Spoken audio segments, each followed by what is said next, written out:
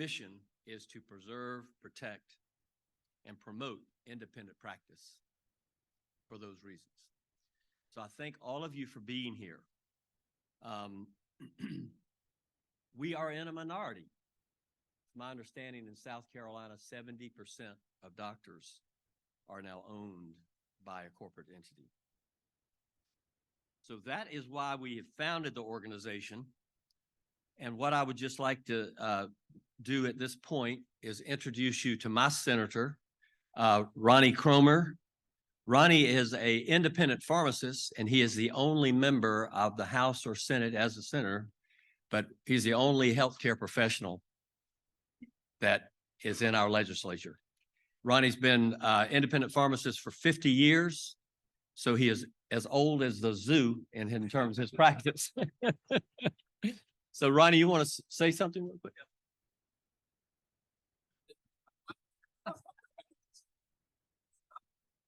Thank you, Oscar. Folks, it's a pleasure to be able to be here this morning with you. And I had a chance to just have a conversation with several folks who are attending this morning. And let me say, I was trying to cover some of those years up a little bit. I didn't actually tell Oscar that I started in a pharmacy at 16 years old. I've really been involved in it for 60 years now. So I've been around and I've seen all the changes in the medical profession. I've seen them in pharmacy. I've seen them everywhere. And I was going to talk to you a little bit this morning, maybe just briefly, maybe some of the problems that you have and some of the problems that we have in pharmacy. And those are on particularly PBMs, MCOs, HMOs, and some of the problems with the insurance companies. But then I looked around and I don't know who your sponsors are, so I'm going to leave all that alone. So, but I will say, we in the State House, you folks have a very good lobbying effort going on in the State House, Dr. Lovelace. They come to see us all the time when you folks have issues and all. So if you do, please don't hesitate. You can call me. I spoke with Shane Purcell from up in Anderson a few minutes ago, and his senator is Mike Gambrell. Mike serves on the Banking and Insurance Committee with me, and he puts in a lot of legislation that deals with insurance. And I didn't tell Oscar this, but I am the chairman of the Senate Banking and Insurance Committee. So we have many, many discussions with Blue Cross Blue Shield and the PBMs and all those other organizations I mentioned. So if you've got a problem with some of them, please let us know. If we need to introduce legislation, if we need to get something passed, we'll certainly work on it for you. And if you need to get in touch and you don't know how to get in touch with your state representative or your state senator, SC, it's abbreviated, scstatehouse.gov. You go on there and you can put in your zip code and it'll tell you exactly who your representative and senators are, and you can get the contact information. So just wanted to pass that along to you. I am very sympathetic. I've seen what's happened with all of the physicians in the states with the lower reimbursement, sometimes at your net cost almost. And you probably can't believe this, but we actually in the pharmacy, on the pharmacy side of the house, the independents, we actually fill prescriptions many times that are below our net cost. In fact, I don't know how many of you take TRICARE. A lot of the physicians quit taking TRICARE because TRICARE reimburses you below your cost in many occasions. And certainly with us too, we would lose money on TRICARE. But I served 30 years of active duty and guard and reserve time, and actually was in the first Persian Gulf War. And all of the guys that I trade with there around Newberry County, they had nowhere to get their prescriptions because CVS and Walmart and Walgreens, none of them would take it because you get a net minus reimbursement. And my daughter, she's a pharmacist for me there in our pharmacy in Newberry. She said, "Dad, are we really going to take TRICARE?" She said, "You know, we lose." She said, "I feel one the other day we lost $100 on the prescription." I said, "Yes, ma'am, I serve with these guys, and I'm going to take care of them regardless of what it costs me." And I know a lot of you do the same thing. We're all patient-oriented. We want to take care of those folks, and I know you do the same thing, even though you know you're going to wind up losing money on that patient. So thank you for all you do. I didn't mean to belabor the point, Oscar, but we do appreciate it. And I didn't know that you were down to 30% of our physicians now are independent. 70% are owned by someone. And so keep your independence. It's nice to be your own boss. Thank you for allowing me to speak. Yes, sir. Thank you so much, Ronnie, for being here. Now, more importantly, I just want to say that it's my opportunity now to introduce our president, Dr. Marcelo Hochman, and the sacrifices that Marcelo has made to bring and resurrect this organization after the pandemic cannot be overstated. It has been unbelievable what he has done to make this organization come back to life. So I just want to welcome Marcelo Hochman.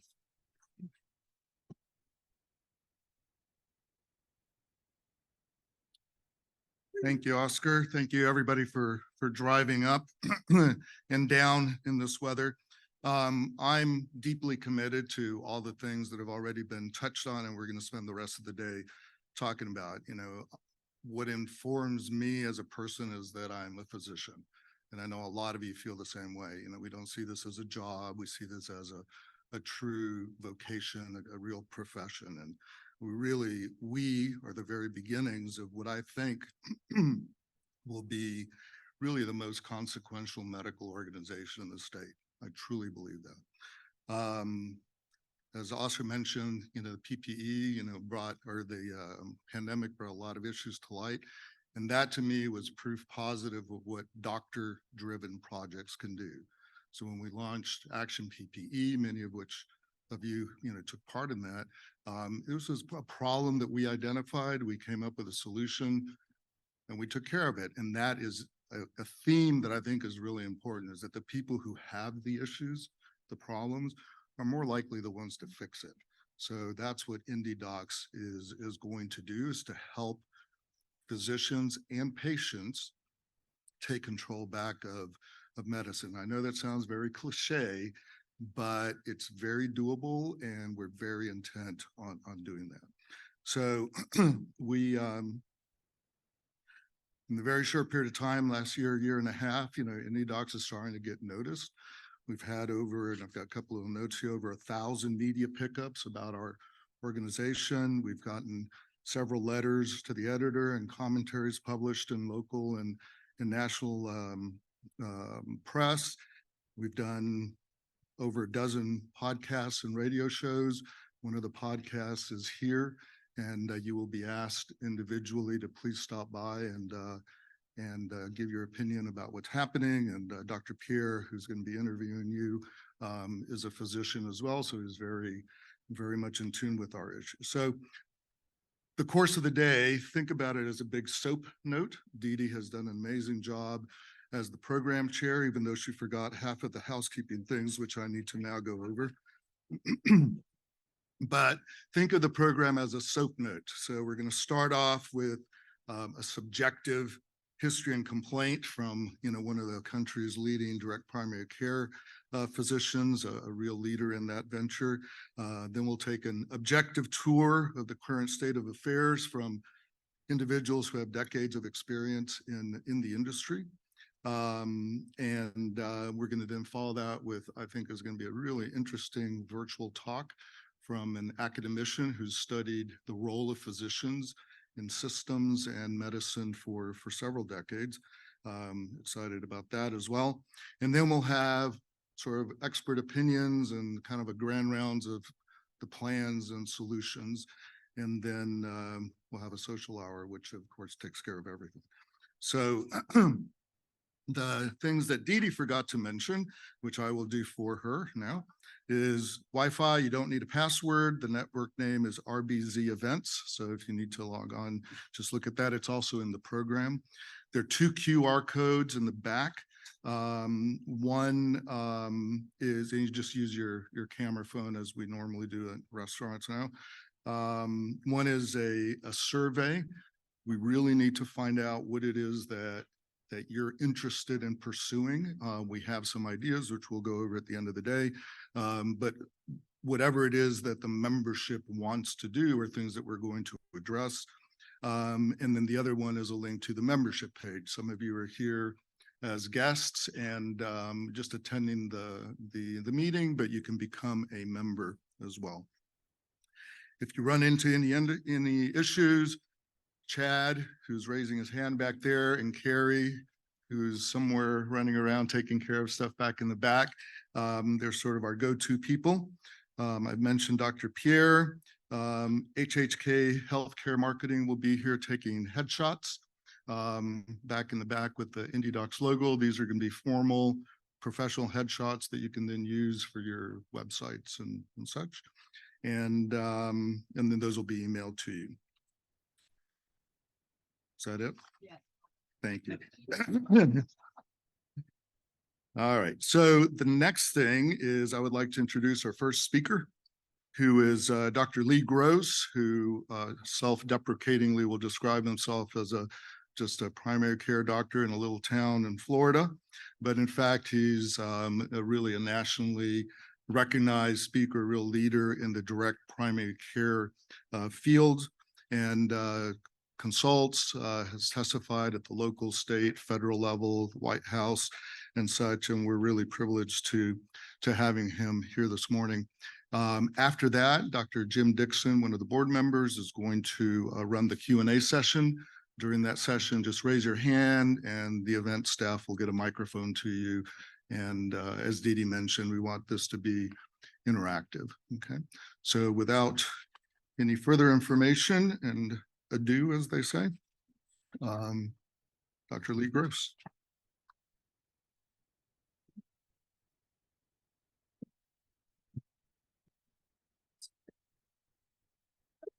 That's it. You're done. Good morning. So I am from sunny Southwest Florida. So thank you for the nice warm weather welcome. I had to pull out a wool coat that I haven't worn since I left Cleveland in 2002. So I kind of dated myself, but I really do appreciate being here. Again, originally from Cleveland, but I've been practicing independent primary care as a family physician in Southwest Florida on the Gulf Coast, just south of Sarasota, since 2002. And much like many of you that were in private practice in this time, you have been through the rat race that we were through. You've played whack-a-mole with all the insurers and finding ways to generate revenue for your practice, and then having that revenue stream cut off by a rule or regulatory change or some sort of bundling or code change. And so we spent years lobbying in Tallahassee and lobbying in Washington. Don't take away our money. You know, we go to Washington and we'd say, don't cut the codes. This is going on right now with the government shutdown stuff and the Medicare cuts that are coming. Don't take away our money. Don't take away our money. You got to pay primary care more. And we'd walk out and the ophthalmologist would walk in and they'd say, don't take our money. You got to pay ophthalmologists more. And then the surgeons would walk in and say, don't take, and this sort of endless loop of people asking for more money. And what we realized was we don't need to ask for a bigger piece of the pie. We needed to blow up the pie. And so what I'm hoping to do with you this morning is take you through our story and our journey of what we've done with our practice in Southwest Florida, how we've empowered and worked with independent practices around the region and around the state to create a different way of doing things. And we're data driven. So we like to show you examples and data as to what our success rates have been and how we've done things. So the name of my practice is Epiphany Health. That's a very strange name for a medical practice, but in fact, we had an epiphany. And the epiphany was in the context of all that stuff I just told you we were doing in healthcare.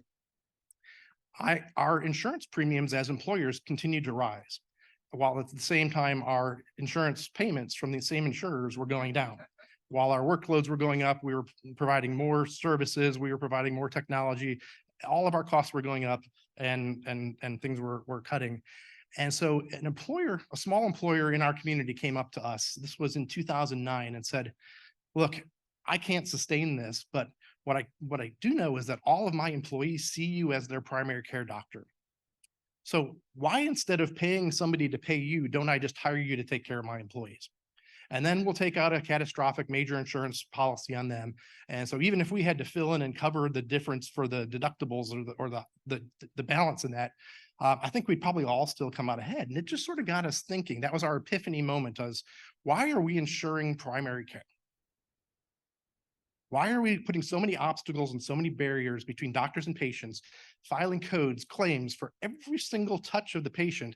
Every single person that manages that claim has to take money and be paid out of that claim. There's almost nothing left at the end of it, but we're upset that it's impersonal, it's expensive, it's cumbersome, and it makes absolutely no sense for really essentially most of the where the rubber meets the road care for healthcare, which is the primary care level. So again, that was our epiphany moment, because if you're trying to put all of healthcare in a box, and that box we're going to call, and I'm not picking on insurance, but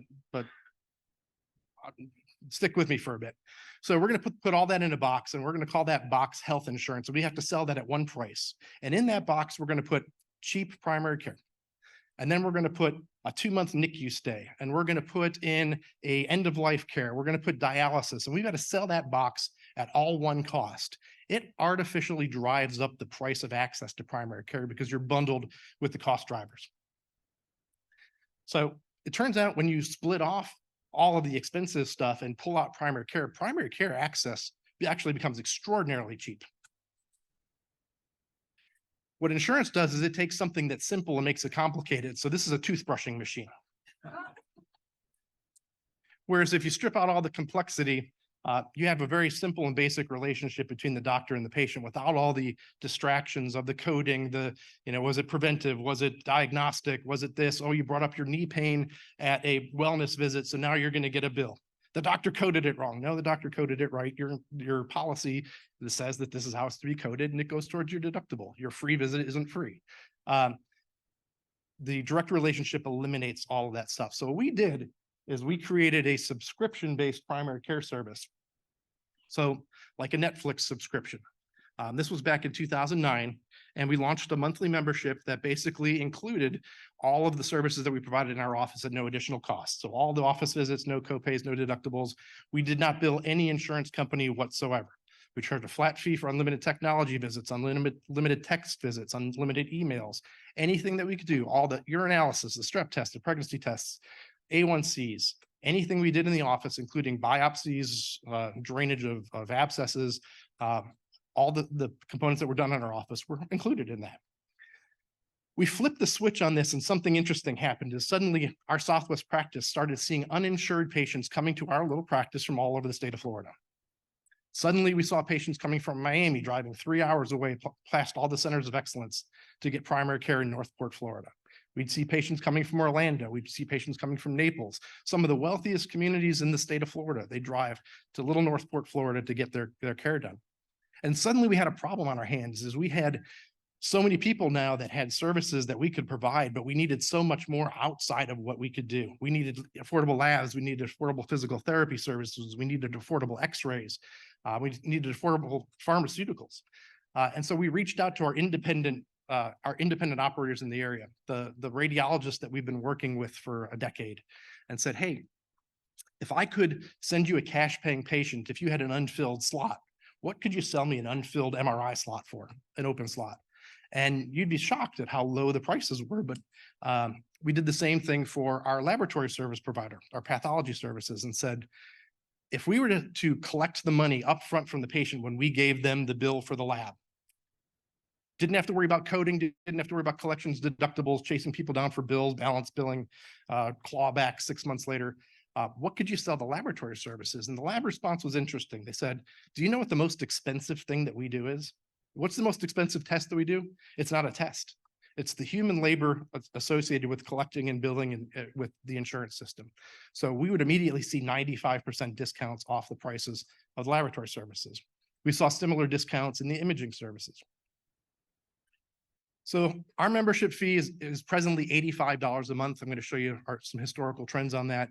For children, we charge $30 a month for the first child and $15 a month for each additional child. So essentially for your second child, $15 a month is unlimited medical care for the entire year. So I bring this up in the setting of the skyrocketing cost of healthcare because we all know that healthcare costs are skyrocketing. The healthcare inflation, what's 20% per year is what we're hearing, right? So this is our pricing since we launched. We're now about 14 years into it. This year is the first year our price actually passed the price we charged in 2010. In fact, last 5 years, we haven't raised the price on children at all. So I had mentioned that we include all sorts of stuff in there, joint injections, biopsies, and so forth. But just to kind of give you a sense, I know these numbers are small, but I want to point out a couple of things because these are some of our negotiated prices. And when I say negotiated, our negotiations with independent doctors is we do what's called a no cringe price. We say, hey, if I pick up the phone and say, hey, Dr. Huckman, I've got a patient that needs this procedure, what is a fair price for him that you would take? And it's not charity. They just, give me a reasonable price that you're not going to cringe the next time I call you with cash price. And the doctor, I said, just give me your 5 or 10 most common procedures and give me a price for it. And we set a price list for all the common services that we would send to our specialists, for our cardiologists, for our general surgeons, for our orthopedic surgeons. And so I want to point out one here, which is our colonoscopy. Colonoscopy is, our price is $1,400, which is expensive. That's a lot of money. But if you have insurance and you have no history, you go and get your colonoscopy. We all know that's free. It's a screening colonoscopy. Until you find your first polyp, now everything else going forward is a diagnostic colonoscopy. In which case now those are diagnostic procedures, which oftentimes will go towards your deductibles depending on your plan. And that colonoscopy now may be $3,000 to $4,000. And if they take a biopsy, you're going to get a $3,000 to $4,000 pathology bill in the mail, a month later. And so what we have is a bundled price. The bundled price includes anesthesia. The bundled price includes the surgeon's fee, the hospital fee, the facility fee, and it bundles in all pathology. So it doesn't matter why you're doing the test. The test price does not change based upon why you did the test. It's like, how much does this cost? I don't know how much you got. It's just, the shakedown doesn't happen when you have the transparent cash prices. So this is a price for any willing payer. And so anybody can come in and get this price. So if an insurance company comes in and says, we want to pay cash at the time of service and get that price, they can get that price. It's got to be cash at the time of service. You can't bill and then wait 6 months. So just to kind of give you an example of when you put all this together and what this looks like, this is an actual hospital bill of a patient of mine that went to the emergency room for abdominal pain. You don't have to recognize these numbers. I show this just for the sake that this was a real bill, and I pulled the codes off of this real bill to actually compare prices. So because our office structure is such that since I'm not fee for service, I don't have to pack my schedule. I have more time. I can see patients real time. I can see them usually within an hour or two of their phone call. So I can see oftentimes emergency patients faster than the emergency room can see emergency patients because they're going to wait 3 or 4 hours in the ER. So patient goes to the emergency room for abdominal pain. That bill that I showed you came up to $19,723. That's what they billed. It's a hospital. I get it. They've got emergency room coverage, ICU, all the things, the burning costs of a hospital. I understand that. I understand this is not apples to oranges. And I also understand that that is not what an insurance company or somebody would actually pay for that service, but that was the bill. But the question is, how much could that cost if somebody, instead of going to the emergency room, called up their primary care doctor, got seen within an hour or two, got sent for the cash-based CAT scan, got real-time laboratory services for the same X-ray, chest X-ray, blood work, doctor exam, CAT scan for the exact same thing. So $19,000 was the bill charge. Anyone want to throw out a number as to what our price would be, what our patients would actually pay for that same exact service? I heard 2,000. I heard 700. That's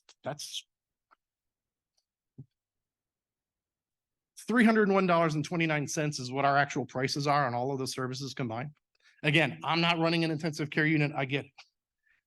But that's what this could actually cost if it's managed properly in the right settings. So I want to tell you a story here about, I won't say the patient's name, but the woman in the upper left-hand corner, that's Dr. Elena George. She's an ear, nose, and throat surgeon in Atlanta, Georgia. She does mission work down in Antigua, down in the Caribbean, and she goes down there and does free work in a clinic that she sets up down there. And she diagnosed a patient down there with thyroid cancer. Well, this patient had no insurance. They contacted a hospital in San Juan that does most of the surgeries in the Caribbean. And San Juan said it's going to be $100,000 to do a thyroidectomy on this patient. So Dr. George called Dr. Keith Smith at the Surgery Center of Oklahoma. Dr. Smith and Steve Lantier down in the lower left-hand corner, Surgery Center of Oklahoma. If you don't know him, you'll hear from him a little later today. He's in the room. Thank you. So Dr. Smith said, well, yeah, we can do the thyroidectomy here in our clinic, but the problem is a complex case like a thyroid surgery needs a preoperative workup. You need medical management. You need 6 months of preoperative and postoperative medication management, laboratory services. Patient may need radiation therapy and so forth. So he called me up and said, hey, you know what? Florida's a lot closer to the Caribbean than Oklahoma City. Do you want to co-manage this patient together? And so I said, yeah, let's go ahead and do it. So the patient arranged a visa to come here to the United States. She flew into my practice. We did the preoperative workup. Fortunately, there was no obvious evidence of spread of the disease. Worked with Oklahoma City Surgery Center on the transfer of care, the preoperative stuff and the assessments. And the patient went to Oklahoma City, had her surgery done. And because we could do everything else through telemedicine, she went to stay with family up in New York City. And we did the next 6 months through telemedicine with occasional visits back down to Florida. So that entire course of care, getting her back on her meds, managed. Again, thankfully, lymph nodes were negative, so she didn't need more advanced care. But want to take a stab at what that entire treatment course cost her? It was $10,000. So at $100,000, the story is, I'm going to die from thyroid cancer. At $10,000, it's, well, I've got a credit card. We can have the friends and family throw in something. It's a lot of money, but it is not a life-altering, devastating disease, and it's a once-in-a-lifetime event. So if you can cure the once-in-a-lifetime event, for a fraction of the cost, basically this woman's life is saved because she can afford what it is that we're doing at these prices. So as far as I know, one of the first inbound cases of medical tourism into the United States for affordable medical care. That last picture I was going to show you is Dr. Elena George and I at the White House. We were invited for a signing ceremony to advance some causes for independent healthcare, independent medicine, and price transparency. So if you are shopping for a knee replacement in the United States and you go to any of the hospitals in the US, they're probably going to give you a quote. Let's say you have no insurance or you're a self-insured plan. They're going to quote you probably about $120,000 for that knee replacement. And if you're a savvy negotiator, you might be able to get 30, 40, even 50% discount off the charge of that. So you might be able to get that surgery for $45,000 to $70,000. If you wanted to travel to, say, Singapore, you could probably get that surgery for about $18,000. But down below, there's this little hospital. As most of you know, rural hospitals across the country are really having a lot of financial difficulties. This is a rural hospital, which I'm going to tell you more about in Florida, and they will give you a cash-based knee surgery at $18,550.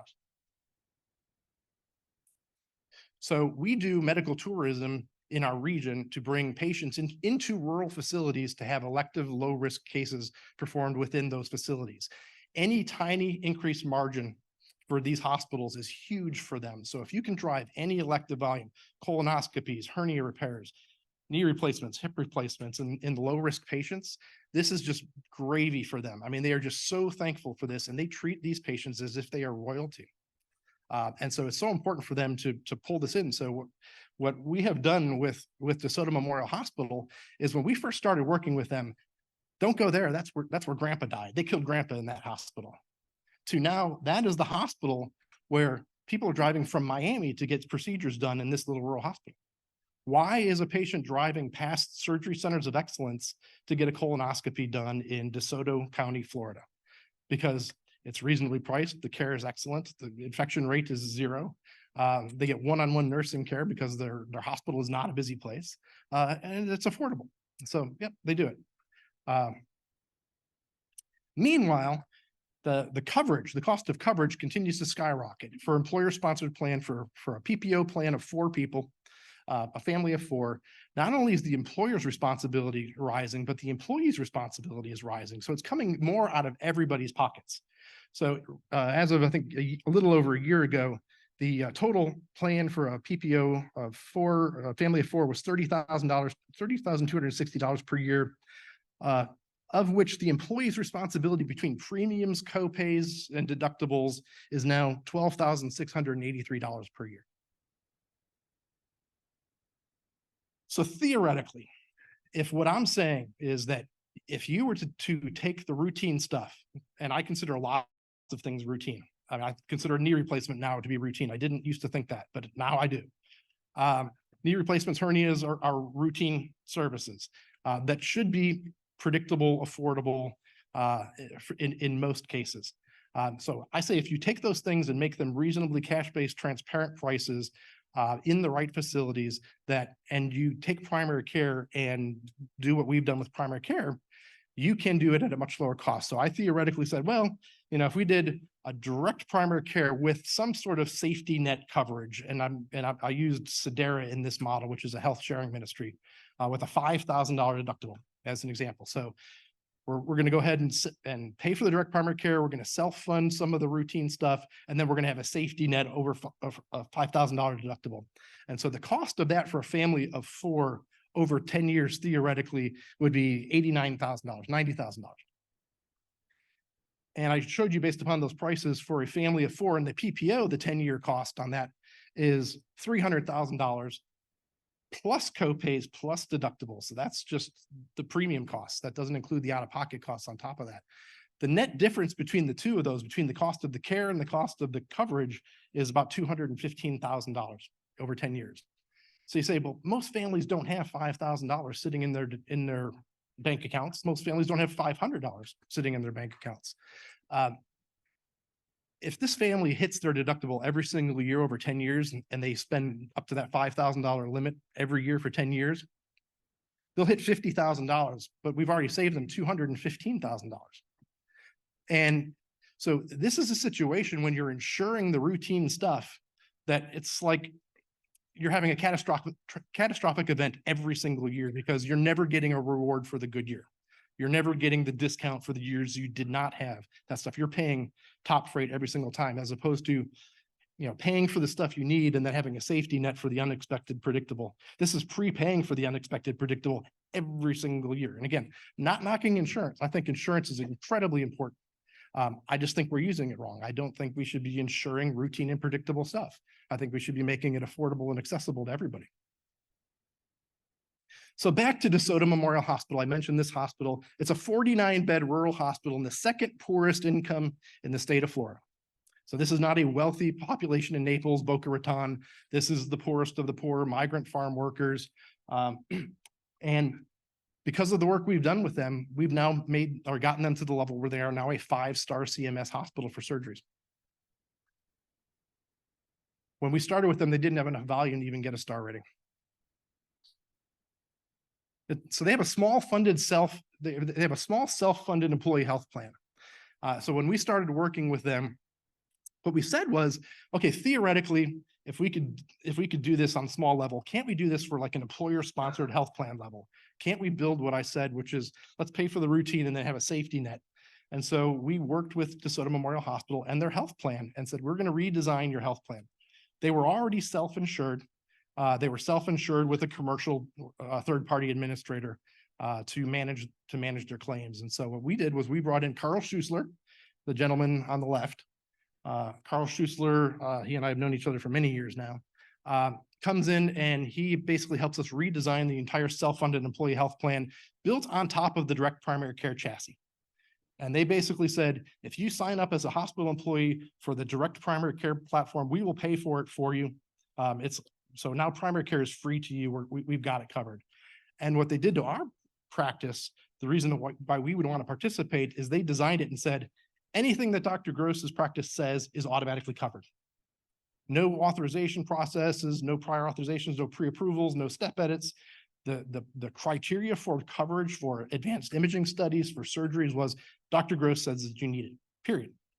They're not going to hire additional levels of people with lower training to oversee the highest trained person in the loop. Okay. So it costs more for the bureaucracy of the system. So that's why I would participate. Oh, you're getting back in with the insurers. No, this is built around my practice. What I say goes. Okay, we build the formulary. One of the things I want to show you is that it's hard to see, but on the right-hand side are the actual costs to the employees for the different plans. What I will tell you is that this plan for the employee plus the full insurance around that covers the prescriptions and the hospitalizations and everything else is $40 per pay period for the employees. That includes free primary care. without copays or deductibles. I will also say that the way they designed this practice around us is that if we did it in the hospital, it was free to the employee. Free surgeries, free MRIs, free hospitalizations. There was no copays. All the cost sharing was waived if any of the services that they had done were done in the hospital itself. So now free primary care, free specialty care, free emergency care, if done within the confines of the hospital itself. Standard copays and deductibles if you went elsewhere. And so that was $40 a month. We're 5 years into this. Guess what the price is for the employees right now? It's $40 per pay period. Price hasn't gone up a nickel in 5 years. So one of the things that we had an advantage to do within our practice and working with the Suddeth Memorial Hospitals, we had a period of time before we got there and the period of time after we got there to compare what the pre and post was. Again, this is a self-insured plan before we got there. And then after us, it's a self-insured plan with an independent third-party administrator with a network free, go wherever you want. But if you go here, it's free. And then within that, they had a choice because we did not make them choose a primary care doctor. We said, you can go to your doctor, stay with your doctor, be with your doctor, standard copays, standard deductibles for your doctor, just like it's always been. Or you can sign up for the direct primary care. We'll pay for it for you and everything's free. And by the way, if you do that, it's going to be 20% cheaper. We're going to lower your premiums 20% because we believe that I think you're going to have a better experience there and we think it's going to lower our costs. So they actually were given a 20% discount on their premiums for choosing the direct primary care path. So analyzing it, most important thing here is this outpatient section here, this outpatient section here. That gray bar, and again, the numbers don't really matter. Just look at the trends. The gray bar recommends what the benchmark would be for this typical population with these medical conditions that we managed. So this is the total entire health plan. The benchmark is in gray. The green one is the first year we were in there, and the blue one is the second year we were in there. So what we found is that the costs immediately went down. But if you start breaking it up to see where these costs were actually starting to come from, again, focusing on this right here, outpatient. This is for the non-direct primary care group. And what you'll see here is this is the benchmark here in the gray. The green is the first year. So the non-direct primary care had a nice drop in costs for the total plan, and then immediately went back to the benchmark. So they still performed well compared to the national benchmarks. But you'll see here, this is actually the direct primary care data. And you'll see here that every year did better and better. So in year number one, we lowered costs, and in year number two, we lowered costs even more. And the interesting thing is because the way the direct primary care plan is set up is that people must see the doctor within 2 months to get established in person, or they're automatically disenrolled from the direct primary care practice. So they must come in, they must establish a relationship. We're forcing them to get to see the doctor. We found a lot of stuff that first year, a lot of mammograms that weren't done, a lot of colonoscopies that weren't done, a lot of diabetes that wasn't diagnosed, a lot of high cholesterol. So a lot of stuff happening in that first year. So when we see our prices up in the first year and then drop in the second year, that first year was also finding a lot of things that were always missed in the past because of neglect. So this is actually now year number 3. And I'm going to point out on that top line, this is the total paid by the plan is 46% less in the direct primary care group compared to the standard group. 46% cheaper for the patients that are being managed, the total spend by the plan. And if you compare it to the national benchmarks, the direct primary care is 60% cheaper than the national benchmarks for the same population, 60% cheaper. So 40% internal control, 60% national control. So the direct primary care continues to be driving some of the cost savings here. But again, diving down into some of the numbers, I don't want to hit every single thing here, but down in that right-hand column, the total amount paid by the plan over a 3-year average, anyone can have a good year, anyone can have a bad year. So if you look at it over a few years now, what's that trend starting to look like? Well, the trend is starting to look like about a 40% savings for the total plan spend in the direct primary care group. The second one, the total out of pocket for the patients for all things is lowered 31% in the direct primary care group.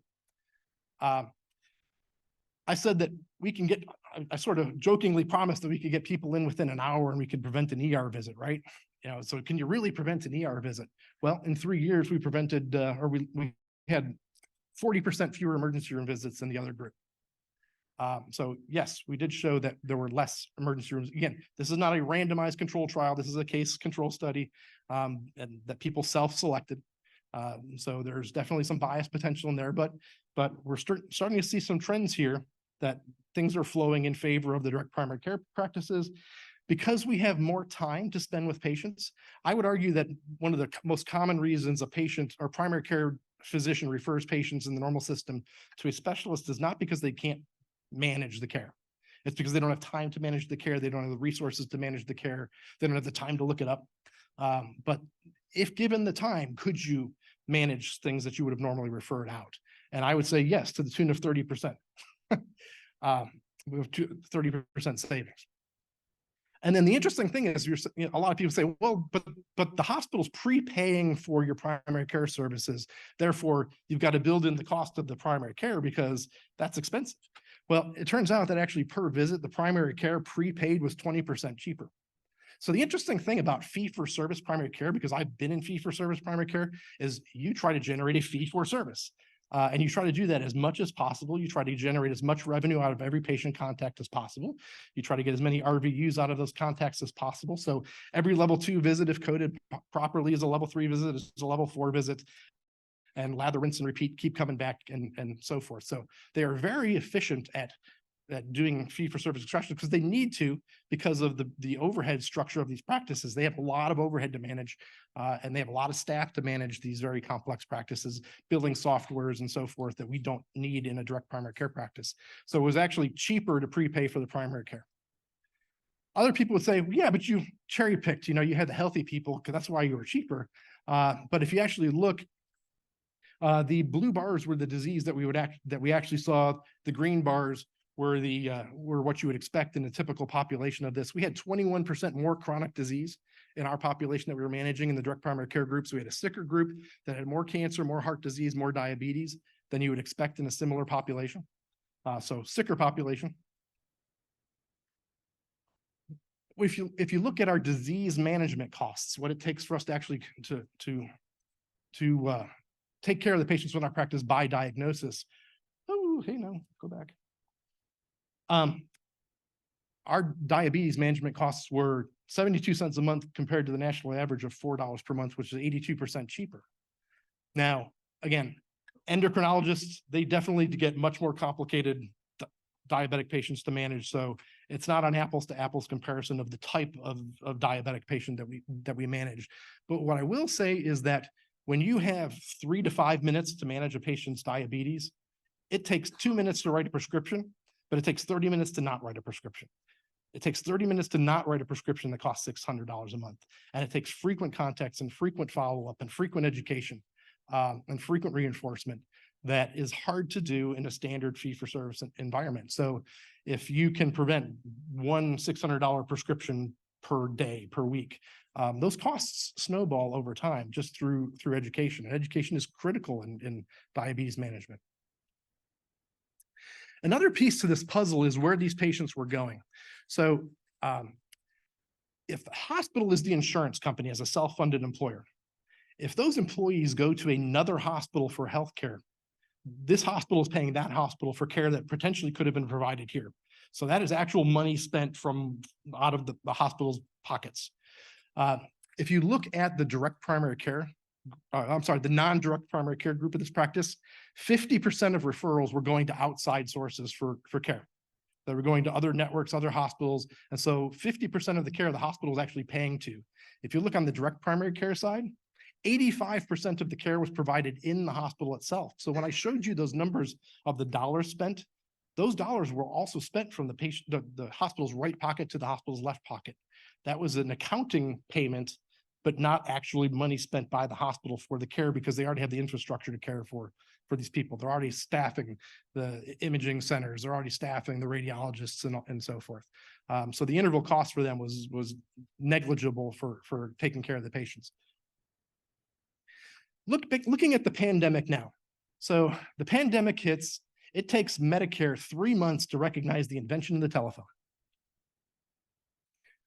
They had to convene committees, Congress had to be called, they had to figure out, are we going to pay for telemedicine and should it be more than $5 per contact because nobody's allowed to come to in-person doctor's office visits. In that process, while the insurance companies again are trying to convene committees as to how they're supposed to handle this and pay this, 2% of primary care practices went out of business. 2% declared bankruptcy. 10% were unsure if they could stay in business. 20% considered leaving primary altogether. 20% laid off their employees. About a third of them saw a 30 to 50% reduction in their revenue, and about a third of them cut patient services off. During one of the worst healthcare crises this world has seen in 100 years, we're putting our primary care practice out of business through policy decisions and practice design. Similarly, at the same time, 47 rural hospitals across the country went out of business.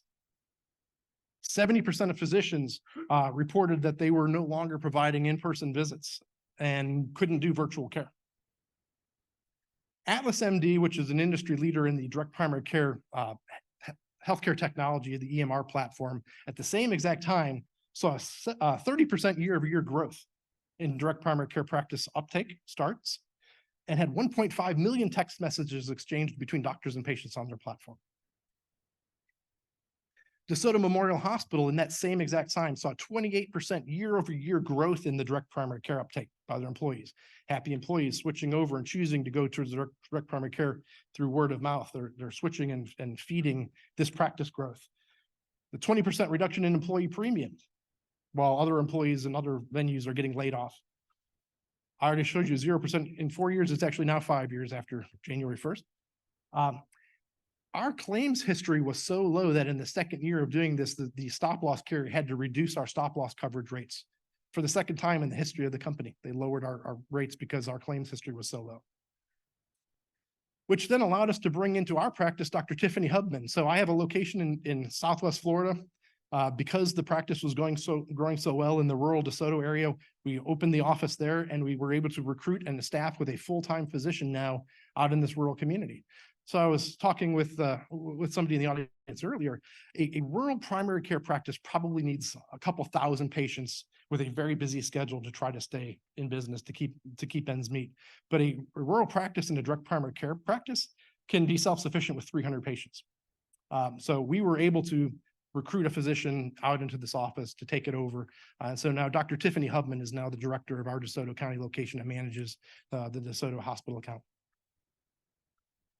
After Hurricane Ian hit Southwest Florida directly, flooded out the entire community, we had no access to our DeSoto County locations. And the roof was blown off of our Northport location, plus the roof was blown off of the emergency room. My office sits right next to the emergency room. We had no electricity for 2 weeks in our practice. And the entire community was devastated. All of the medical practices were closed. And on day number one, after this, is me and my partner, Dr. Bill Crouch. Bill Crouch has been with me for 17 years as my partner. We opened up in the parking lot on day number one, took all comers. Didn't have to be a patient of ours. We became the emergency room for the community. We did stitches in the parking lot. We did nebulizers run off a car battery and a generator. We took care of babies and having asthma attacks. We triaged and did everything, because in an emergency, it takes 72 hours for people to arrive to help. So in that first 72 hours, we were the emergency room, we were the backup, and we were able to do it because we were already getting paid. We didn't have to worry about coding, charting, billing. We were getting paid to be there, so we were going to be there. So we did, we were there.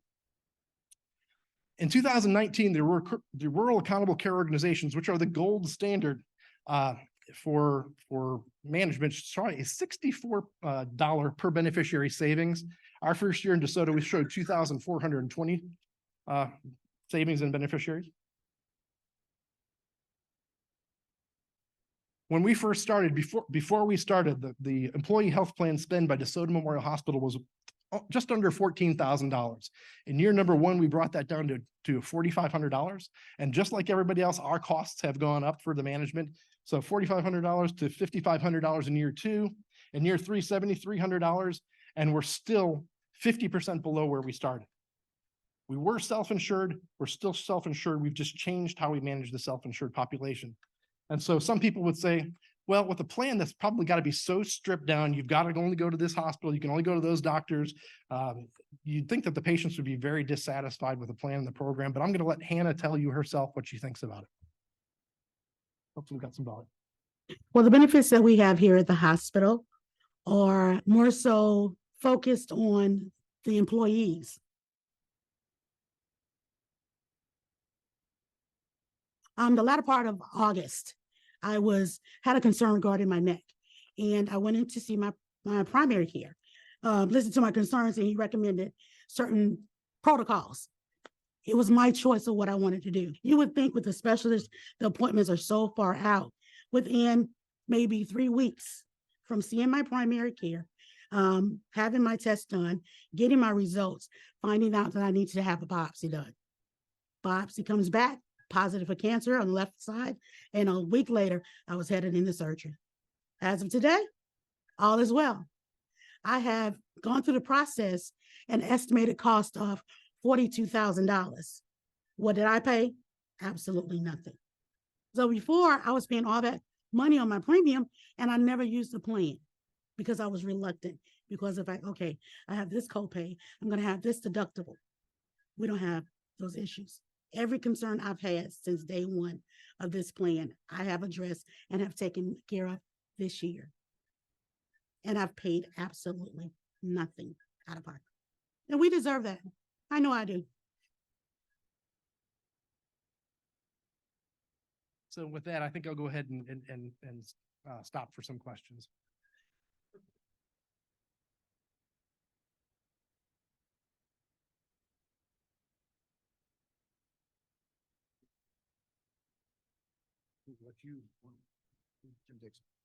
I'm Jim Dixon, and wonderful presentation. We'd like to take questions from the audience first. Sure. Lee, I'm curious, what kind of help did you get to set up your actual pricing structure? The pricing structure for the direct primary care practice. So the question was, what did you do to help set up the pricing structure of the practice? I'd love to tell you it was a great scientific formula that we had actuarials analyzing, but the short answer is we wanted to keep it cheaper than a cell phone. We knew that every one of our patients could afford a cell phone, so we thought if we could make routine and predictable care for cheaper than a cell phone, then all of our patients should be able to afford it. And we wanted it to be under $1,000 a year. Those were the price points. And turns out I think we guessed pretty well at it. It wasn't that scientific. Dr. Rose, thank you so much. I'm in the back of the room here. If you can't see, I love purple. Question about the membership. So I saw that you had the individual membership plus family. Do you also do something for corporate groups, small employers in the area? So we have different types of arrangements for patients that join our practice. We have individuals that are a fairly large part of our practice membership. And then we do a lot of work with small businesses and then some work with medium businesses. The price structure honestly is the same for every one of them. Our prices are identical for all of them. We don't give group bulk discounts because honestly, the labor associated on our end for managing the group accounts is higher on our end than the individuals. So actually, if anything, we would charge more for them. They don't like to hear that, so I don't say that to them. And I think if I could say the only thing that becomes a frustration source is we're still working with the TPA on the direct primary care end of the payment. So we are requiring somebody to pay us. And when the larger the group gets, you have more turnover in employees. And so there's a roster that has to be managed and people onboarding and offboarding and retroactive with terminations and so forth. So it's a little trickier to manage the larger groups. But the smaller groups, they just write us a check, or we usually just pull out of the bank account every month.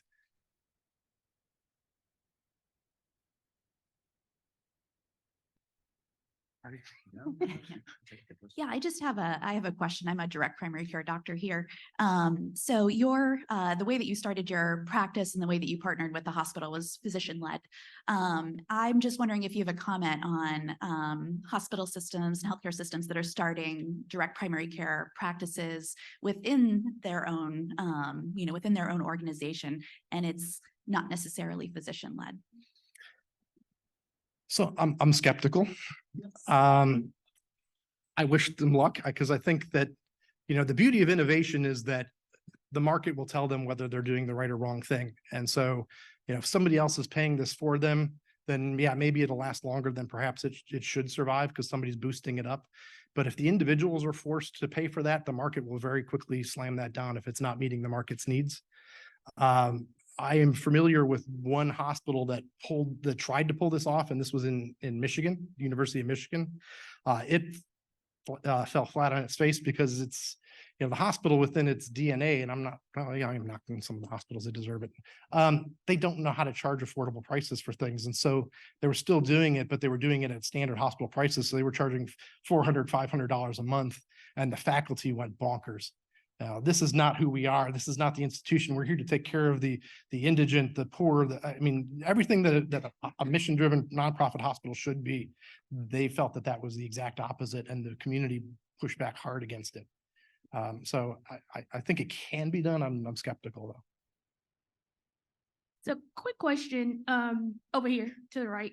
Yeah. Great presentation. My question is around, when you're talking about the rural hospital and trying to get over, the perception of that's where grandma died and now it's a 5-star facility. Because, here in South Carolina, we have a lot of that stigma going on. I did some consulting work with FQHCs.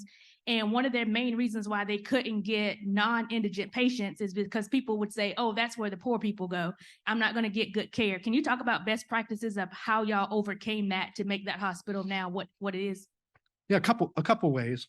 Number one is we brought in a surgeon from a very well-respected area, so that the high society. So we brought a general surgeon, an orthopedic surgeon from Lakewood Ranch, which is the high rent district of Sarasota. And he performed surgeries in DeSoto Hospital. So he came out and did his work in our facility. So we were bringing in a highly, highly rated surgeon to do the surgeries. Eventually there became enough volume that the hospital was able to hire and recruit their first general surgeon in the history of this county's history. So again, that's the kind of revenue that was generated. So while most rural facilities were cutting services because of this program, they were able to add additional service lines, and they recruited specifically for that purpose. Is we want somebody with a pedigree that people will trust, that's well trained, that's that's reputable, and he sort of had a mission and a vision for what that could be out there. So he came in with a good positive attitude is what that, and then there's a lot of luck. I've got a question and a comment, right? Yeah, thank you. Sorry, just a light. Here, I'll stand up. So, I'm a functional medicine practitioner in Charleston, South Carolina. I've been doing this since, the late 90s, actually, the kind of DPC, kind of a hybrid model. One of my questions is are you aware of resources or reference material for like-minded doctors and surgical centers and hospitals, like you mentioned with DeSoto, or others in the region or national? Yes. So the first I would say is that, again, I think you're going to get a presentation a little later today from Keith Smith of the Free Market Medical Association. The Free Market Medical Association does a lot of work with bringing together sort of buyers and sellers to support these services. So they're fantastic. I run 2 nonprofit foundations nationally. One is DPC Action, which is an advocacy organization. So we go around lobbying lawmakers and Congress and present before state and federal legislatures. And that's how we worked with the White House and so forth. And then there's the Doctors for Patient Care Foundation, which is a 501c3 educational foundation. And that we receive grants, and we travel around the country and put on conferences to teach the business of medicine that's no longer being taught in training. Because doctors get no training whatsoever on how to run a practice or how to run a business or how to negotiate a contract or anything. So this year our conference is March 14th to 16th in Orlando. It's a CME conference, so it's like 17 hours of continuing education credit. You can go to dpcconference.com if you want to look at that. Seats are still available. Thank you. The comment, since many of us in this room are trying to jump out of the matrix, I would suggest that you change some of those blue pills to red pills in your slide deck. I stole that from Keith Smith. I just put the thing on the wrong side. Question. We have time for probably 2 more questions. You have a question here. Yes. Yes. So one of the reasons for increased cost, my understanding, was administrative costs. So what was your administrative cost? Because that's a chunk that was going out for a while. Who managed it? It's been a while since we looked at the administrative cost, but for primary care practice, I think the national benchmarks are between 50 to 60% overhead is what it costs to administer a practice. we're probably in the 20 to 30% range. We just don't have the staff that it requires. I don't have a billing machine. We do all of our money is all direct funds transfer from the patient's bank accounts. I don't do any credit card transactions for recurring fees. It's all electronic funds transfers. I'm not paying a 3 to 5% Visa administrative transfer fee. I mean, that for me would cost $60,000 a year in just credit card fees. So we're instead of paying like $300 in electronic funds transfers fees. So there are ways you can creatively structure things. I don't have a $60,000 billing EMR software. I have an EMR. It's just, it's a clinical tool. It's not a cash register. I think there's a microphone. I'm sorry. I'm going to be around here most of the morning and some into the afternoon, about here to lunch if anybody has additional questions. Cristy. I just wanted to lean into the question here. It's a very good one, and one that you're going to have to tackle as a physician, especially if you want to work with employers on a direct basis. I'm less diplomatic as Dr. Gross. I'm going to call that hospital owned, maybe on-site clinic that's not physician led, as the fox guarding the hen house. And so employers who have, and I see this a lot in municipalities, counties and cities, where the city manager and the hospital become real chummy over country club conversations. And all of a sudden you see a hospital on-site clinic on the campus of whatever employer it is. And really, they're just there to be a feeder back to the hospital because, as Dr. Gross pointed out, the hospital makes money by people walking in the door so they can do the billing and coding and all that. So be aware, be able to identify that for any employer that you're working with, that that's actually a revenue generator for the hospital, and it's coming out of the employer's plan assets in a way that is not a prudent expense for those funds. Thank you. And I'm just going to close with just one last summary statement. So I don't want to stand up here and sound like I'm saying direct primary care is the solution to healthcare. I think it is a solution. It is a powerful solution. It is a wonderful solution to have in the toolkit. It is one of hopefully many solutions. But I think it emboldens the independent doctors to work together. And I think what we have is a data-driven proof of concept that independent doctors and practices working together do have the ability to take back power from this. So I thank you all for being here.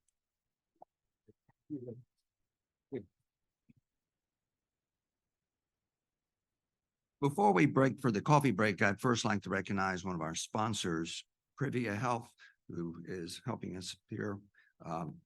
They are actually a physician retained. They help private practices once they try to get out that we're talking about. And I think that it would be worthwhile to stop by their booth. There will be a video presentation that they're giving. So by all means, stop by that. And there will be additional time for questions and answers. And also would like people to write down on cards any questions they had that are not answered. And at the end, there will be a final panel for the nuts and bolts discussion. Thank you, and we'll resume at 10:30.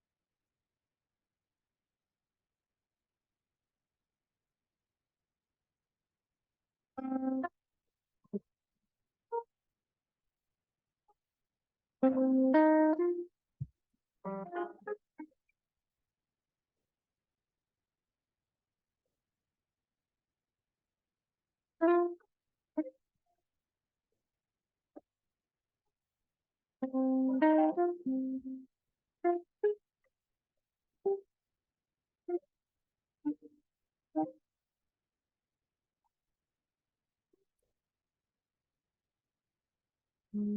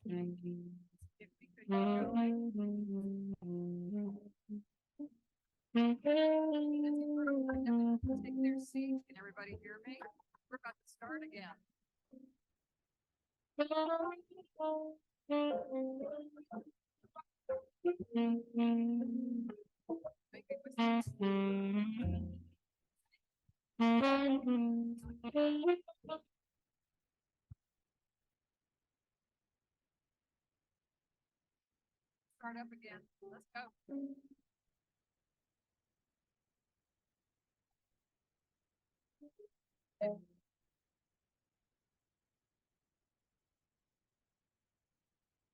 If I could get our panelists to come up to the stage, please.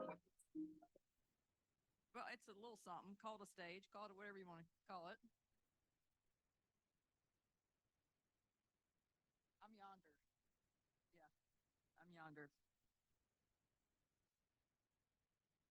Anybody can sit next to me. It's all cool. All right, so as we assemble our esteemed panel behind me, so what are we doing? What is this? This is going to be a very interesting presentation with 3 different presenters. They're going to have 10, 15 minutes, 20 minutes, whatever. And then they're going to sort of set the stage for what we're going to talk about. I am planning on fielding your questions, and this could get very interesting, and it's meant to be thought-provoking, and it's meant to be provocative. And so we're going to start with Jed Suddeth is going to start with sort of a macro view. And then Mac is an MD, MBA, and then he is a consultant over in Atlanta, having been in this neck of the woods for a very long period of time. And then we were very encouraged, we independent doctors were very encouraged to see that Blue Cross has published in their, it was some sort of newsletter, that they appreciated the fact that independent doctors were decreasing their costs as much as 60% in some arenas. And so we think there are opportunities and partnerships there. And so Shawn Stinson is a physician and also works at Blue Cross Blue Shield and is a seasoned pro in the hospitalist. Weren't you a hospitalist? Internist, something like that? Internist, sorry, excuse me. And so Shawn is going to talk about value-based care. Okay, so that's the order of the presentations. And then we're going to have a very robust discussion with your input. Okay, so there's the order of events. Lead off. You have to turn the thing on. You need to click the view. Is it on? Hello? Okay.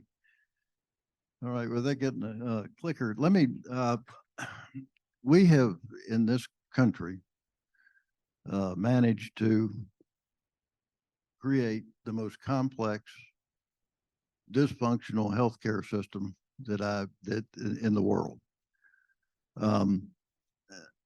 Mac is going to get into the kind of how it evolved, but the basic problem was fear of socialized medicine back in the 30s, and then it just evolved from that point. So what I thought I'd start with is let's look to see how the United States is doing. All right, in comparison, this is not the top one. Did it come up? Yep. In comparison with the rest of the world. The Commonwealth Fund, which is a very credible group that does research in the medical area. All right, every year publishes this thing called Mirror, Mirror on the Wall, where it compares 11 wealthy nations. And you can see up here that the United States, or the first entry is the 10 other nations, other United States, and what the average life expectancy is of 82.4 years. They spend 10.5% of GDP on healthcare. United States, we're at 76.1 years, spending 17% of GDP on healthcare. If you come down to South Carolina, we have a life expectancy of 74.8 years, and we're spending about 20% of our state's gross domestic product on healthcare.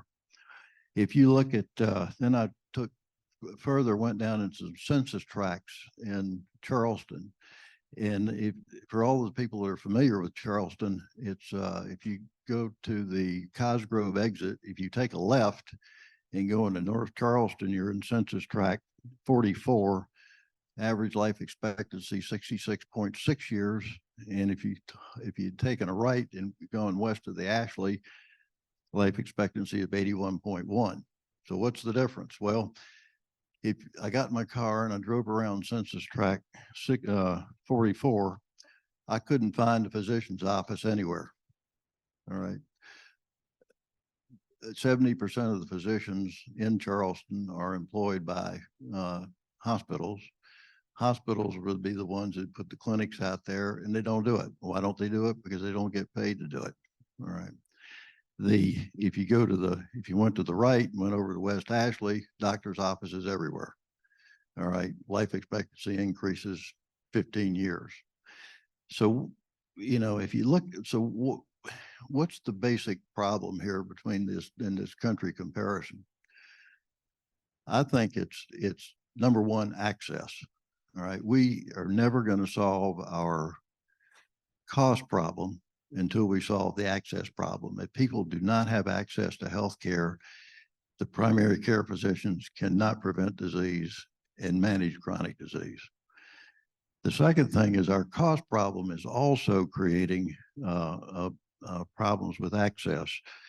The 60% of all the people that are insured that have a high deductible plan forego care because they can't afford it. In the Medicare population, 20% of people 65 and over do not comply with their care plan as far as taking drugs because they can't afford it.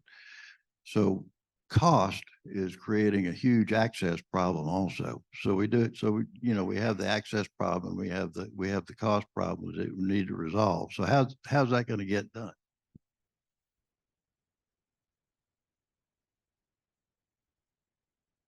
Okay.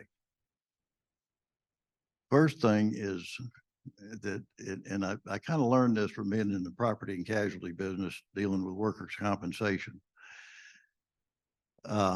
Physicians are the risk managers for my health. All right. Without a primary care physician, without somebody to explain to me what's going to happen to me if I don't lose 50 pounds, which I had explained to me about 30 years ago about what was going to happen, I never would have done it. All right. So that's the first thing. The second thing is that whoops, got too many things here.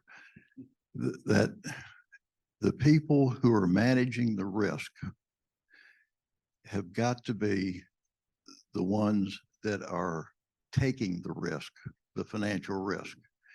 All right. Dr. Gross in his practice that he's established, that's what he's doing. He's taking the risk. All right. But he's managing that risk, and he can manage the patients. He's doing a good job of reducing cost. I saw that in the workers' compensation area. And this is I think a good analogy. You had self-insured plans, and then you had fully insured plans for workers' compensation. The self-insured plans were the ones that were accepting the risk, all right, of paying for a hurt employee, were much better at preventing people from getting hurt than the plans that were fully insured. Because a fully insured plan, if somebody got hurt, the insurance company was going to pay for it. All right. And the self-insured plan, if somebody got hurt, they were going to pay for it. So it's extremely important for the people who are who can manage the risk to take the risk. Now, uh-oh, I got to back it up. Red one. Okay. If you take so I've come to the conclusion that what has to happen is and you see that thing up there says health systems. Essentially, a health system is nothing more than a hospital and all the physicians that support that hospital.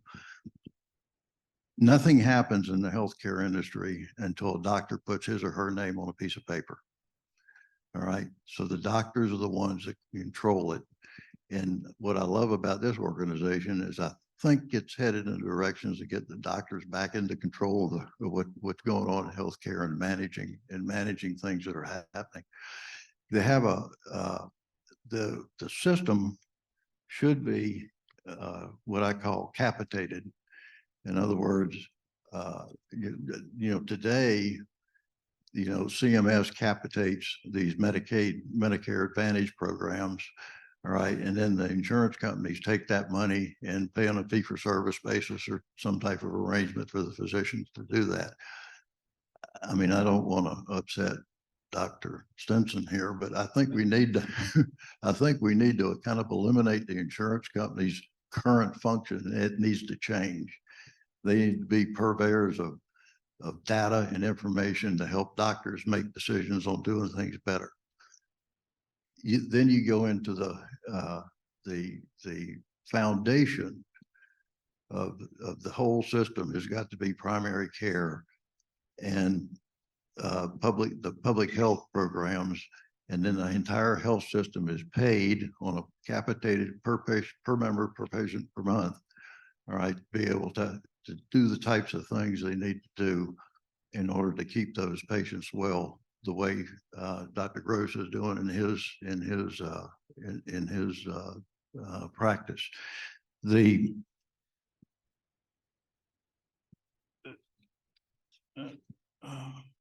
see what else I have here.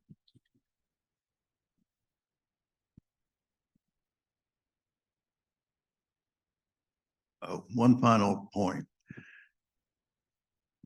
Primary care physicians, I don't think our country places the value on primary care, all right, that they should. I mean, if you look at the average primary care physicians in South Carolina gets about $211,000 a year. Cardiology is $440,000 a year. That needs to change. All right. The primary care physicians need to be incentivized in order to really get into that field. I know that in the United States, we spend about 4 to 5% of our expenditures on primary care. In the rest of the world, we're running somewhere between 10 to 15%. All right. And so that needs to change also. And so I guess in conclusion, it's just a matter of retooling, all right, the way we deliver care in this country.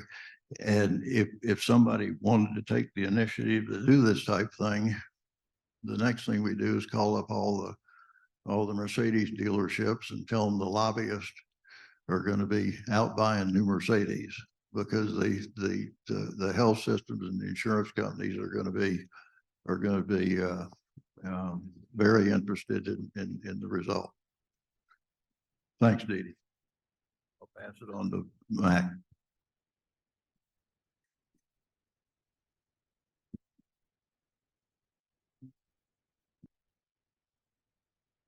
Is this on? Yeah.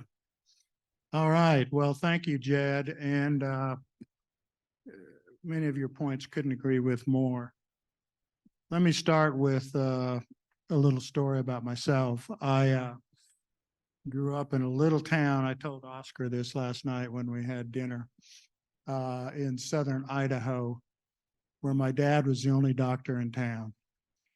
And for those of you who haven't seen the video in the New England Journal on Oscar and his practice, take a look at that. It's a video, it's a story, it's a testament to what a primary care practitioner, at least the kind I grew up with, could be. And my dad used to take out tonsils in his office, and he used to deliver babies, and he used to assist on all his patients' surgeries, and made house calls, and got all the chickens and fresh fish that we could eat to pay for many of his patients. But anyway, I could go on and on. But when I went to medical school, I wanted to be just like Oscar Lovelace. I wanted to follow in my father's footsteps. And I don't know what happened, but 25 years later, I woke up and I said, you know, here I am, a board certified internal medicine / hospitalist.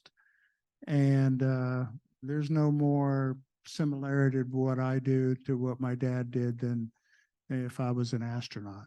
And it really breaks my heart that, and I'm not saying, believe me, that everybody can be an Oscar Lovelace. He's a N of one, that's for sure. But I do think that things need to push back and go backwards a little bit from where we are now and try to put some of the toothpaste here back in the tube. So the main topic of this afternoon is the U.S. healthcare economy. And there's no doubt about it, the U.S. healthcare economy needs to change. It needs to be better. Now, notice I said that the healthcare economy and not the US healthcare system itself needs to change. Because most individuals like myself toiling within that system for many years, especially on the front lines, are well motivated and well intentioned. I think everybody in this room would fit that description. There is no evil cabal out there within the healthcare economy where a small group of self-interested individuals manipulate the system to their advantage. Remember, most of those leading healthcare organizations, whether they be group practices, hospitals, healthcare systems, health insurance companies, pharmaceutical companies, et cetera, have little to no experience in the unique milieu of the healthcare economy, which, as Jed put it succinctly, is probably the most screwed up, complex system you could ever imagine. These individuals tend to be businessmen first, and even on the provider side, focus most of their time looking at financial statements on a monthly or annual basis, and they don't look up from there and say, well, how does the economic sector of healthcare in this country really work? Most of you wouldn't be where you are if you didn't know how to read a spreadsheet and to look at your monthly financial statements and to look at your balance sheets and statements of cash flows and that sort of thing. But many of us, and I'm not one myself, but many of us don't understand the economic forces that we're all caught up in, the milieu of the healthcare economy, as I call it, that really affects on a day-to-day basis much more than does those monthly financial statements of what you're doing. So many of us, like myself, have made the reverse leap from the provider side to the business side and realized that the two are, for the most part, incompatible. Even in ostensibly not-for-profit healthcare organizations, the mantra, no margin, no mission, reverberates, and profit-seeking rather than caregiving becomes the focus of activities beyond the clinical environment. So how did the healthcare economic sector fail to provide us with the free market benefits present in most others? First, the healthcare economic system is not a free market. Instead, it is one of the most highly regulated markets in the American economy. Second, the healthcare market is about as convoluted as one can imagine. Adam Smith's invisible hand is nowhere to be seen in this sector, and individuals, providers, and patients rarely transact directly or bargain for services. This then distorts the micro and macro economy around health services with an arcane system of government payers, commercial payers, third-party administrators, healthcare exchanges, pharmacy benefit managers, and others for individuals to try to maneuver through. And by the way, none of this implies any disagreement with what Dr. Gross talked about, what Jed just talked about, or certainly not any of the efforts that IndeDocs is trying to bring about, because again, I believe this has to be healthcare reform from the bottom up, from the front lines, as opposed to the different political and top-down reforms that we've tried in the past. So how did things get this way? For those of you who have never read it, I recommend Paul Starr's book, The Social Transformation of American Medicine. Herein, you'll learn why employer-sponsored healthcare insurance became the norm in World War II, America where price and wage control limited the benefits or the salaries that could be offered by employers to recruit. And what they did then is they said, well, we can't give you a higher wage, but we'll pay for your health care. And therefore, that started the trend that's continued until now, where healthcare insurance is predominantly provided by employers. Starr's book also points out, and is even subheaded, the rise of a sovereign profession and the making of a vast industry. And the sovereign profession he's talking about is you and I. And dare I say, I think we've lost ground, certainly over, I won't tell you how many years, but certainly over my professional lifetime, from being a well-respected sovereign profession to being a commodity, if you will, that's caught up in the corporatization of modern healthcare, whether that's health systems that merge, whether that's the large payers, whether that's large pharmaceutical companies, et cetera. So what do I recommend?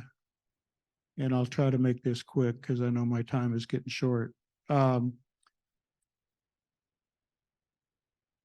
For IndeDocs going forward, how do I think you would best take advantage of the interest you have, the membership that you've grown, and how do you turn that into something that could be, I think, very unique and very special?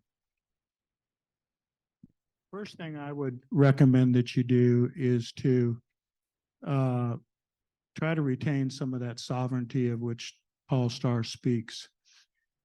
The question becomes, what actions will do that? And my recommendation would be as follows. The best way for independent physicians, in my mind, is to organize around what is known as a clinically integrated network, or a CIN. Now, CINs are a somewhat complex entity. They're both legally and economically defined, but their core purpose is to drive higher value into the system. And we can get into all the details that you want to get into, but higher quality and lower costs is the overarching imperative in healthcare today. So, what would a CIN do? Well, first of all, it would meticulously measure outcomes to include quality and costs. Several years ago, my friends and colleagues, including Dr. Stinson over here, formed a CIN known as the Palmetto Health Quality Collaborative. And I would highly recommend looking at the experience of this hospital-sponsored CIN and determining whether a physician-led, non-hospital affiliated CIN could thrive in South Carolina. I personally believe it could. We were lucky enough to have somebody like Shawn who helped us to measure outcomes, and some other folks that helped us to measure cost. And I quite honestly am kind of saddened because I don't know the current status of all of that with Prisma's taking over Palmetto Health. But anyway, the other advantage of a CIN is that by law, by statute, it needs to be an organization that's physician governed and physician led. The FTC, Federal Trade Commission, will come after you if you don't do that. The CIN could contract with payers, especially for value-based reimbursements. And then the last thing, which I think is probably the most important thing, is that the CIN providers would hold each other accountable. And as I like to say, put the accountable care back into the accountable care organization. Other options such as PSA arrangements with hospitals, private equity investment in a single group, or CIN are viable ways for independent-minded doctors to achieve the independence they crave. But the success, both financially and personally, that motivated them to pursue a career in medicine may not be found until they really grasp a hold of those reins and take some control. Finally, an organization like IndeDocs, perhaps organized as a CIN, should be multi-specialty. It should be primary care, but medical and surgical specialists are really important to provide that continuity of care and that full breadth of care that is necessary.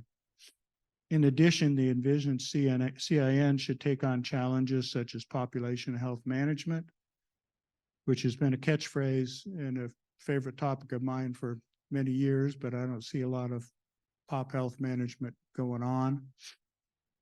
Mental health care, which I think is another thing that rose its ugly head during the pandemic, and we realize now that mental health care is really something that we need to bolster up in the system as we advance.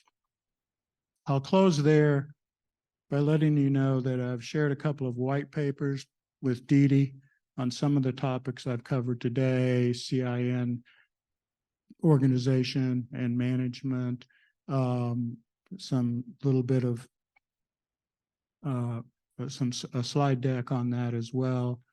And also a paper that was in last week's, I think, I can't believe I'm that current, New England Journal of Medicine, on population health management and some of the monies that are now available to organizations that are trying to take on that very difficult task. So thank you, Dede, and appreciate the time.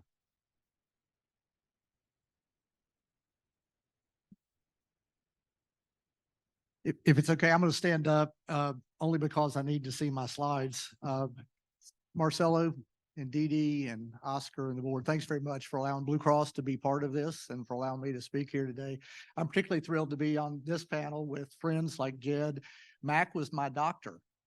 And just a real quick story, the first time that I saw Mac, I won't tell you why I went to see Mac, but it had nothing to do with the diagnosis that he put down. I found out later, I don't remember how I found out, but he put down my primary, this is true, my primary diagnosis was proctalgia, rectal pain. So I stopped Mac in the hall one day and I said, Mac, I don't even know why you put that down. I don't have rectal pain. He just looked at me with that dull look that he does, that he goes, think about it.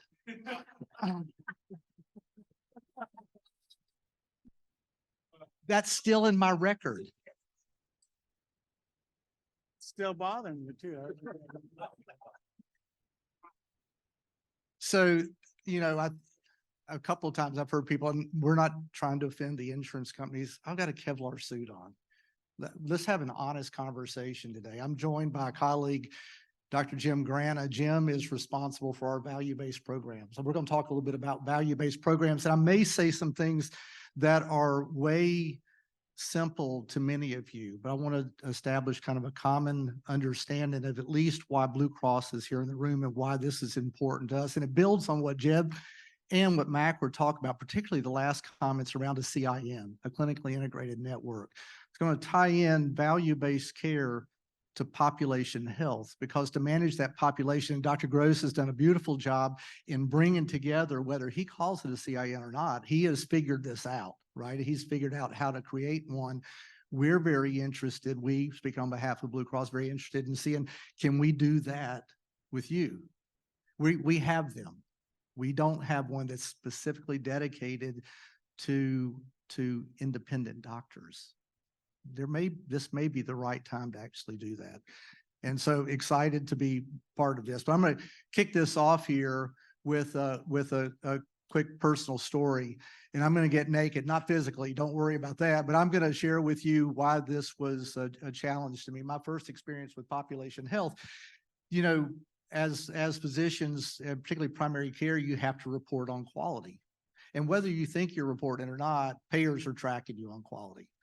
We've got programs, which I'll talk about, where we pay you for quality. But my first experience was in the late 1990s when somebody from Carolina's Medical Review came in to meet with me about the quality of care that I was providing. I was residency program director at USC Palmetto Health and had the opportunity to develop programs around diabetes care. Do not judge me, you and your colleagues, on this, because really the programs that we were talking about was, can we meet the ADA's recommendations? In the late 1990s, there were 7 things that we had to do. So man, when he came in and said, I want to talk to you about diabetes care, I'm like, I'm good. I know this stuff. He says, well, tell me, how do you think you're doing with your patients with diabetes? And I rattled off those 7 things. He goes, hang on just a second. Let me make it simple for you. Your patients with diabetes, what % of those have had a hemoglobin A1C in the last year? I said 100%. Michael Jordan. He goes, well, it's 58%. I said, you're wrong. Because first of all, never tell a doctor that they're bad, right? I said, your data's wrong. He goes, no, our data's pretty good. I said, no, I just disagree. He goes, I tell you what, I don't really want to have an argument with you. I'm going to leave, but I want to set up a follow-up appointment. Can you look at your records and then come back to me with the real number? I said, absolutely. And I'll tell you what, I was passionate about this because somebody just told me I was doing a pretty crappy job. So what I did personally was pull all of my, this is paper records, pulled all of my records, the patients I'd seen in the last year with diabetes, created an Excel spread, no, not even Excel, it was on paper, created a spreadsheet of how many of them had not their, what they were supposed to have done, which was an A1C twice a year for those under good control, 4 times a year for those that weren't in good control, just once a year. And I was at 96%.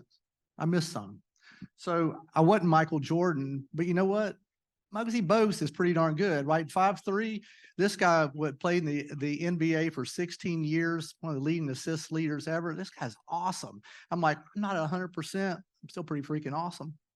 So the gentleman comes back and he says, what'd you find? I said, 96%. By the way, the residents, they're at 94%. Pretty darn good. He goes, tell me, how did you do this? So I explained how I pulled that. He goes, that's the problem. He said, Medicare, they look at you as managing the people that they think that you're their doctor. I said, what does that mean? He goes, well, people that you've seen before, the people that still have you as their doctor, you're their primary care, last one they've seen. I said, you're tracking me for the people that don't bother to come in? He goes, yeah. We're managing a population of people, and our expectation is that you get them in. I said, well, that didn't even make sense. Now fast forward 25 years, that's our expectations. Is that if you've got a population that are our members and your Oscar Lovelace is there, by the way, Oscar Lovelace gets in, it's okay, 100%. I mean, he really has a quality score of 100%. Somehow he's figured out how to do that. Now, one thing that I didn't know when I asked the guy, I said, who are these people? He goes, well, I don't have a list for you. Well, we give you a list. Oscar knows, and Hugh Durrance knows, his practice, Lisa knows by name everybody that we have that relationship with.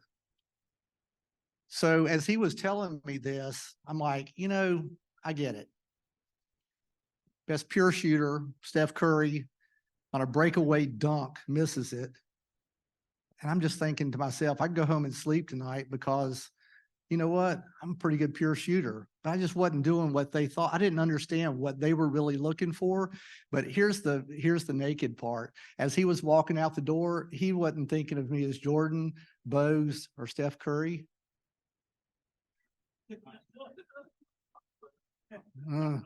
That's kind of painful. And it's still got game. Thank you very much for saying that. Yeah. But managing patients in now a value-based care. Why value-based care, and how does that relate to population health? This is challenging stuff. So let's talk about it just a little bit. Is population health and value-based care the same? Absolutely not. I wasn't getting paid extra by Medicare to do a good job. It was fee for service, right? I submitted a claim. Population health management, trying to improve the health and well-being of a defined group of individuals. For Dr. Gross, it's the people that through that direct care relationship had signed up to commit to being part of that practice. Value-based care is really how people get paid to achieve successful outcomes. So just really quickly, and for some of you, this is so elementary, but I just got to be clear. I talked to so many folks that it's not elementary. On the right-hand side, value-based reimbursement, proportional to the delivery of high quality and cost-effective care. All of you in your practices deliver high quality and cost-effective care. I know that. That maybe not all of it. I mean, there might be some bad actors out there, but one of the core beliefs, and may not believe this, but one of the core beliefs at Blue Cross, and I was thrilled when I got there, is that doctors strive to do a good job every day. We don't always do a great job and let you know that, but that when that person's in front of you, your job, we recognize, is to do the best for that person. We may need to negotiate on what it is we're looking for, how we're defining quality.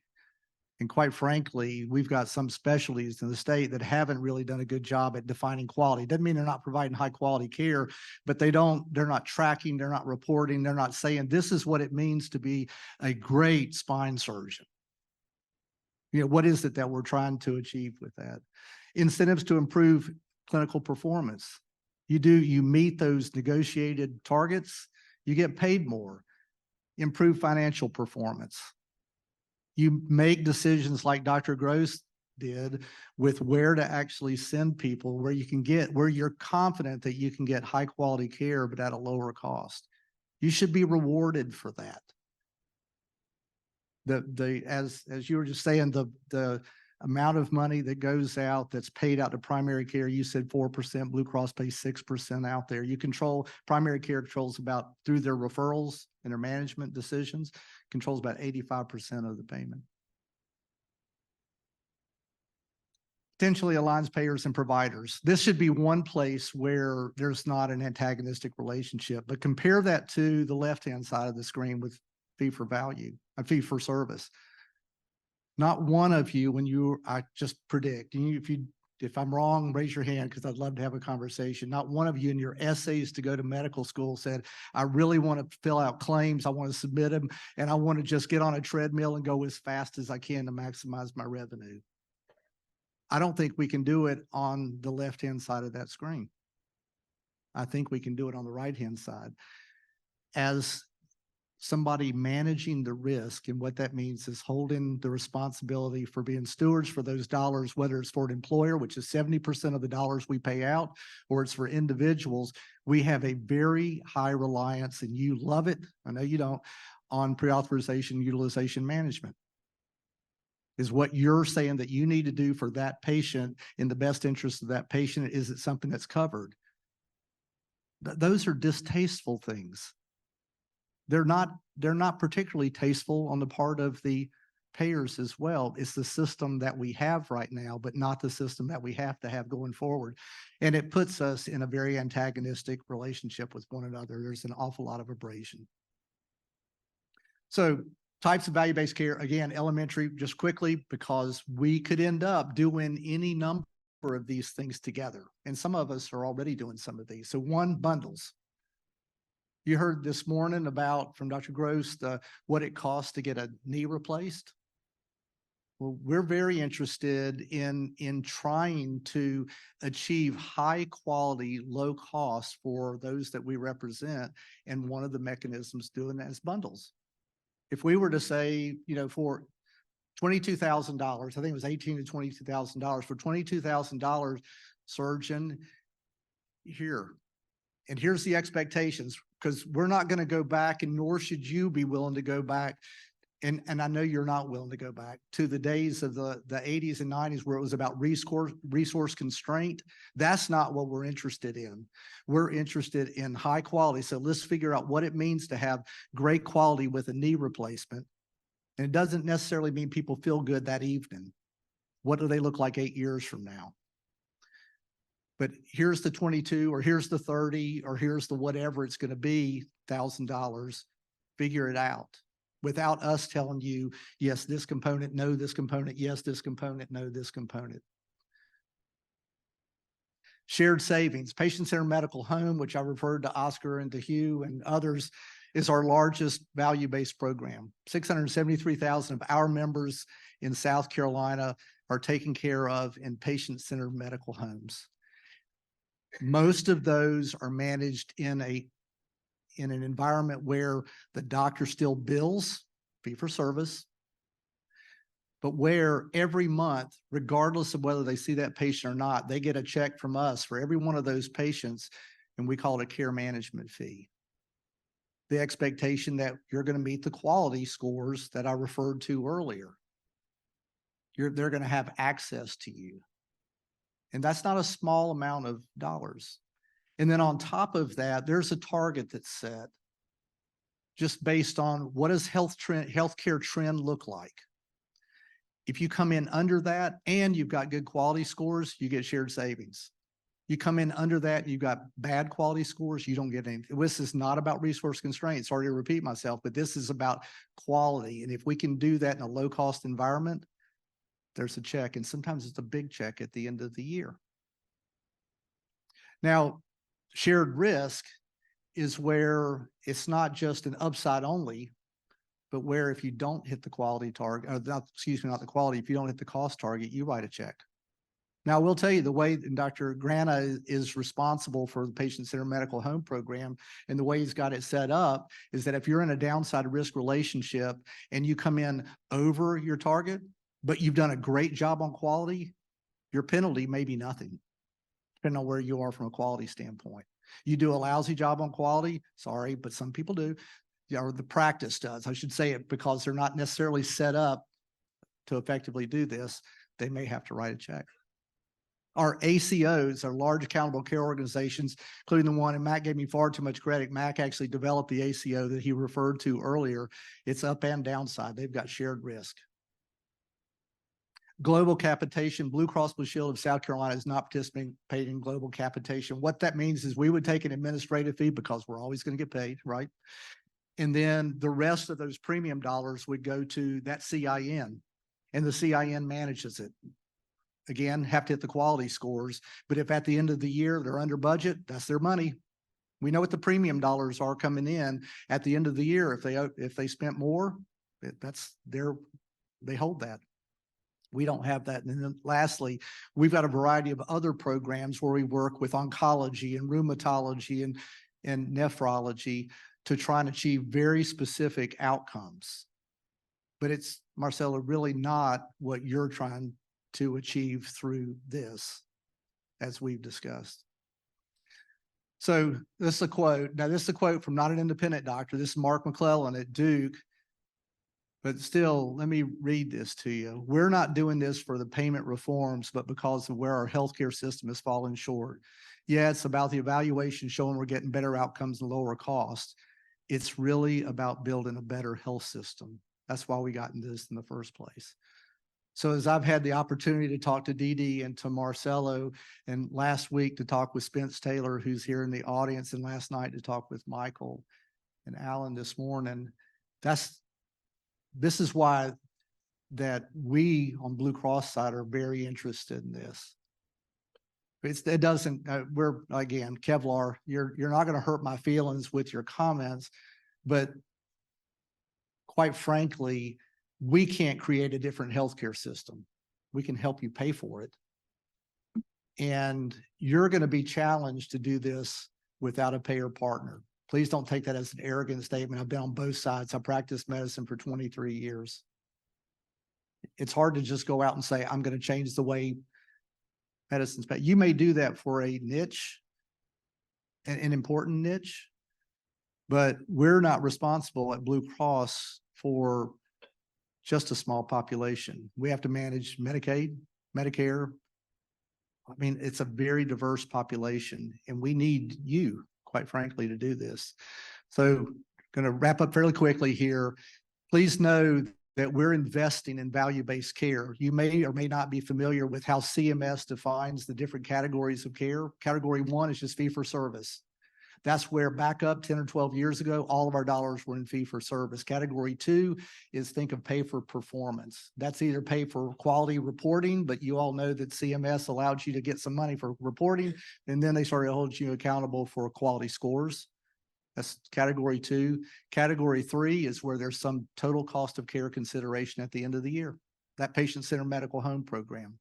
So it may still run on a fee-for-service chassis, and there may be care management fees, but there's still some accountability for shooting toward a global target. Now, does it work? This is probably the only important slide that I have. When I first started over at Blue Cross, it was 9 years ago, and I was looking at HEDIS scores. South Carolina was terrible. I just put the last 5 years up here, but I mean terrible. The region was terrible. The Southeastern region was terrible. We were very slow. South Carolina is slow to manage care, by the way, doesn't mean we had bad doctors and bad health care. We weren't doing a good job as a state on HEDIS scores. So A1Cs, for example, for diabetics, or controlling blood pressure, those types of things. So to orient you on this slide, the yellow, the Blue Cross Blue Shield HEDIS scores, the gray, South Carolina, the orange, regional, and the blue, national. And look over the past few years. What's happened? Now, they're not 100%. But let's face it, I don't know exactly how Oscar does it. I'd love to hear more. I'd love to hear how Hugh at least do it and how some of you do it. Get people in that don't want to come in, whether you're sending people. I know that Oscar sends people out. I mean, he's not going to let a barrier get between him and doing what's right. But we recognize that it's a challenge to do this well and to really manage an entire population. So next steps, this is just going to be my final, Dede. We'd love to set up a cadence with IndeDocs or subpopulations inside if you've got ideas.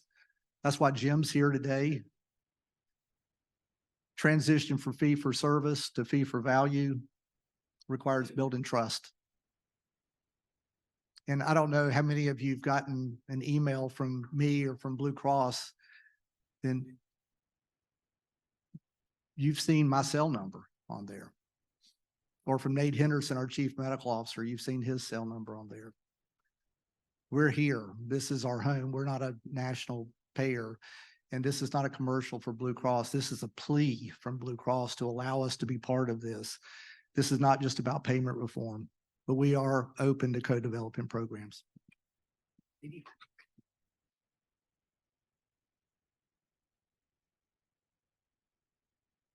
Thank you. So I expect we're going to have some hands raised in 2 seconds.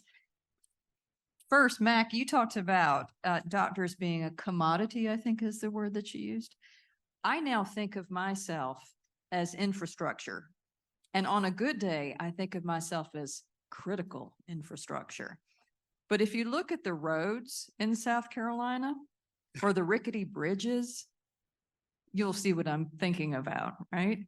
So it's a tough time in the trenches practicing medicine as a very expensive endocrinologist using all those fancy medicines. I don't even know what my scores are. But I want this to be a robust conversation. We've presented some interesting information from different vantages that I'm sure all of you can appreciate. So let's see the hands go up. All right. Frank Wells in the purple from Holy City Medicine in Charleston. Dr. Stinson, thank you so much. Questions for you. So what category would Dr. Gross's practice, the DPC world, fit into? And I don't know if we need to go back to the 4 categories, but where would they fit? Question 1 and 2, has Blue Cross done a partnership with DPC in some way where, gosh, all the specialties and catastrophic and hospital surgical care gets covered. And then I say the easier, do it early stuff gets done by DPC. We actually we've done it. It's actually been fairly limited though, and it's been recent. And the way that it has been structured in working with a primary care practice, delivering care to an employer, a large employer in the upstate, that would fall into, Jim, help me out here. I don't want to say anything wrong, but it's going to be, there is a total cost of care overall. The employer is holding us accountable for that. So it'd probably fall into category 3, but the payments, probably not just as Dr. Gross saying, but they're paying the primary care doctors handsomely to provide access, after hours, weekends, that type of thing, and to do a lot of care management. So as I say, we're only a couple of years into that particular type of program. We're very interested in expanding it. It's early for me to make. Jim, anything?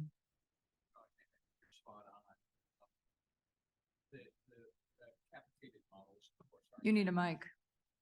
Oh, sorry. I think you're spot on. Yeah. I could go into more detail on the capitated models and partial cap for category 4, but I could see an opportunity for direct primary care as a partial cap model or something like that. We'd have to put our heads together, but I think it's consistent with what you were talking about earlier, Shawn, something we might want to talk about with some of the stakeholders in the room to see if there's a partial cap solution for DPC. I'm Spence Taylor from Greenville, South Carolina. I'm a washed up vascular surgeon, and I appreciate you guys tolerating a vascular surgeon in here. Terrific program and an amazing program, Marcella, good, and Oscar for everything. In the presentation, and one of the things that's drawn me back in from being pretty much retired was a realization around the failure to actually accurately and effectively produce medical care. But what's medical care and how does it differ from healthcare? And the presentations, at least, in my world, I've been in every aspect of medicine that you can be on, from the dark side to the good side to sides untold. Healthcare was the consummate, that's where we focus: access, quality, and cost. And what brought me back in was a group of patients who I'd been able to help through the years to get access to our healthcare system. Is, I think Mac or somebody would point out, access being a big challenge. And you realize that how the patients view healthcare is radically different than the conversations we're having right now, how we view healthcare. And if you look at healthcare from the perspective of patients, there's this odd idiosyncrasy where we have the best hospitals in the world. We have the best doctors in the world. We pay twice as much as anybody in the world in terms of healthcare. Blue Cross Blue Shield, we give them a hard time, but they subsidize a Medicare system that pays 80 cents on the dollar. We have the best medical universities in the world, and yet we have the lowest patient satisfaction in the world. Lowest patient satisfaction because how the patients interface with that system, we basically call medical care. So Jerry Yuki and I got fired up and wrote a book, published it this fall, called The Unbalanced: The Evolving Medical Care Crisis. And we formed a public benefit corporation that's devoted to try to leverage some of the resources in this room, maybe all the resources in this room, and focus on how patients view the healthcare system in which they have to interface. And it's pretty simple. And we've touted Oscar Lovelace, and he's and he's getting a big head, and he should, because he's really good. But it's the 3 A's. It's availability, affability, and ability. And it's something that at the end of the day we don't think about. And the plea would be this: as we look to fix, and IndeDoc could be a big part of this, is a big part of this, as we look to fix healthcare, don't forget medical care, how the patients view us, and how the perception of the patients, which again, only about a 12 to 20% favorability rate in all the polls, including a Harris poll that was the AAPA, I think it was 27% favorability. Just don't forget medical care as we get forward. But it's a great presentation, a great meeting, and thanks for having me. Thank you for that. That's a really neat take. I was thinking after Lee Gross's talk, I practice in North Charleston, South Carolina, and over the past 5 years, and certainly post-pandemic, what we have done is had a diaspora of primary care providers.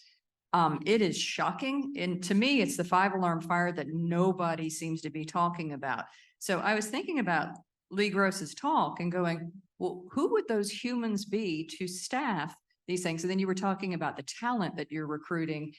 And, doctors, especially the ones that are owned by hospital systems, are just demoralized. And so you look at I shouldn't say this, Marcella's going to be mad at me. South Carolina Medical Association is looking at stuff like, the burnout factor and everything. Well, the people who are the happiest are the ones who still have relationships with their patients and direct relationships. And those are the independent doctors. We're not being told what to do. We can manage our time better. We're a happier group of people, but it's a 5-alarm fire. And I see it every day. One of the funniest things that happened to me recently was my partner, Dr. Hall. You probably don't know. I tell this story all the time, so maybe I should tell it in front of you.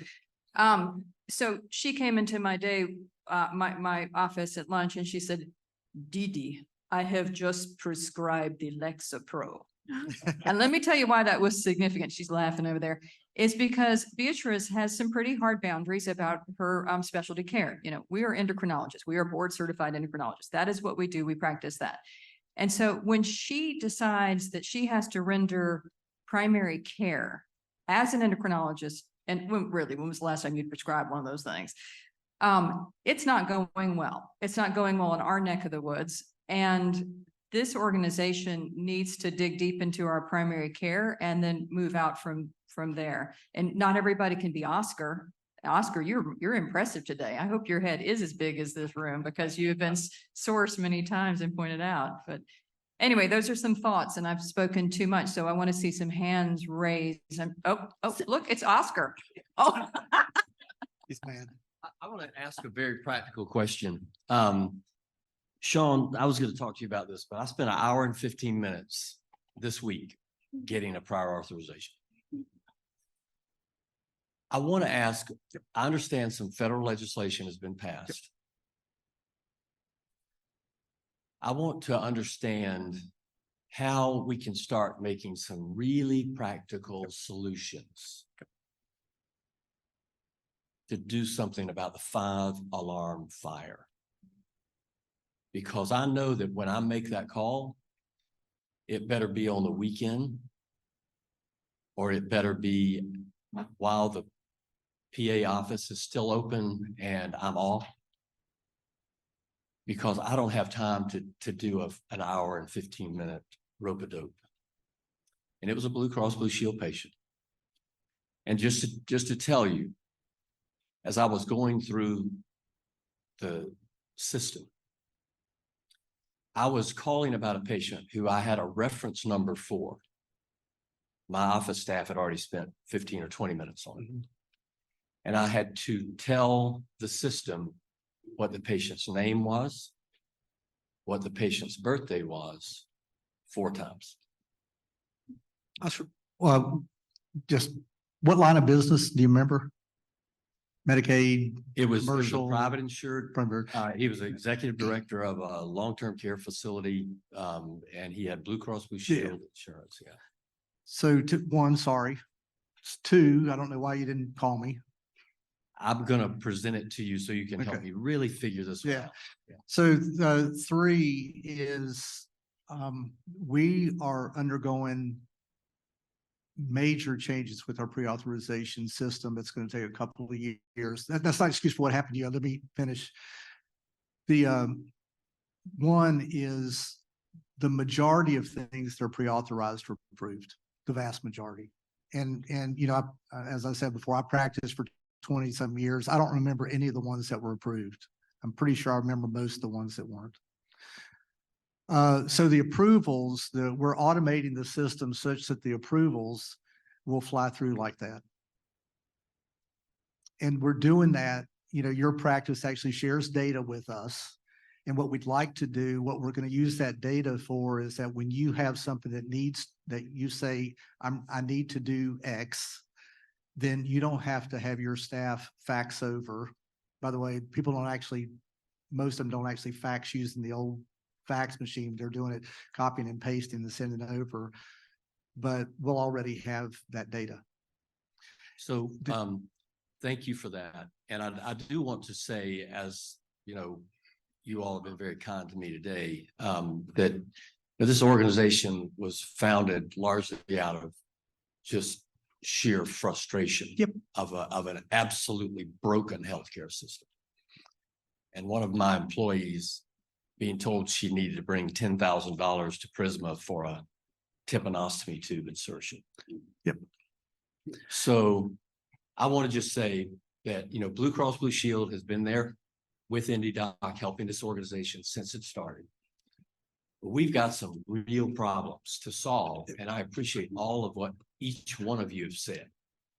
Oscar, just real quick, let me finish for the thing that frustrates me, that's the denials. So, you know, we have, as you know, and everybody in here knows, insurers don't cover everything, and they don't want to cover everything all of the time. And that's always a challenge when the doctor feels passionate about doing something. So we have policies. The policies are being digitized, and they're being matched up with that data that's come across using, this may be scary, but hear the whole thing, using machine learning and some artificial intelligence, so that the denial also is like that. However, you will not read about us in front of a newspaper. And here's why, is that denial will never come back to you based on machine learning or artificial intelligence. It will be reviewed by a nurse and by a doctor before it comes back to you. There are going to be times that we disagree. An hour and a half of a busy doctor's time on the phone is completely unacceptable. I'm sorry. And we are working to where that won't happen. There will be times though, Oscar, where that doctor who's now at the end is saying, yes, this is going to be denied, is going to need to talk to you. And the challenge that we have and the challenge that you have is that you're busy. And I spend more time on the phone with orthopedic surgeons because they have more opportunities for denials than primary care does. And it's hard to get them on the phone so that we can fill in the gaps. So the more information that's in the clinical record that actually helps us to check those boxes. I'm sorry, it's a box check in the fee-for-service world. We can get over to fee-for-value and how we can change that. But in the fee-for-service world, we still got to check the boxes. Getting the doctor on the line is the challenge. Jed, I think you had a comment. Yeah, I'd like to come at that from a little bit different perspective.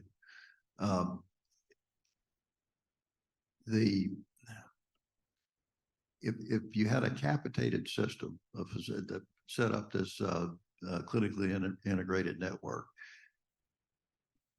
and you were paid directly, there's no insurance company involved in it. You are the insurance company. You're a payvider, let's say. All of a sudden, the system would figure that out, and they'd look at Dr. Lovelace and say, well, he's submitted, 100 pre-authorizations and everyone was approved. So why are we even doing this? If he wants to do something, let him do it. All right. So the genesis of all this was when corporate America realized that healthcare costs were just getting higher and higher and higher. They went to the wrong people to solve the problem. They went to the insurance companies and said, all right, insurance companies, we're tired of this, fix it. So they generated pre-authorization, utilization management, all these systems to control the healthcare delivery system from the outside in. And the healthcare delivery system should be able to control itself and manage it from the inside. All right, so if somehow we can get it being managed from the inside, use the expertise insurance companies have for taking risk, but let the health system and the providers take the risk. Just real quick. So I actually agree. I think the healthcare system the delivery system should manage that. I was invited a few years ago to speak at the South Carolina Spine Society. They wanted to give me an award. That's not true. It was all to talk about pre-authorization. So I went in with data because we got a lot of data. And here's what I said. And Jeff, I agree with you, but here. So I said, South Carolina ranks 45th out of 50 in the nation from the standpoint of per capita patients undergoing spine surgery. I said, I don't know if that's right or wrong. Maybe we've got it right and 45's right. Said, so what we did, I had, wasn't Jim, but the team that was there before him, I had them pull all the data for all the spine programs. By the way, this is not beating up spine programs. They've operated on me. But I said, of those that by August had already seen 1,000 Blue Cross Blue Shield members, tell me what the rate of going to the OR was. And it was a 6-fold difference. Now, when we look at the data, we couldn't tell why one was taking 2.5% of the patients to the OR and the other was taking 12.5% of the patients to the OR. The spine surgeons said, yeah, but it's that other guy. And they really did. I mean, I had people call me and say, this is not fair. You're putting me through this because of what that practice down in so-and-so does. And so when I was talking to the Spine Society, and I would say this to you too, if we're able to set up a clinically integrated network, how do we hold each other accountable? So why in the world would we tolerate, and this is a third rail, you got to be careful here, but why would we tolerate in a CIN anybody that you wouldn't send your family to? Or anybody that we know is taking people for unnecessary fusions? I mean, we do tolerate it. I was responsible for quality and patient safety at Palmetto Health for Prisma for a number of years, and we tried to hold each other accountable. And we did it through the medical executive committee meeting. We fiercely protected the doctors who we knew we wouldn't refer to.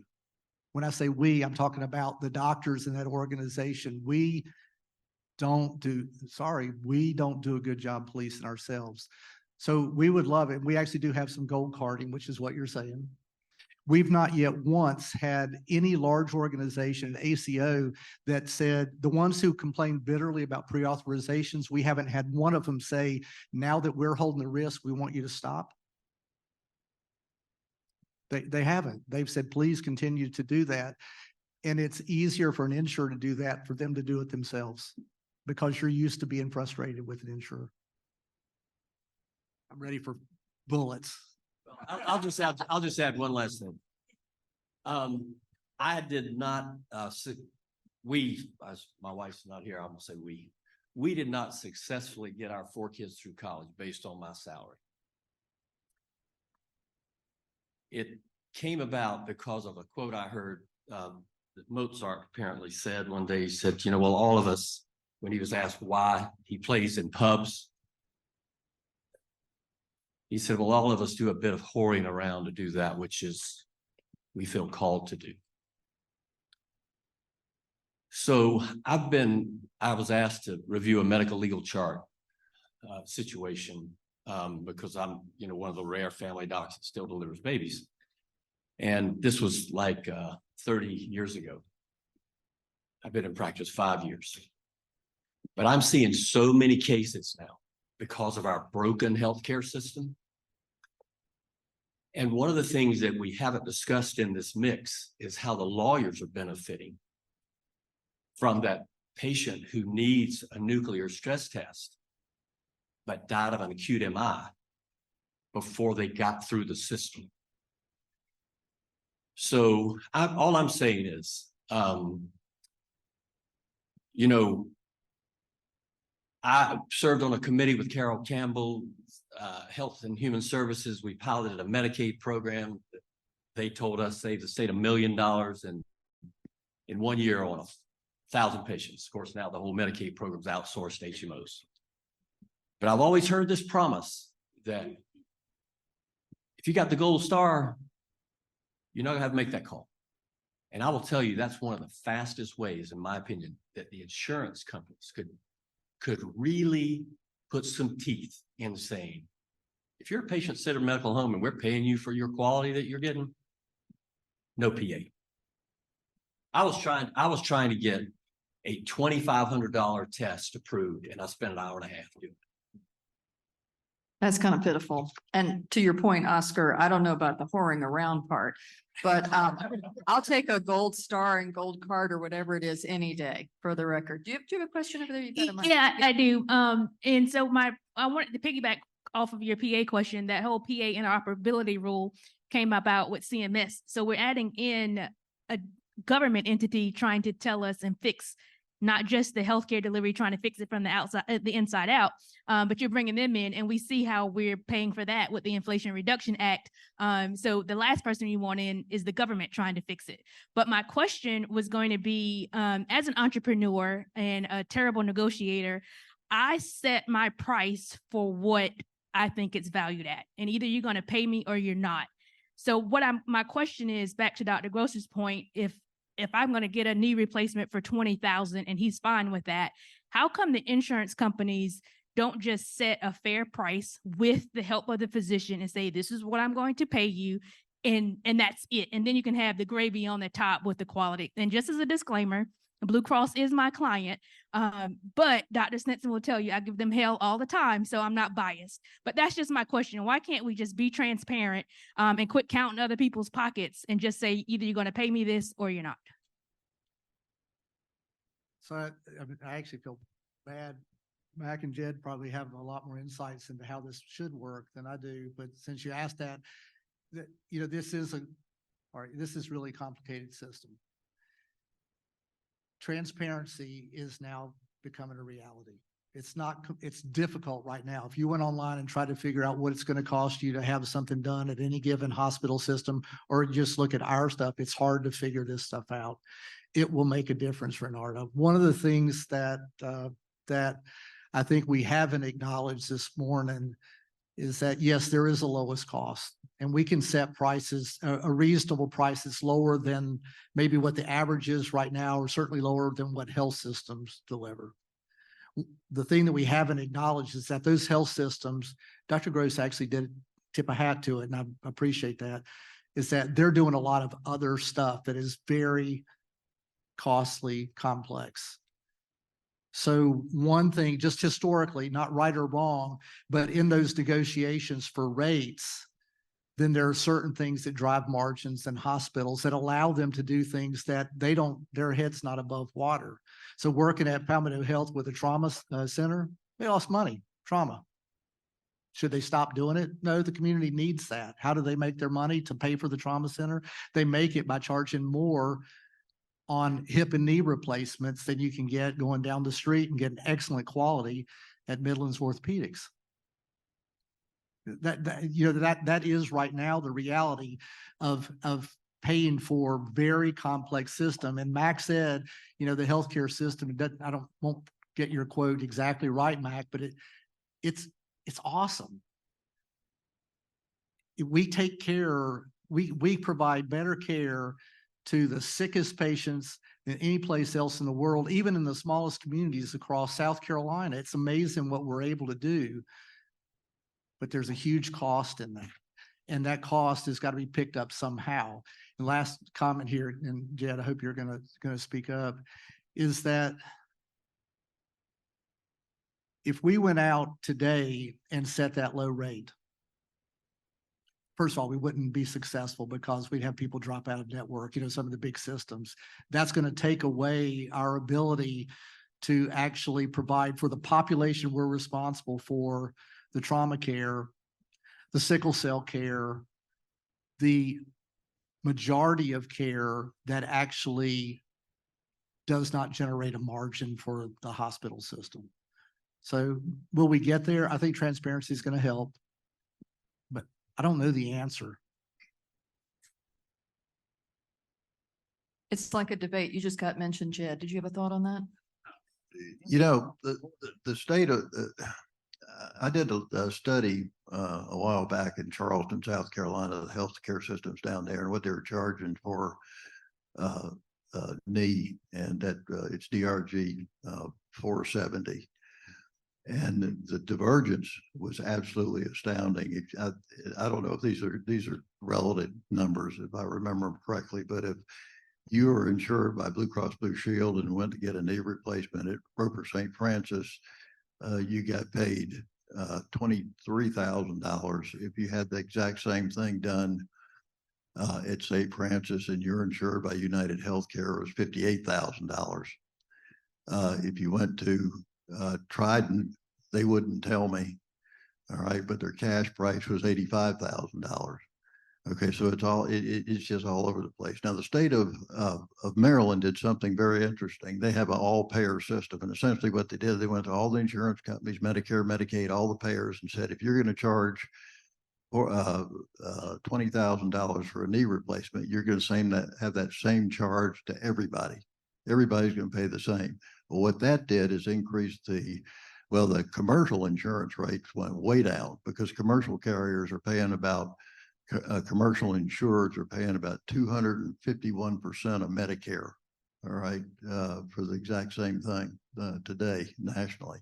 I don't know what it is in South Carolina, but what that did is that got rid of this network competition going on between insurance companies. Blue Cross Blue Shield today has the lowest network. They have the lowest pricing of any of the procedures that I looked up. And they have the lowest pricing because they have an 80% market share in the commercial area. All right. So, they can go and say, hey guys, everybody, 80% of the people in your population are going to come, through us. So but you're right, Shawn, price transparency needs to occur, because if it doesn't occur, there's a whole lot of things that need to occur. That's just one of them.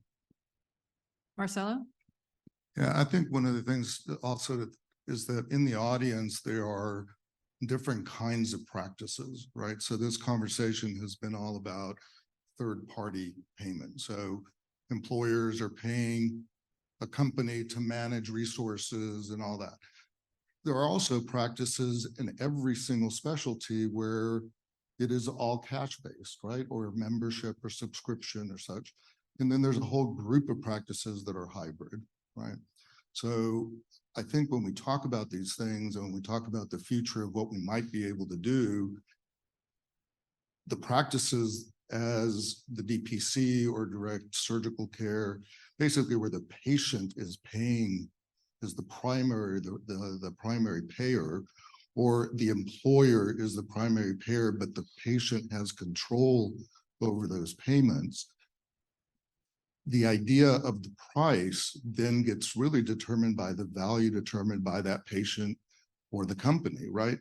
Right now, the fact that this hospital charges 90 and that one charges 30, it's not even relative to a real price of what it costs to do that procedure or that treatment, because the patient and the physician have no control, have no input in the thing. So what we're interested in, and we'll talk about this during the day, but the practices that are self-pay, self-funded, patients are paying directly, have nothing to do with the third-party payment. But that same idea that the control is at the level of the patient and the doctor, and we've talked about this, and I hope we can develop this into a real plan where those practices that do rely on third-party payment, that it's not just more of the same, not negotiating an extra 5% increase in the reimbursement or whatever, but to actually change the way that the relationship between that third-party payer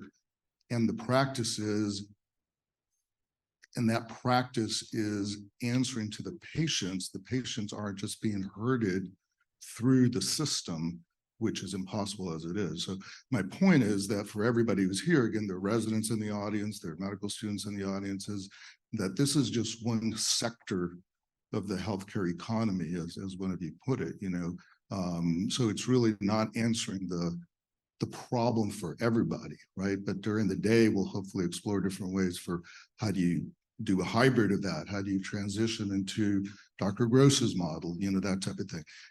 Rural healthcare in South Carolina this afternoon when the legislators are here is going to be something that's going to be a topic, and actually what Lee presented this morning, I think is a really interesting way. And I know, Shawn, you've got some concerns about that, but I mean, this is the type of thing that I think IndeDocs really can become a major force in. I mean, these conversations are not being had in very many places in the state. I mean, and if they are, they're very biased to a self-interest. They're very defined interest, which again tends to perpetuate the system. So it was more of a commentary than a question. I'm sorry, Dede. Oh, and you're getting, got claps. you got claps. Yeah.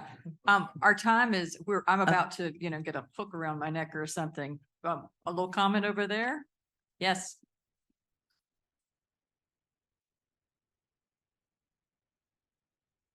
Okay. I just wanted to say, for those of you, and there's several in the room that have worked with Dr. Stinson. And if you reach out and ask, he will try to help you. And doesn't matter what specialty you're in. And so, yeah, I know you've taken a lot of shots, but it's not Dr. Stinson that's the problem at Blue Cross and Blue Shield.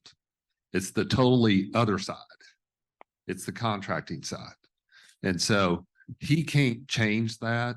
He has a core focus. He's doing a great job with population health and value-based care, but it's the contracting side. And so I know personally, I've had fought the same battles, but I've reached out to Dr. Stinson and he has found ways to help practices. So thank you. Craig, thanks. Real quick.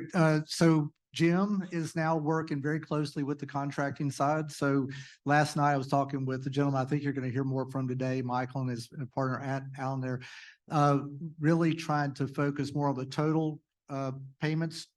So where the contracting piece may fall short from a fee-for-service standpoint, do we have opportunities through Jim's work and his teams at Blue Cross to actually bring the revenue up to and do it on the value-based side of things? But thank you very much. And that seems like a very positive note to wrap up the morning. We're going to break for lunch in 2 seconds. At 12:30, there is going to be a presentation. Alan, you're doing it, right? Or both of you, okay, it's going to tag team, Alan and Michael, for Independent Health Alliance. So that's going to be at 12:30. So let's go ahead and break for lunch. And before we do that, can we please clap for our panelists?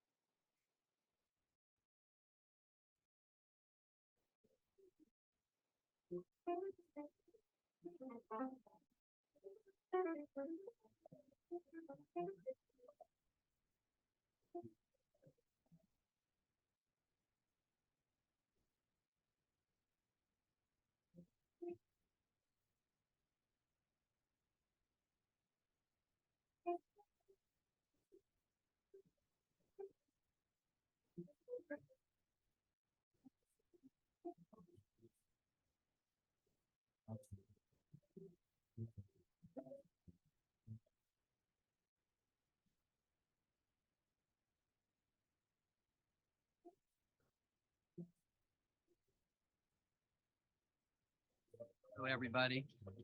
Everybody could just stay at your seats and finish your lunch. Just had a few reminders. Please see the tent cards on the tables with the QR codes. One is for you to take the survey, and the other is to sign up for IndeDoc membership if you haven't already signed up. Also, at the back, you can get your professional headshots for free, and please take advantage of that. And also, please visit our sponsor tables. We couldn't do this event without them. They've been great. I hope everybody's enjoying their lunch and have had a chance to have some conversations with people around you. I know I have. This has been great. We're going to keep the lunch buffet open until 1 o'clock, so that's about another 25 minutes. But the liquid station over there will be open all day.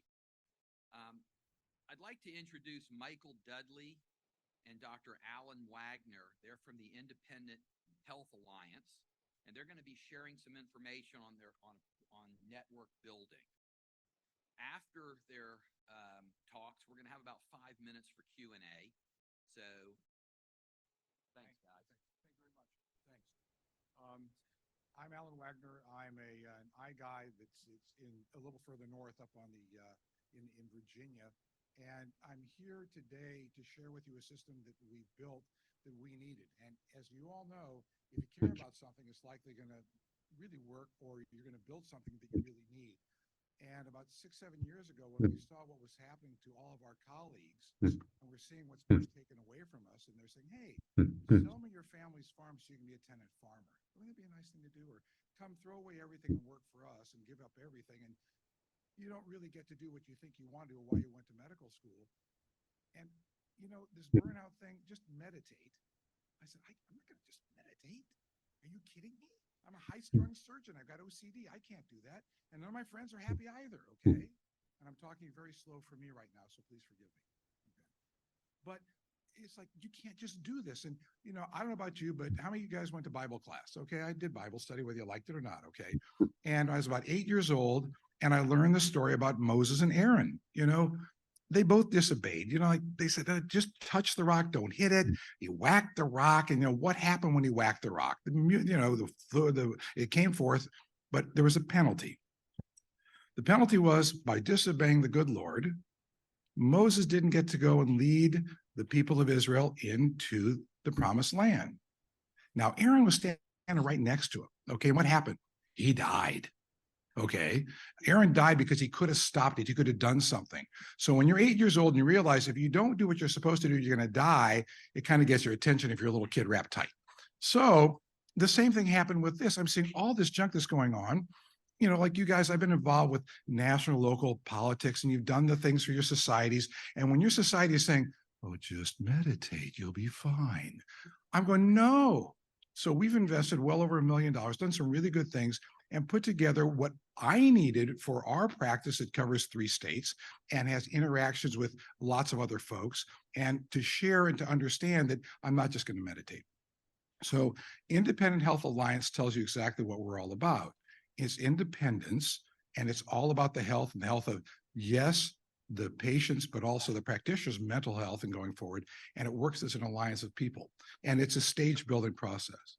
So as you can see, and I've got to look over my shoulder just a little bit, everybody knows you're working a lot harder, but the working harder is not because you're doing better patient care. There's all these things that you don't care about, but put you at high risk. Think about the compliance issues, right? Think about the audits you have to do. Think about all those things you would hope would be automated, or if you're in a big system, they might take care of for you. And there are a lot of folks, because of that, and all the costs are going up, and you're probably not optimized what your contracts are. So you've got all these things that people are like giving up. They're selling out. And it's like, no, you should be able to find some way to do it. And I was born and raised in Omaha, okay? And so I know what a co-op is. You work together, you make it happen. So you may not be able to afford a silo, and you may not be able to afford the GPS-driven 14 disc behind you, but everybody together, if you share, you can build something that the things that you need.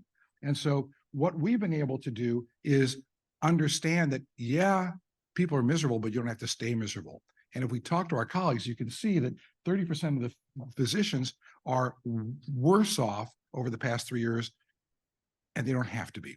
So as an answer to that, it's like, how do you do it? What do you do? What do you do to make things better? Well, if you know that consolidation is viewed as 78% bad by our colleagues, And you guys and gals are the smart folks here realizing that's a bad thing. Okay, we're ahead of the game.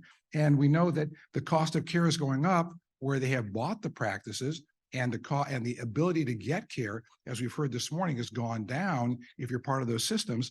And also, I'm an academic as well, okay? I'm a professor a couple places.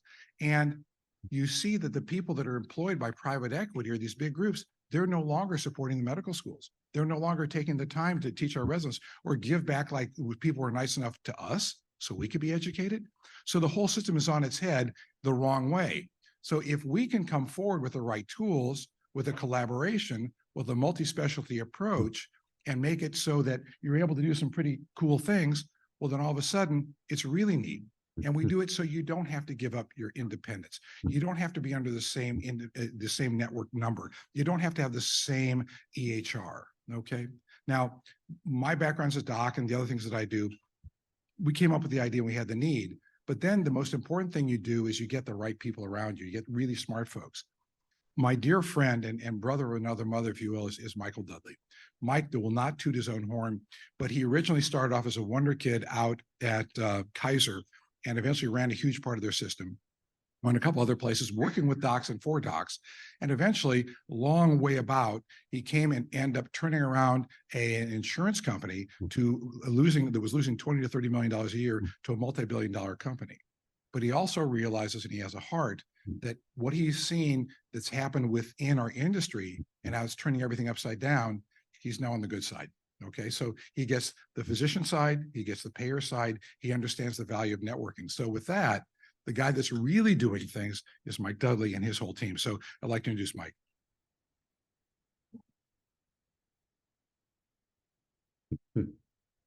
Thank you, Alan. And I am getting a little bit gray, and that's the reason why. So what we'd like to share with you today is that there's opportunity for us to potentially work together and to enable IndeDocs to fulfill the mission, the vision, and the ideas that are percolating and gaining energy here and enthusiasm in this conference. We look at the transition that needs to be taken in two steps, step one, step two. I'll spend a little bit of time on step one because what we really want to get to is step two. We call step one the enabling step that brings the doctors together in ways maybe that they haven't before to combat some common issues, management services that are needful in your practices, the kinds of friction that can occur, and we heard this morning continues to occur a little bit, but nobody likes the friction, whether you're Blue Cross or whether you're the doctor, nobody likes that. So there are some things we can do in the short term that could help iron out some of the friction spots, and then move to step two, which is the value-based ideas that we've also been hearing this morning. In step one, what Alan and our team are doing is creating a way to get the right tools to the right place that in the physician practice, some of the problems that you're seeing in interfacing with the payers can be minimized. We do this by conducting a comprehensive analysis and then identifying some opportunities and then working with you in your independent practice, trying to identify which solutions would work for you. I'd like to give you just a brief, very brief and quick idea of what kind of activities involved in the practice analysis. These next 4 slides, there's way too much information on them, but they each have one key point. I'm going to make the key point, but I'm showing you the slides and all the information to let you know that we have a disciplined, fairly sophisticated way of looking at individual practices. And we look at the coding and billing trends, for example. And based on what we see in your practice, we can come back to you with potential solutions to help improve a variety of statistics. We'll look at your financial performance. What are your costs for labor and supplies? And how do they relate your cost? How do your costs relate to a benchmark in your particular specialty? Productivity metrics is another key part of the analysis that's performed. And then the last one I'll mention is your payer contracting.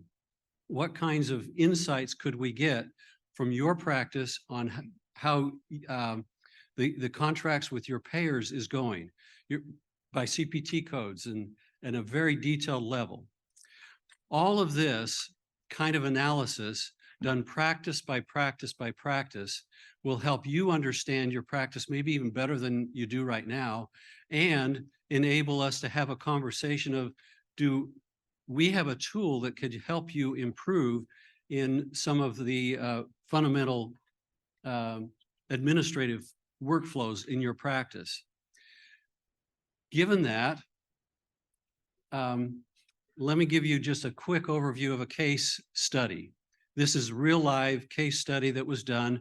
We did the analysis that we just described for this particular practice, and we determined that there were, while this was a very well functioning, very well managed practice by all measures, based on comparison to MGMA averages, even the tools that we applied were able to even improve some of their performance.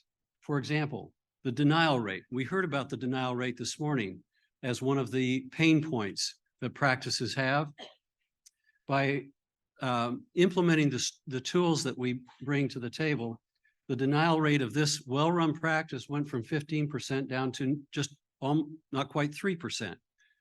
The days in accounts receivable was significantly reduced, and that means a lot in terms of the cash on hand that you would have in the practice. Eligibility verification, because all of this was done by human beings over a period of 1 month. On the average, this particular practice was looking at about 84 patients to check eligibility before the patient actually came in. With the tools that we have, we then jump that from 84 up to over 800 reviews. If you know what the patient is eligible for at the very beginning, then downstream, it takes care of a lot of the denials and a lot of the other issues that occur downstream.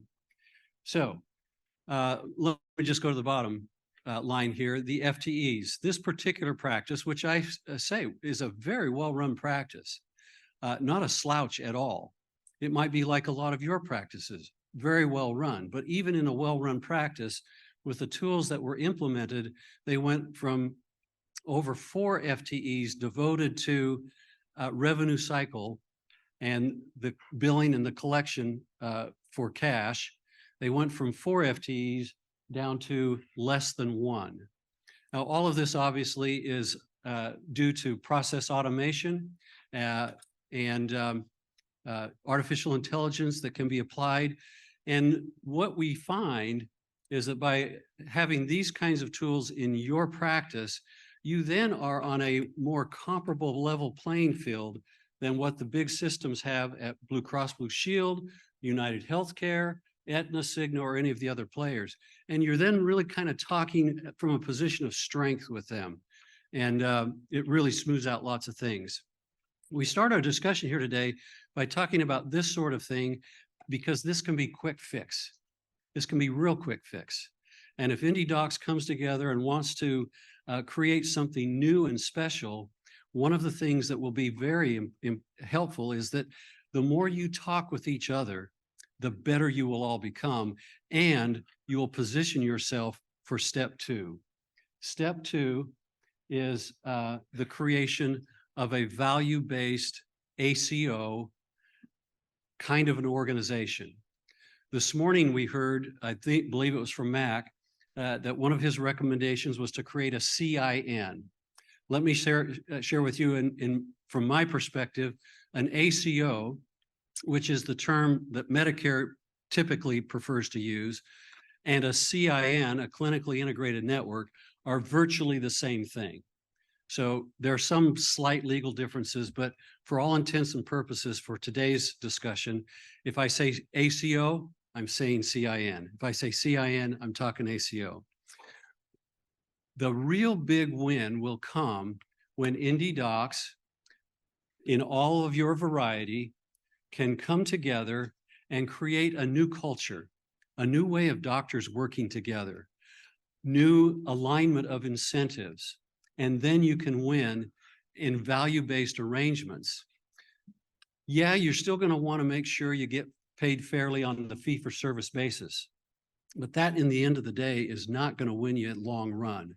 Where you really want to get to is creating shared savings that then gets shared back to you and gives you much improved overall revenue coming into your practice. But this thing can't just happen overnight. I said a minute ago, we got some quick fixes that we can do with revenue cycle management and things like that. But to get to a well-functioning, high-performing ACO that's really going to bring additional revenue to your practice, it is going to take some time, and it will take some change in how you think about practicing medicine. Rather than just more volume, you want to talk about the value and think about value and doing the right thing at the right time. At our lunch table, we were talking about how important it is for specialists to get more involved in value-based. I think now value-based care is well on its way to maturity for primary care practices. Medicare has been in it now for 8, 10, 12 years or more. Most of the insurance companies, the plan I ran, we were doing some of these things 10, 15 years ago, starting with the base of primary care.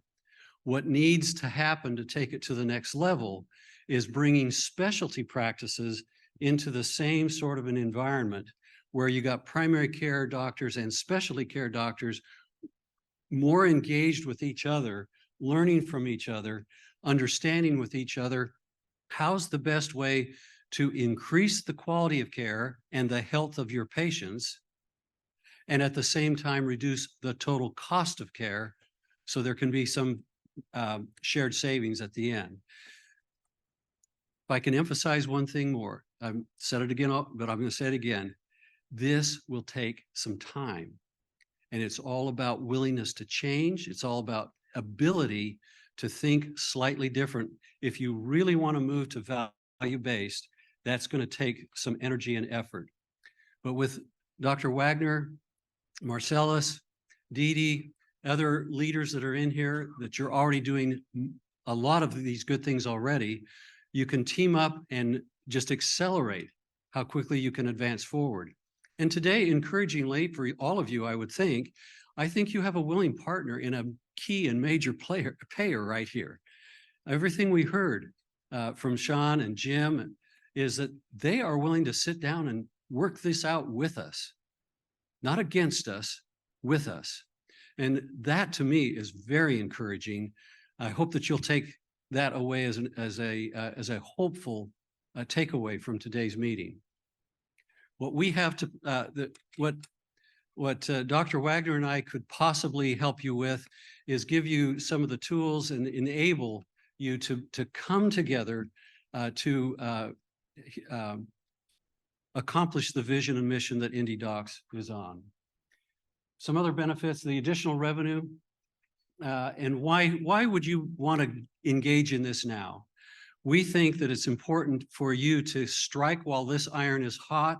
You've got good energy about this idea of coming together as IndeDocs now. 28% of Medicare spending in 2021 was on value-based payments. You saw from Shawn this morning how they are moving down the scale toward value-based payments.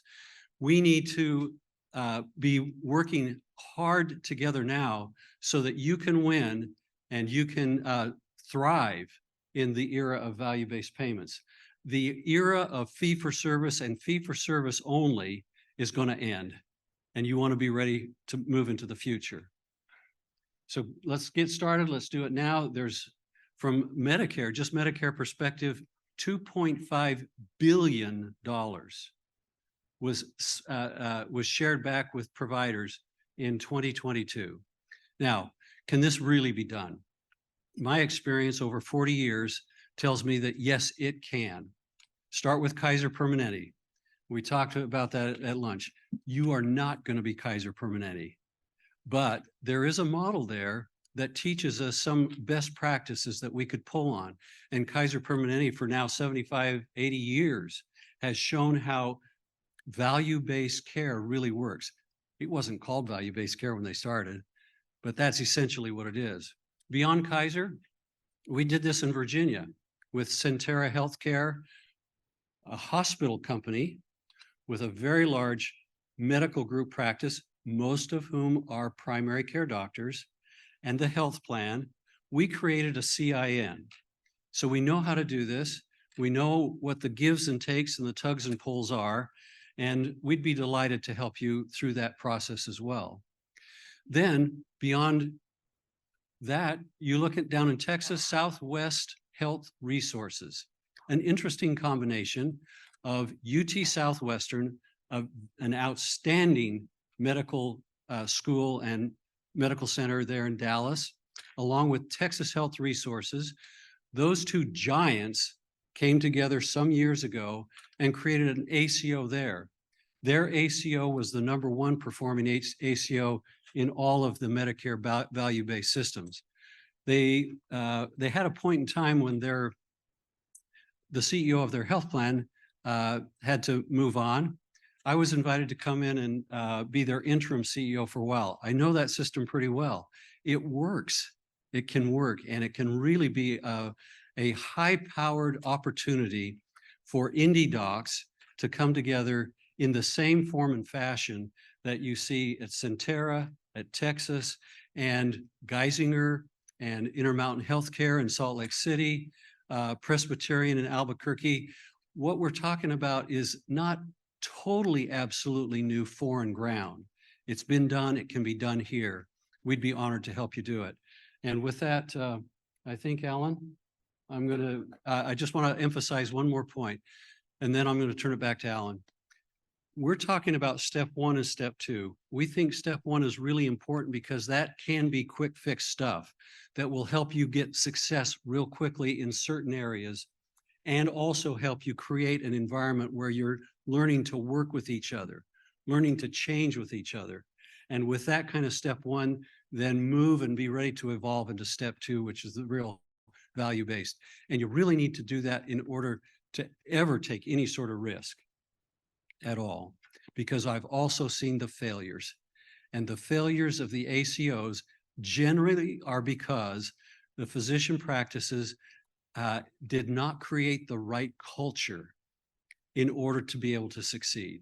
So we'd love to be able to help you create that culture. Alan? Thank you.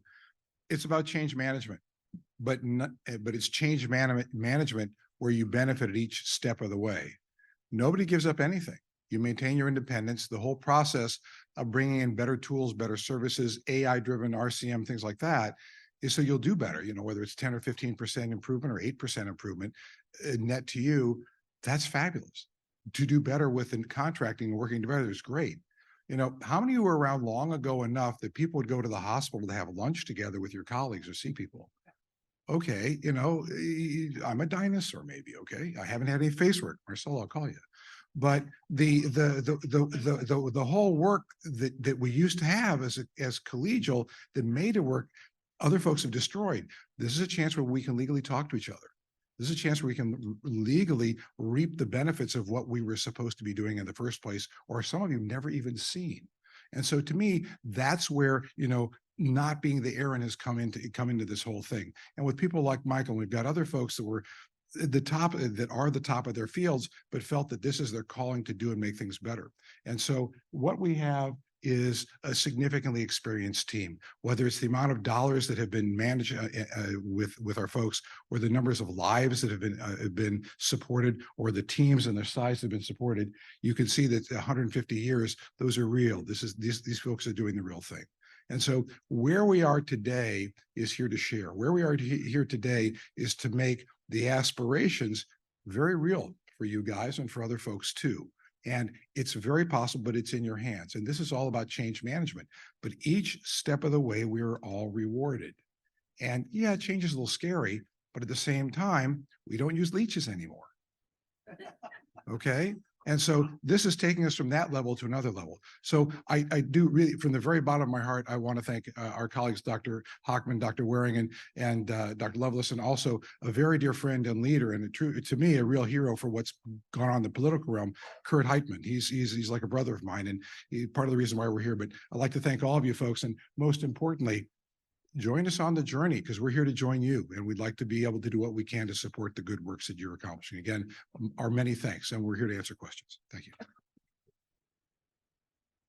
Thank you, Michael.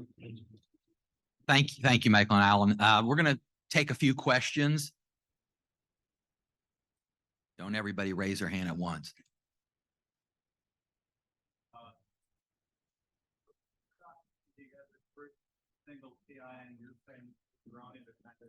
Absolutely. Billing. Yeah. Yeah, absolutely. One of the scary parts is, oh, I've got to give up my independence, so I've got to be under one TIN. No, we can work with multiple TINs. Oh, to make this work, I have to have this, we all have to have the same EHR. No, you don't. Smart systems, the AI that we bring, what our partners have, allow us to be able to, for you to maintain your heterogeneous beauty. Okay. That's part of what makes it great. And also we can share in that regard. We all have our strengths and we learn from our strengths. Yeah. Any other questions? Hey, can you tell us what AI platform you're using and what other platforms we might play with generative AI? Now, we're not doing generative AI. Okay. That gets to be a scary part with medicine, but our partners that we're using for the revenue cycle management, that sort of thing, they're the same folks that are being used to support the Walmart healthcare system. They're being used at Einstein Medical Center. They're being used at different places. Matter of fact, they're the primary vendor that the VA is using to try and improve their system, although they're pulling their hair out. But I'll keep that name under wraps at the present time. Yeah, but you'd be impressed. Yeah. Any other questions? Thank you all so much. Thanks for having me. At this time, I'm going to call up Dr. Lovelace to give a few more announcements.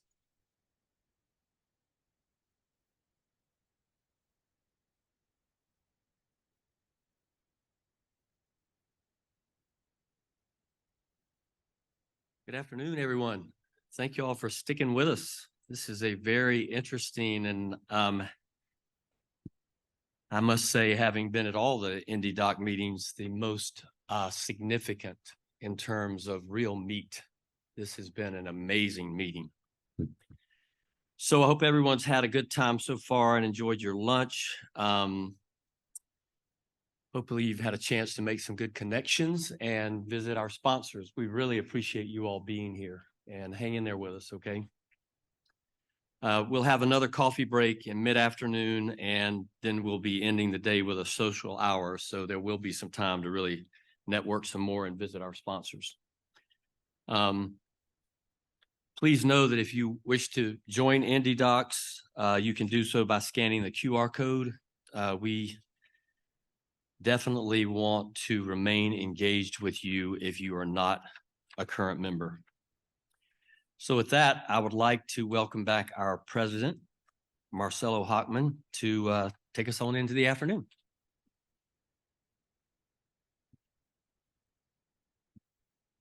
Very good. I mean, when Alan mentioned not having face work, just there are limits to surgical practices. Excuse me. So I'm particularly pleased to welcome our first presenter for the afternoon. Dr. Lawton Robert Burns is joining us virtually, and I think he's been teed up as far as I know, right? He's between engagements presenting to the American Society of Anesthesia and the AMA. He's the professor and chair of the Healthcare Management Department at the Wharton School of Business at University of Pennsylvania. Professor Burns trained as a hospital administrator and realized that doctors were, to quote him, at the center of the healthcare universe, and has spent his career studying the role and point of view of doctors within the healthcare system. it doesn't hurt that he comes from a family of doctors. So he's also sensitive to the pressure points of our profession. I'd read several of his publications and books over the years, and was really pleased to have convinced him to come down from, the loftiness of the Wharton School down to speak to us at the zoo in South Carolina. So Rob, I'd like to welcome you. Hopefully he'll pop up. After his presentation, we'll have an opportunity to ask him some questions, which our great AV team will help facilitate. So Dr. Wharton, can you hear us? Yes, can you hear me? Yes. Wonderful. Well, a pleasure to be there with you. I want to thank Dr. Hockman for inviting me to speak. Dr. Hockman asked me to talk about the macroeconomics of healthcare. And just for full disclosure, I'm not an economist. And I actually think that's a good thing. An economist is an accountant without the personality, and I don't want to be in that crowd. So I'm going to speak to you about corporate strategy and what physicians might do, which is some of the things that economists might speak to you about. Are my slides posted up there? There we go. Okay. So let me tell you a little bit about my background. As Marcelo mentioned, I used to work as a hospital administrator for about 1.5 years. I have an MBA in hospital administration. I also got a PhD. And I got both degrees from the University of Chicago. And so I come out of the Chicago School of Economics, for better or worse. I've been working in academics and a little bit in industry since the early 80s. So I've been at this now for over 40 years. And the good news is that I'm beginning to understand healthcare. And it's taken me that long to get there, only because, as I've discovered, healthcare is basically 25 different industries or sectors that interrelate with one another as buyers and sellers, but not necessarily as partners. The other thing I'll mention to you is that I'm a bit of a windbag. And if you go to the next slide. Go to the next slide. Yeah. So I've written, in the last 10 years, I've written 8 books. That's what I mean by windbag. I've taught in business schools in other countries, India and China, and I've written books on their healthcare systems. So I'm familiar with the healthcare systems of about 1/3 of the world's population. It's about as far as I'm going to get, but it's 1/3. Next slide. Then I've written 2 books on the technology sectors in healthcare. The book on the left goes through pharma, biotech, medtech, information technology, biotech startups, stuff like that. And the book on the right is a program that I run here at Penn on training students in both the life sciences and management at the same time. And can you usefully combine the 2 skills? Next slide, please.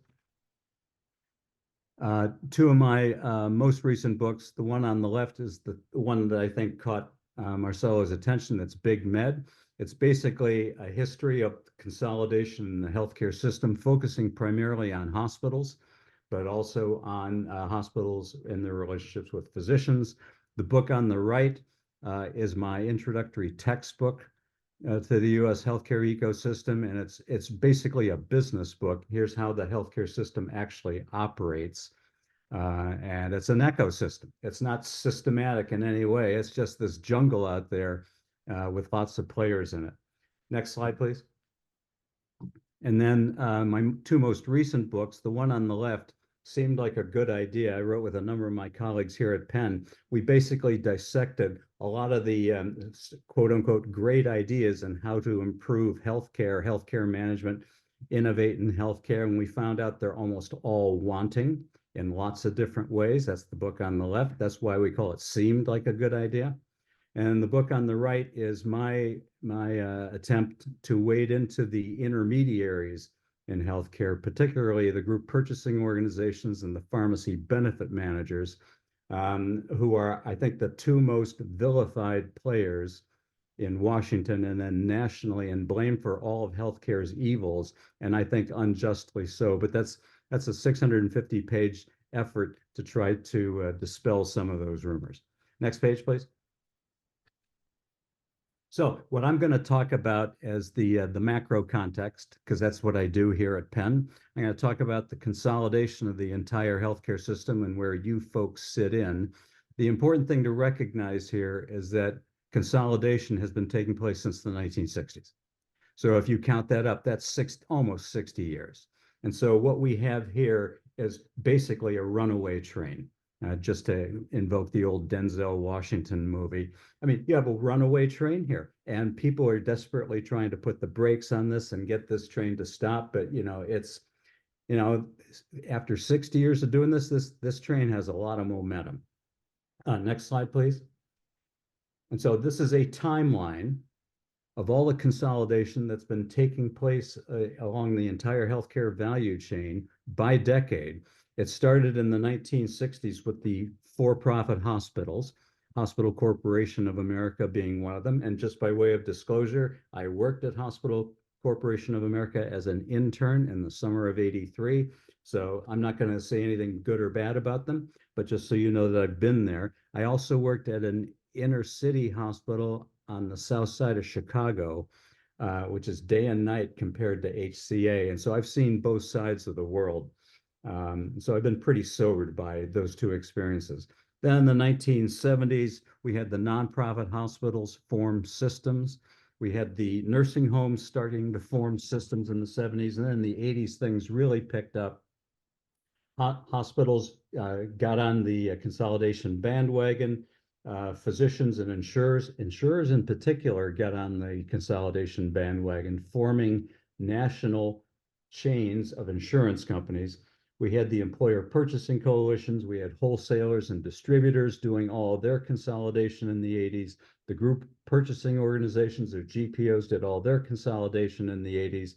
And then manufacturers and suppliers, they were consolidating because they saw that everybody downstream from them was consolidating, and they didn't want to be left behind.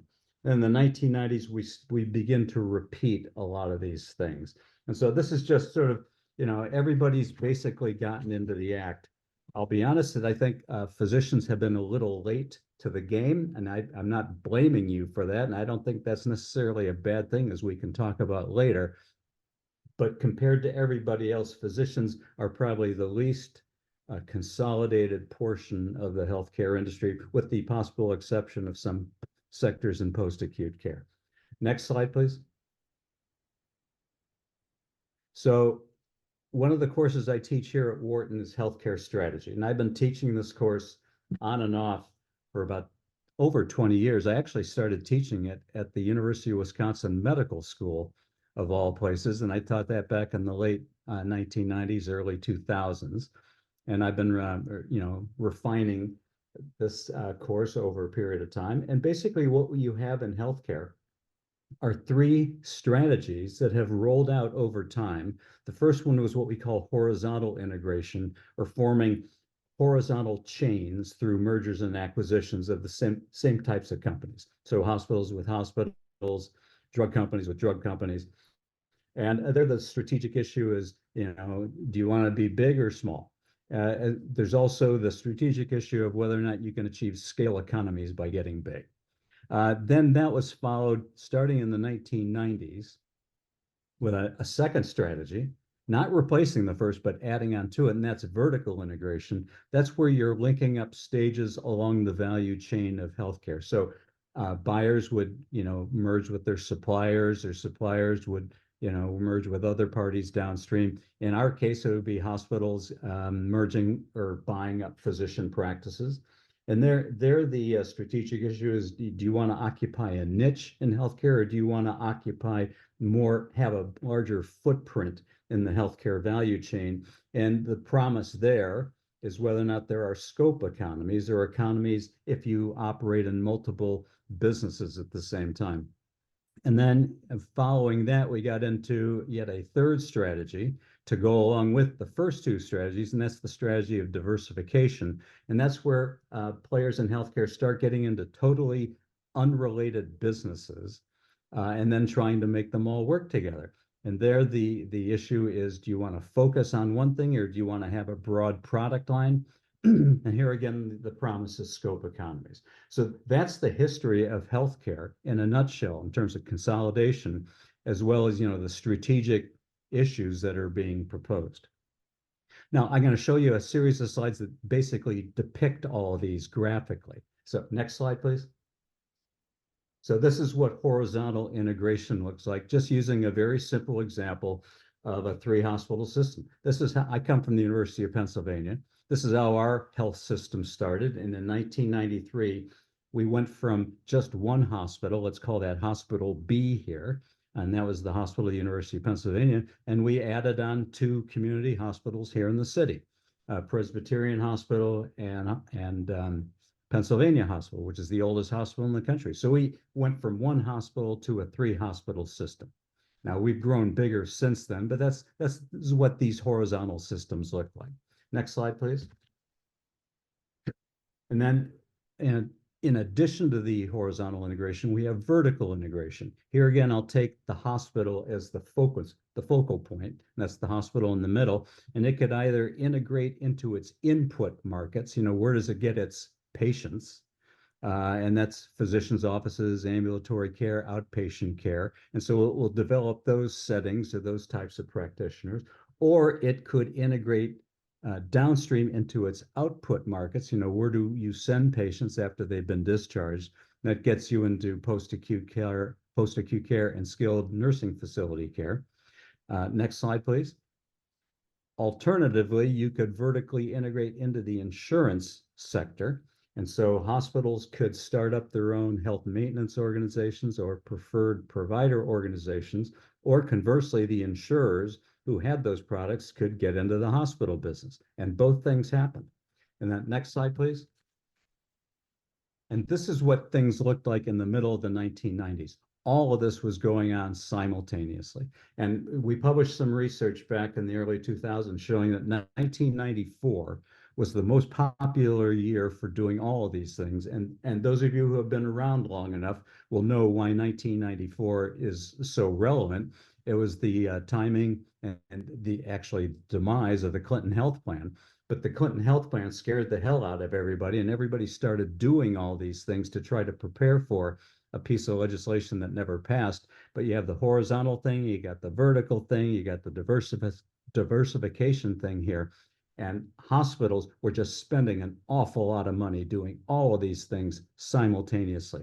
What I, as an instructor, say to my students, this is like multitasking, and multitasking usually doesn't get you very far. Next slide. This is what diversification looks like now.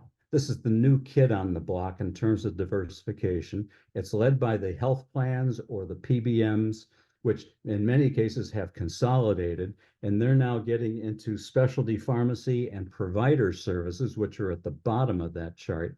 And so that's where you find Optum with all of its physician acquisitions, and you'll find the other PBM payer chains getting into the physician business. So this is real diversification. These are very separate businesses, but all of this is going on simultaneously with everything we just taught. Next slide, please. So all of these consolidation trends are taking place right now. This is what keeps me busy. This is what a lot of my research focuses on. And in particular, in the last 10 years or so, there's been the emergent role of private equity in consolidating some of these sectors, particularly the physician sector, in some ways also the hospital sector. And I've been studying private equity and its role in healthcare. Happy to talk about it at some point. But the popular acquisition target for private equity, as well as for a lot of these other players, the insurers, the hospitals, have been physician practices. So basically, you're everybody's target for acquisitions. Everybody wants to integrate with physicians, which is in some ways is kind of nice because everybody wants to be your baby. The old Beatles song, but that comes with some strings attached. So let's go to the next slide. So I'm going to focus my attention on physicians. And so the topic that always comes up is what percentage of physicians are employed. Well, it depends on who you ask and what database you access. So next slide, please. So one database that everybody talks about is Avalier, which is a consulting firm. And they have this slide. They say half of physicians employed by hospitals and health systems at the end of 2021, they got a figure there of 52.1%. My issue with Avalier is I know the database that they use for these estimates, and they're inflated. So you always take the Avalier data with a huge grain of salt. I mean, it's not totally inaccurate, but it's overstated. Another source of data on the exact same topic comes from my friends at the American Medical Association. And just by way of disclosure, I've done work for the AMA in the past. I'm oftentimes a speaker for them. I write reports for them. But if you go to their next slide,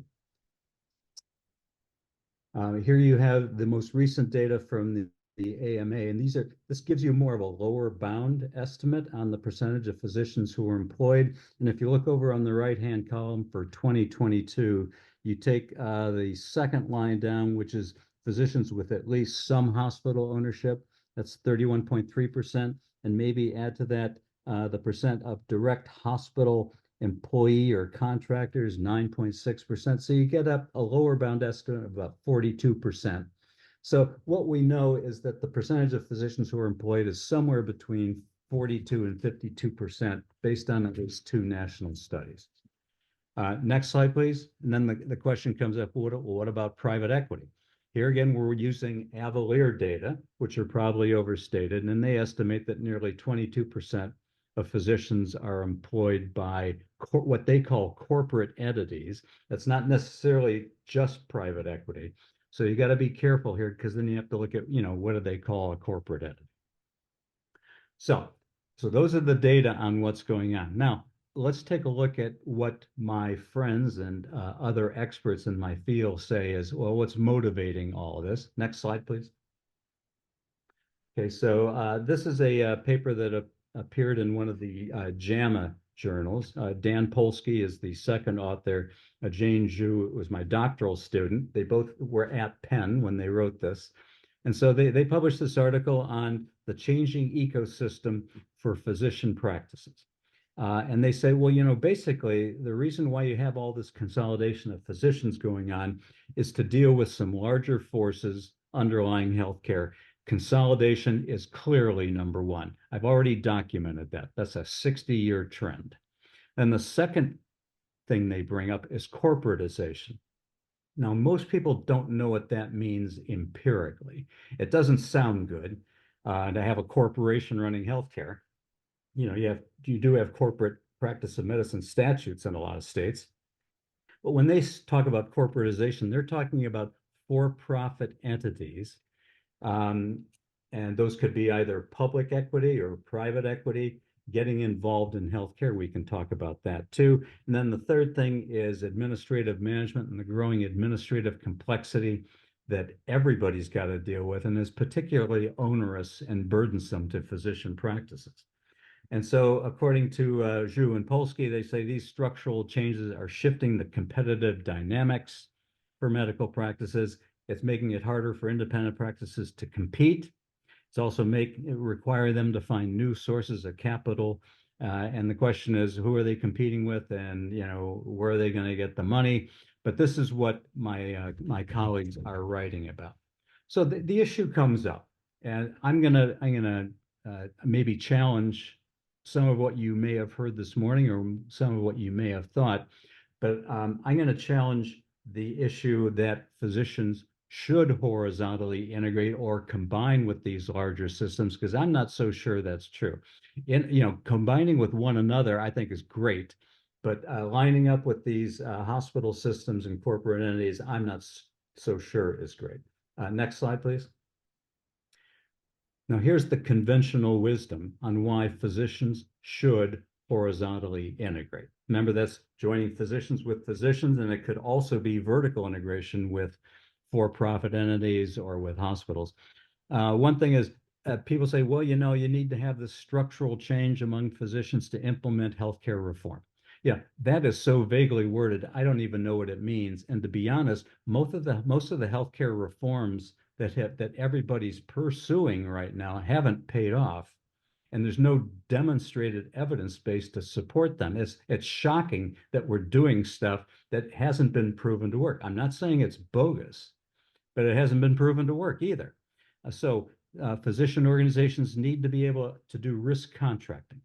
And so they need to horizontally integrate or vertically integrate to do risk contracting. Well, the question you ought to ask yourself there is just how much risk contracting is out there. And you find out it's pretty pathetic. It's not that high. Everybody talks about it, but the extent of risk contracting isn't that great.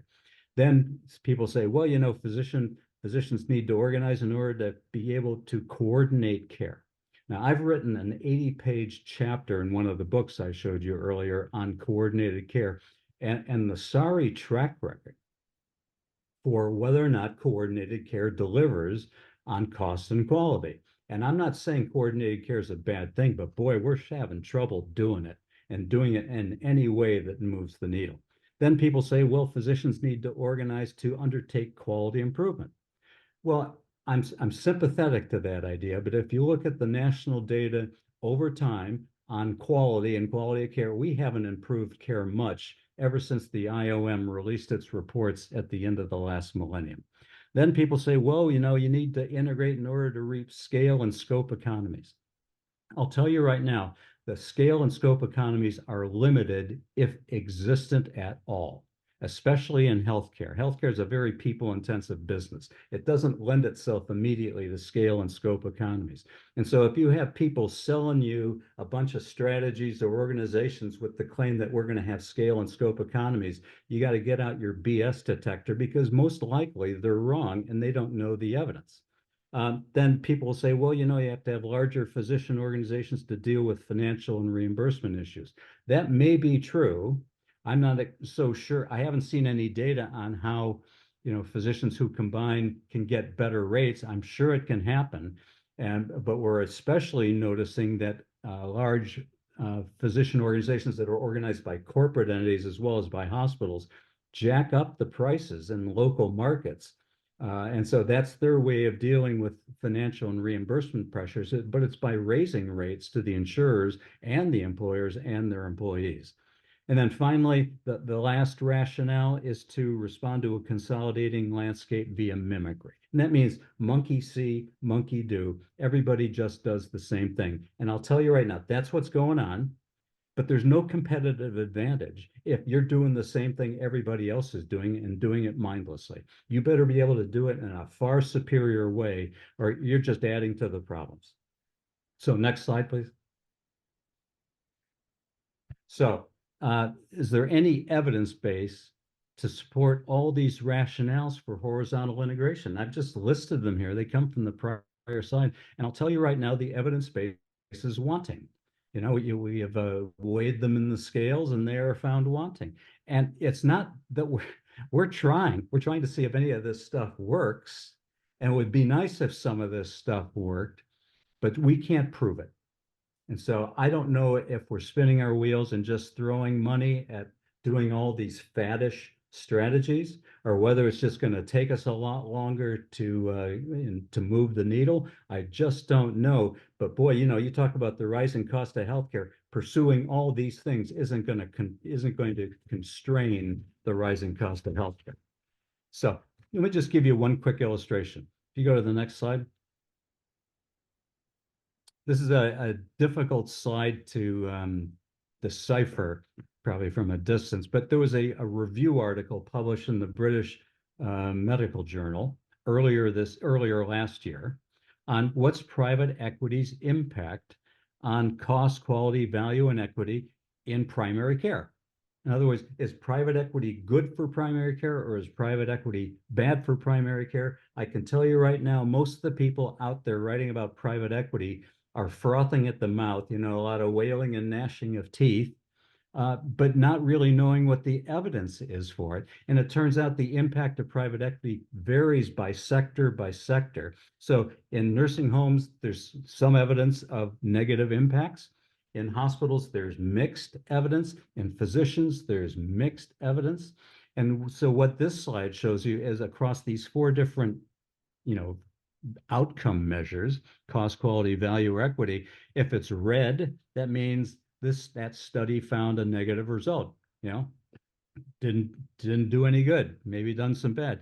If it's yellow, it's mixed. If it's green, it had a good impact. And what you see is there's not a lot of evidence for a lot of these things.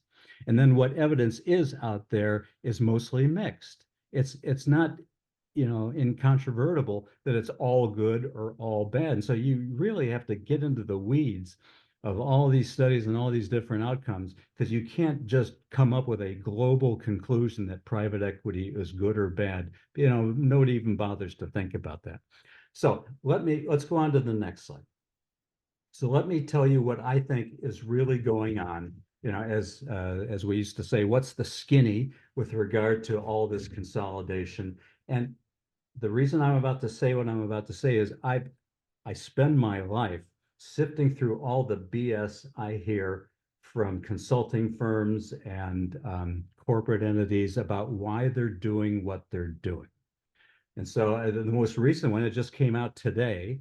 It's a private equity company is acquiring or seeking to acquire, I think it's Summa Healthcare in Northwest Ohio. And they said, well, we're not your typical private equity company. We're doing this with a difference. And here's our difference. We're into innovation. And I'm thinking, please don't pull my chain. I've never heard of a private equity company, pushing innovation. I mean, innovation's costly. I mean, these guys are out to make a buck, not to innovate in healthcare. But that's the new rationale that I hear on the street. And so I'm confronting this stuff all the time. So what I think is going on, the real skinny here, and I figured out by listening to Al Davis. Next slide, please. For those of you who are old enough to remember, Al Davis was the former owner, very flamboyant guy of the Oakland Raiders back when they were in Oakland. And he had this book called Just Win, Baby. There's a great film clip of him after he won his first Super Bowl with the Raiders. And he asked, Al, how did you manage to do all this?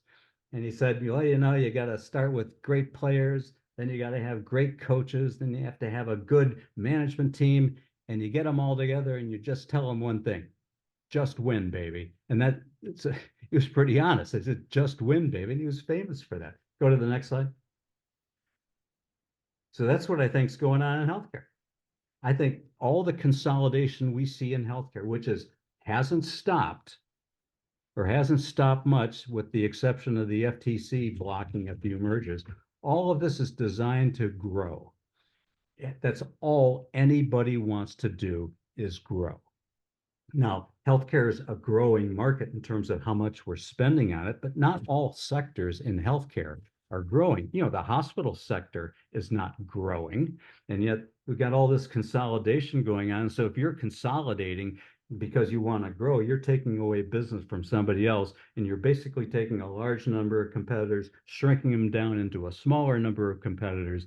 And anybody who's taken an economics course knows that when you do that, you're going to have market power and raise prices, which is exactly what these hospital systems do. And the hospital system executives admit this. They've been admitting it publicly for 20 years. Okay, so the question is, okay, what do we do, or what should physicians do? Next slide, please. What should physicians do? And what should we do in general to confront this runaway train of consolidation where the only thing that people want to do is grow? Now, I have no problem with growing, growing profits, growing revenues, come out of the Chicago school. But, in an industry that's, where the capacity is pretty expensive and you're growing, that growth actually adds more administrative costs and make things even more expensive. And in addition, growth in the hospital sector in particular leads to more market power, the ability to jack up prices to the insurance companies who then pass them on to the employers, who then pass them on to us, because we're the employees, we're paying the bill, and the taxpayers, we're all paying the bill for this. So what are some of the options we might do? Next slide, please. So one slide has to do with, and this is something that my colleague David Dranoff and I deal with in our book, Big Med. So there's one set of remedies here that are legal remedies. So we need to take antitrust seriously. Now, over the last 2 years, I've noticed an interesting trend, and that is since President Biden assumed office, one of the things he's done is he's launched this competition agenda, and he has a new head of the Federal Trade Commission, Lena Khan, who I know. I've been on a panel with her. And they're going after a lot of these consolidations, and not just hospitals, but among the pharmaceutical companies as well. And they're now actually tackling some of the private equity companies as well. And basically, I don't know if they're using, what you'd say is they're using their bully pulpit, or whether they have strong cases. I was hired to be the expert on several of those FTC cases brought against hospitals. And even before I even got to do any work, all the hospitals that were seeking to combine stopped. They just dropped dead in their tracks and said, you know what, we're not going to try to combine. So I think the FTC scared them off. I think the most interesting case going on now is the FTC suing a private equity company and its anesthesia service partner down in Texas. So we have to keep our eyes on that. But antitrust is something that, we used to be serious about. I think we're now getting more serious about it. And that's not just at the federal level with the Department of Justice and the Federal Trade Commission. It's all the states' attorney generals and what they do. And just by way of disclosure, I've worked for the Washington State Attorney General. 2 years ago, I worked for the Rhode Island Attorney General, blocking the largest hospital merger in Rhode Island, which is a pretty tiny state. And what they're going to do is take the two biggest systems in that state and combine them into one. And then he claimed all these efficiencies and good things that were going to happen. The thing was just total BS. And all this stuff's online with the Rhode Island Attorney General. You can read it for yourself. You don't have to take my word for it. But state as well as federal efforts to rein in some of this anti-competitive behavior is clearly needed. Next slide, please. In addition to that, we need to look at competition policy. I think competition is good for healthcare.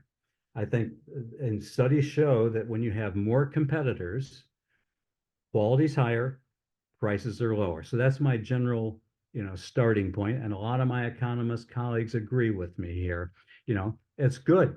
So I'm all for competition. And maybe if we have all these consolidating entities, as long as they're competing with one another, that's what we call a competing value chain.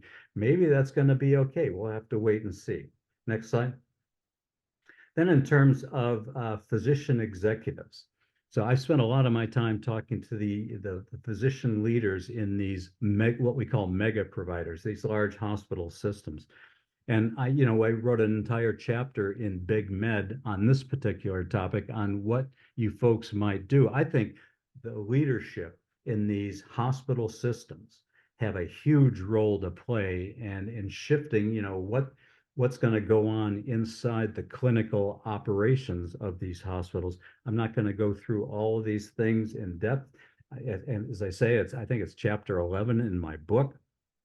But, I think the focus should be not on, doing things to gain market power, but on, getting physicians to work with other physicians, getting physicians to educate other physicians, getting physicians to maybe change the practice patterns of other physicians who may not be up to speed, and coordinating the efforts of multiple physicians, but let them do it and let them figure out the way to do it, because it's going to vary from a specialty area to specialty area. And I don't think the financial payments are the most important thing to physicians. I think it's the non-financial intrinsic rewards are the things that we need to prop up. Next slide, please. And so other things, what I tell my students and what I tell audiences is that you folks are the smartest people in the room. You got more education, more training than the rest of us. Look, I know this from all my classmates in college who went to medical school. They were much smarter than I am. And so I have a lot of respect for you folks. And as Marcelo was mentioning, I learned earlier on that you guys are at the center of the universe, and I'm actually pretty glad you are. And so in some ways, you're the most powerful people in the room because you have monopolies or near monopolies on all of the major clinical decisions in healthcare. The problem you guys face and gals face is that, you're relatively less organized and coordinated compared to some of these big corporate entities. So you're playing a game of catch up, but everybody wants you because you control the purse strings. Okay, and you control all the decisions and you got all the clinical expertise. And, we're still waiting for algorithms and, clinical intelligence and AI to come into healthcare. But that's just going to be a supplement, not a replacement for what you folks do. So my next slide is just some guiding principles. Next slide, please. Some guiding principles for physician executives. First off, focus on just a handful of very important things: integrating, coordinating, and cost cutting. Those are three things we're doing a crappy job of. Nobody's done a good job of integrating or coordinating or cutting costs. Nobody knows how to cut costs. You're going to have to start with the physicians because you're responsible, you folks, directly or indirectly, for 85% of all healthcare spending. And if you folks aren't at the table, this isn't going to happen. Secondly, I would focus on process, not structure. Anybody who comes up with a new structure in healthcare is pulling your chain if they say this is going to solve healthcare. Structures don't change anything. It's the processes, the interactions, the relationships that are important. Third, if you're going to try to control the behavior of your colleagues, you have to use unobtrusive controls rather than obtrusive controls, structures, and metrics, which physicians all hate. Next, focus on the small scale local initiatives and work your way up, not to have this, one size fits all imposed from the top down set of solutions, which just don't work at all. I think you need to reward physicians for their contributions to the systems, bottom up change, and then employment. Yes, I can see why that could be important, but from more of a selective rather than let's just do it everywhere. Last slide, please. And now this is just some other suggestions. I actually reached out to some of my college classmates who I said are a lot smarter than I am. They're all physicians around the country. And I asked them for, what would you tell this audience here? So one of them said, you ought to hammer on and promote professionalism, which is an individual behavior. So model what professional behavior means. And for some of these physicians, it means, lighten up on the nurses I'm working with. These 12-hour shifts have to go. Secondly, make sure you set your own schedules. Third, control the content of your own work and remain independent, which, by the way, is the classic definition of a professional, someone who controls the content of their own work. Fourth, focus on patient service and access to care. Turns out what patients want, when you ask patients, you want a high quality provider, what does that mean to you? It means somebody I can get hold of, somebody I can get in and see. So for patients, quality means access. So make yourself more accessible. Focus on the team and the relationship aspects of healthcare. There's a book that was put out a couple of years ago called The Good Life. It's What's the Key to Happiness in Life? It was written by a Harvard physician. And it turns out the key is relationships. So I'll stop here and see if you folks have any questions, but that's sort of like, look, I'm all for what you folks are trying to do. I'm trying to be as helpful as I can, but just lay out here's what you're doing.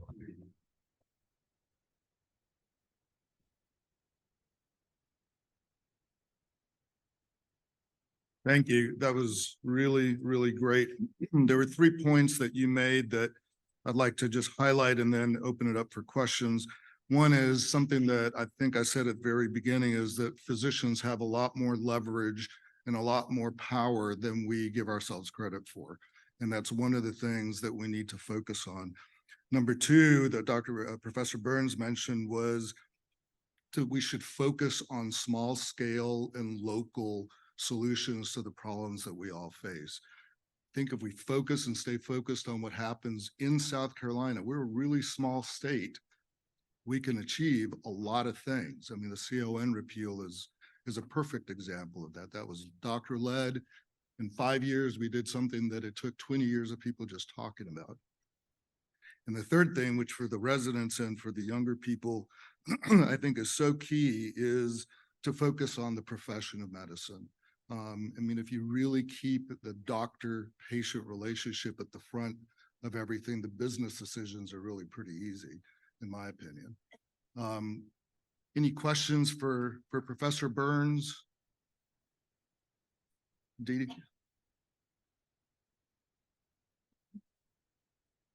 Thank you very much for your talk. I have read your book, Big Med. I've Oh my just God. finished reading it. I know, like you're smiling, good.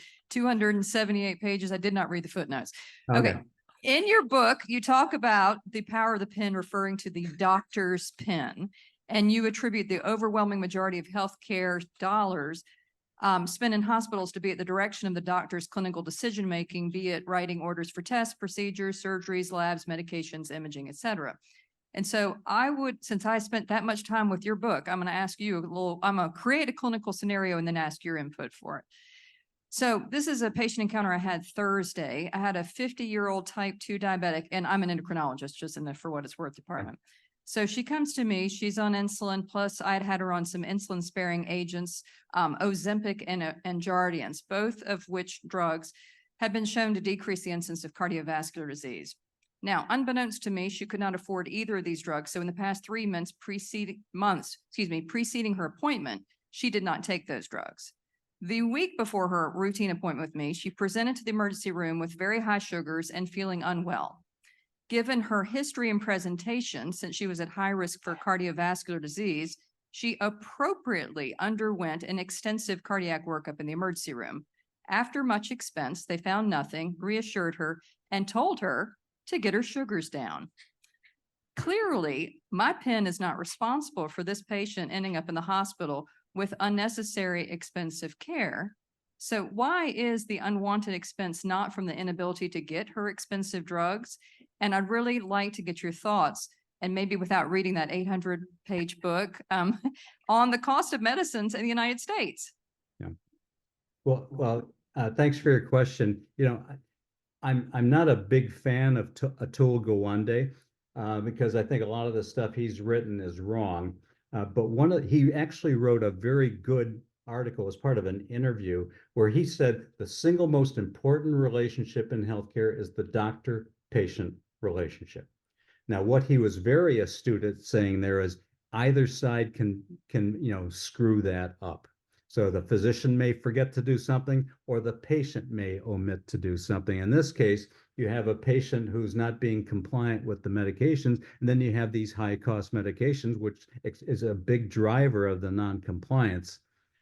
That is where the insurance companies need to step in. Some have, by setting up what's called value-based insurance designs, where you make it, you reduce the friction in patients taking the drugs that they need to take by making them low cost and having very low copays and generics and stuff like that.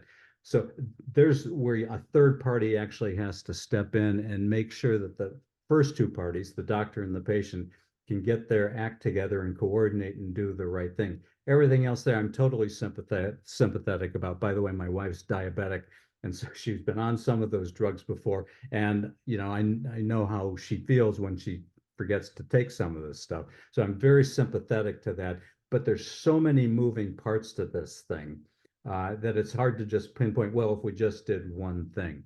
But what I'd say is I think the doctor-patient relationship is the foundation in healthcare. And if we don't get that right, everything else is totally superfluous, if not redundant and wasteful. So I've been saying this for a number of years, and I'm not the only person who says it, but the doctor-patient relationship is critical in its foundation. Thank you. We have time for one more question for Professor Burns. If not, thank you very much, Rob. Thank you for joining us. And I'm sure we will be in touch. I'd like to welcome, thank you. Thank you. I'd like to call the next panel up, Bob Crutchfield and your group. I'd like to introduce Bob Crutchfield of Hotspot Ventures. I've known Bob for over 30 years. And in fact, Keith Smith and Bob and I probably overlapped in Arkansas for a very short period of time. Bob is a senior executive with lots of leadership experience in healthcare, very large international companies, as well as entrepreneurial startups. Like I said, I've known him for 25 plus years, and I've always admired his practical optimism. And I think that'll come across. His ability to synthesize ideas and his incredibly stylish shock of silver hair. Today, he's moderating the panel of Thinking Outside the Box. And Bob, if you would come up and introduce your panelists, and if the panelists would come up and join him on stage. Yeah, I really appreciate the invitation to be here. When Marcelo originally said, "Hey, I want you to come with me on Saturday to this thing called IndeDocs," I thought it might have been a concert because I had not heard of IndeDocs before.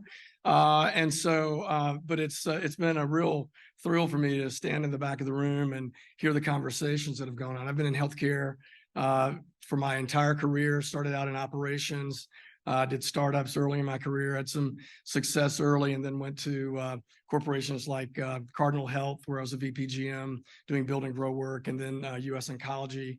I built and managed their pharmaceutical services division until we were bought and acquired by McKesson. So from that point forward, I did a lot of work in venture capital as an institutional venture capitalist for a firm in Birmingham for many years, and today continue to work in that space. And I will kindly and respectfully disagree with Dr. Burns on how the PE folks are not doing much for physician practices today. We'll talk about that a little bit. I want to bring my panel up, and they're here. This is a great panel. I think we're touching on entrepreneurship and healthcare across many spaces. I've asked each person to take just a quick minute to introduce themselves, and then we'll jump into the panel. Cristy, you want to go first? Let's do it. All right, thanks.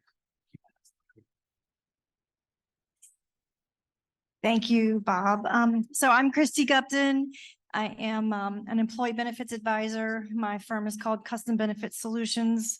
I live in a small town in Western North Carolina, but I can't claim both of the Carolinas as my territory. So I've family down in the Low Country, and I live just over the border in a little town called Morganton.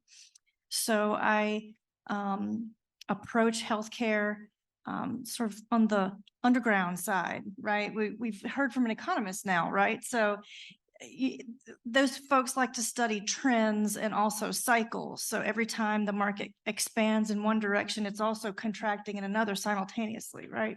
Even Dr. Gross talked about that this morning when he said that, during COVID, practices were going out of business and they were laying off people and they were shutting their doors.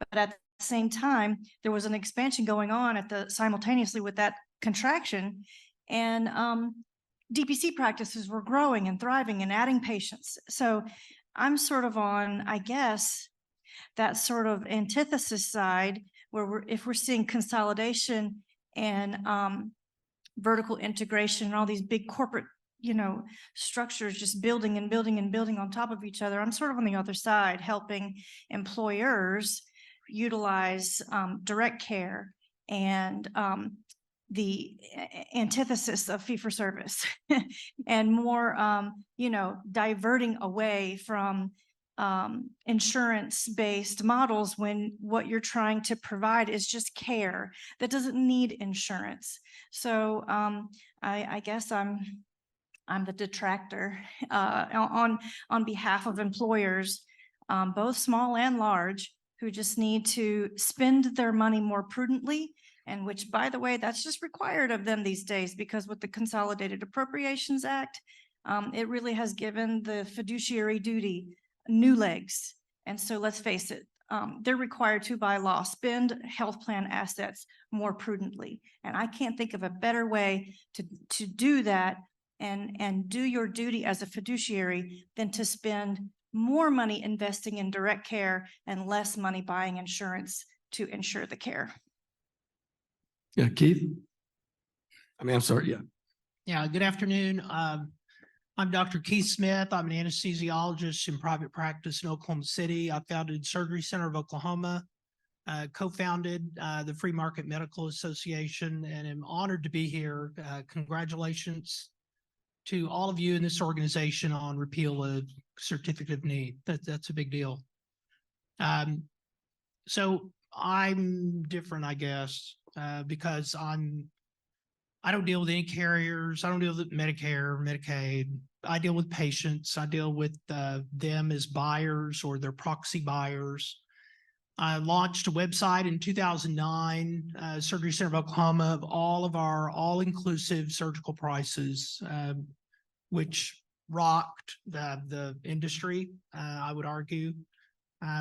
We have a 40,000 square foot facility with 149 surgeons on staff. And just one group of employers we worked with has saved $161 million buying from us, instead of the so-called not-for-profit hospital across town from me that charges 10 times what we do, what's listed online, and that Blue Cross and United and Cigna Aetna pay a fortune too. None of those carriers want to work with me. I don't want to work with them, and my life is wonderful. So I would like to encourage you all to get pissed and stay pissed, because you all are doing the work. The physicians in the room, you're taking the risk. You should be paid handsomely for what you do. And all the intermediaries that are fouling things up with their fog machines need to either go away or figure out a way to bring value. So Marcelo was brave and courageous to invite me, because I disagreed with 90% of what I've heard up here already today. And I'm just going to leave it for questions instead of be too terribly disruptive. But once again, this is phenomenal. And the Free Market Medical Association's theme this year at our conference in April, which you're all welcome to attend in Oklahoma City, is Back to the Future. And I'm reminded 10 years ago when the Free Market Medical Association started, it looked a lot like this. And it was a seed that grew into an organization that has 37 state chapters now. And this is a nightmare. What you are doing is a nightmare for the Blue Cross people who are here, all the carriers, all the big hospitals.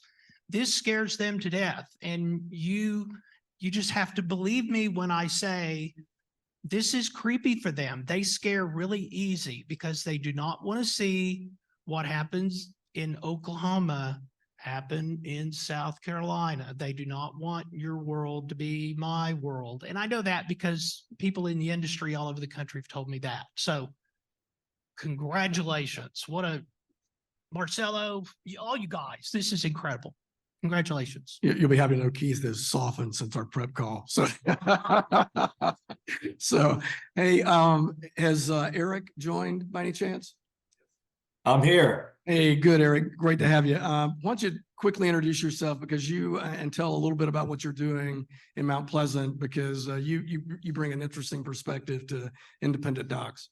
Well, thank you for having me. Number one, sorry I couldn't be there in person. We have a city managers conference going into this weekend. But thanks for having me. I am Eric DeMoura. I'm the town administrator for the town of Mount Pleasant. Many of you may know where that is. If not, we're a coastal community right next to Charleston. Population is about 100,000. And, I've been in this role for 12 years. And shortly after I came on in this role, one of the biggest challenges that we had was healthcare. And so that's how I found my way here. So thank you again for having me. So, when I came into the meeting this morning, all of us know healthcare really well. I've been in healthcare, like I said earlier, my entire career. And standing in the back of the room, I kept thinking, if I had been someone who worked on the engineering line at Volvo and stumbled in here and heard all the talk going on around healthcare, I mean, it would be baffling to me as a patient. And because we have a very complex system. The other thing that's interesting is that as independent physicians, you think of yourselves, I think, as small business owners. And as small business owners, most of the time you go, okay, I'm starting a business, I'm providing this service, I anticipate this price point, this many customers. I think that starting out based on my business plan, I'm going to do X amount, my gross margin will be X, my profit will be Y, here's my operating expense. But you work in a world that you have variable costs. So I'm part of a group that's rolling up asthma and allergy practices across the country. We have 90 sites of service today. And in contrast to what Rob said, we are bringing in innovation, clinical trials, lots of new services that can be provided through capital equipment costs on technology. And so we are driving efficiencies there. But the reason they want us in, the reason these practices are selling is because they don't have the ability to control their top line effectively. And so I think what you're doing is very, very interesting. And I want to kind of start the questions with Keith because, he has built a truly entrepreneurial model. I mean, you've started a surgery center or surgery centers, you've got clear pricing, it's self-pay.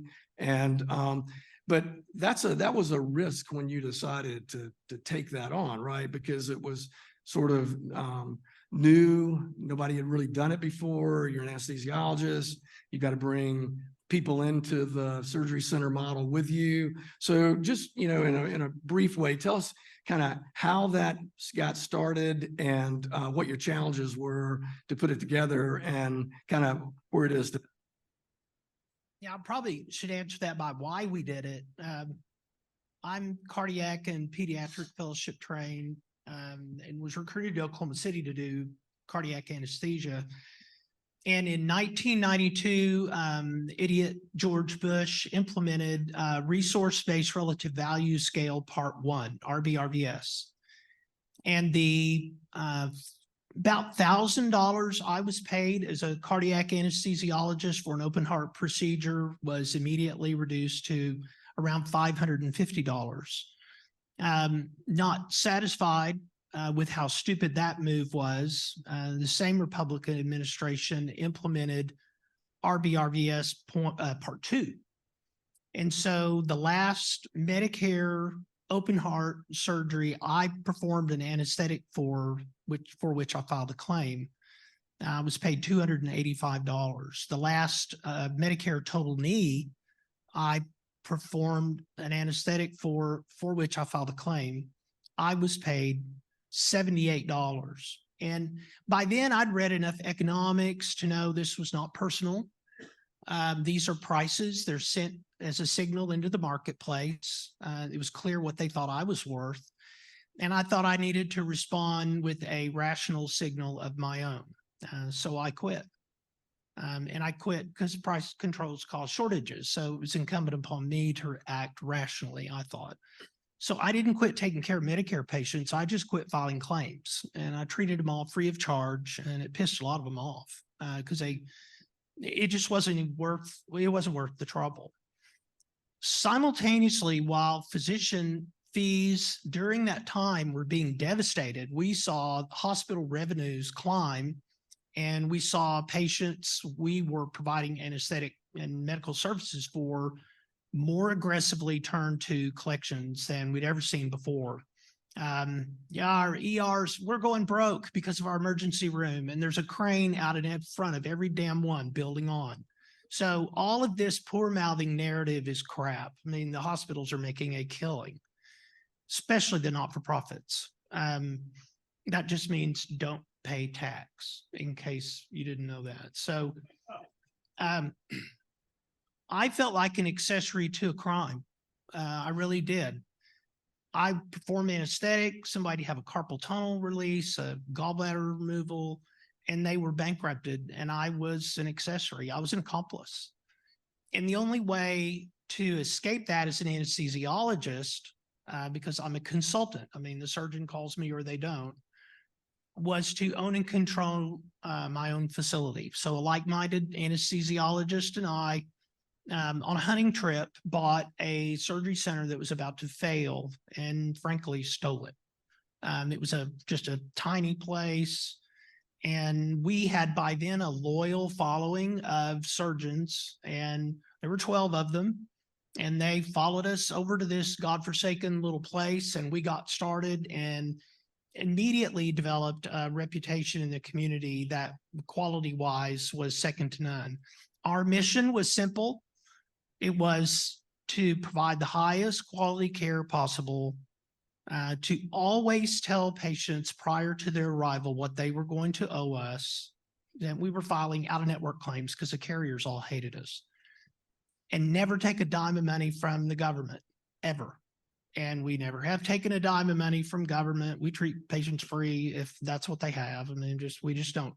I believe taxation is theft, and so I don't accept stolen property. That's just how I look at it. Hey, so that's a really good segue to Eric, because Eric is government. And and so what Eric has done is created a very clever independent practice model for the city or the town Mount Pleasant. So tell us a little bit about that, and because you took a lot of risk on your own to build that out, and I'm sure it went against convention. So talk to us about that. Well, thank you. About 2010, we were reaching a crisis point in our organization. We had healthcare costs that were double-digit increases every year. And by the way, healthcare is our single largest expenditure in our budget.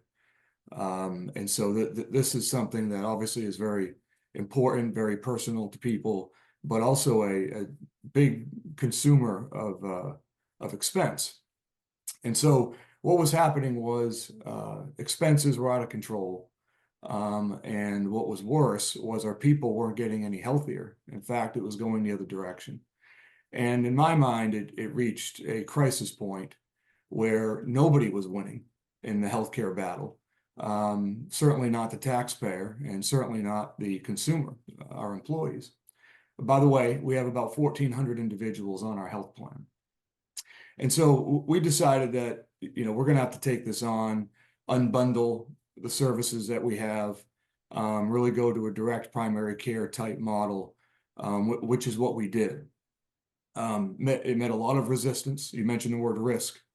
Many of our employees who had been used to the health plan that we had didn't want to see it go anywhere. It's what they trusted and it's what they were comfortable with. But not only that, I didn't expect this, but at the time received a lot of pushback from institutions in the community that, were used to our employees as repeat customers. And at times they would apply pressure, political pressure, to try to make sure the direction that we were going in wasn't going to happen. But that was the change, that was the moment, that was the risk for us.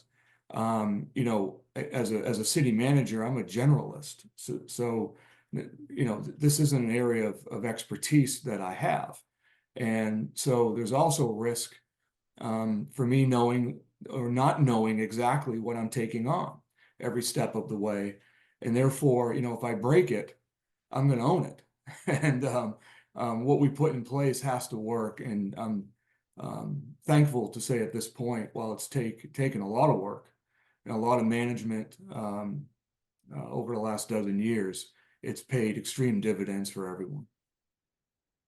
Yeah, so it's interesting, business at the end of the day, when you put the metrics of measure in place that you're trying to achieve and your financial outlook or pro formas, those metrics are achieved by behavior, right? I mean, every single, cell in a spreadsheet as it relates to a business is generally behaviorally driven or modified. And so one of the things that's interesting to me is that independent. So I think you said this morning, Marcelo, that there are like three models that you sort of envision. There's the model where, like you've built, Keith, that's direct pay, right? So all cash. There's a model that's third-party oriented, And that's primarily where you drive all your revenue. And then there's a hybrid model where you do a little bit of both. And, you know, as I think of healthcare, you know, it's very complex. And so for someone like, you know, Eric, to have primary care provided for, you know, that, and they're a self-funded employer. So they're direct cash, right? So they've just altered the way that they're applying their cash to hire their own primary care physicians. But then if there are acute care needs, then they still have to work within the system and the payers that that will provide those services for those patients that have higher levels of acuity. And so Cristy, this kind of comes to you, you know, as you're working with your clients on these various payer models, how do you sort of connect the dots so that there's a continuity of care, so that, you know, leveraging, you know, the model that, you know, Keith's built, or leveraging a model like Marcelo's built, but then also having the ability for, you know, for really, you know, surgical intensive care for those, you know, really higher acuity needs? Sure. You know, in the plans that we design, it's not really ever me just coming to the table and plopping something on the table and say, this is my way, it's my way or the highway. When I consult with my clients, it's really a collaborative experience. We're trying to essentially like do supply chain management. That type of economy is very similar to health plan design. You're bringing in point solutions, you're bringing in maybe a PPO network that you might lease, but at the same time valuing direct care relationships. So at the foundation of, imagine a health plan envisioned as a house.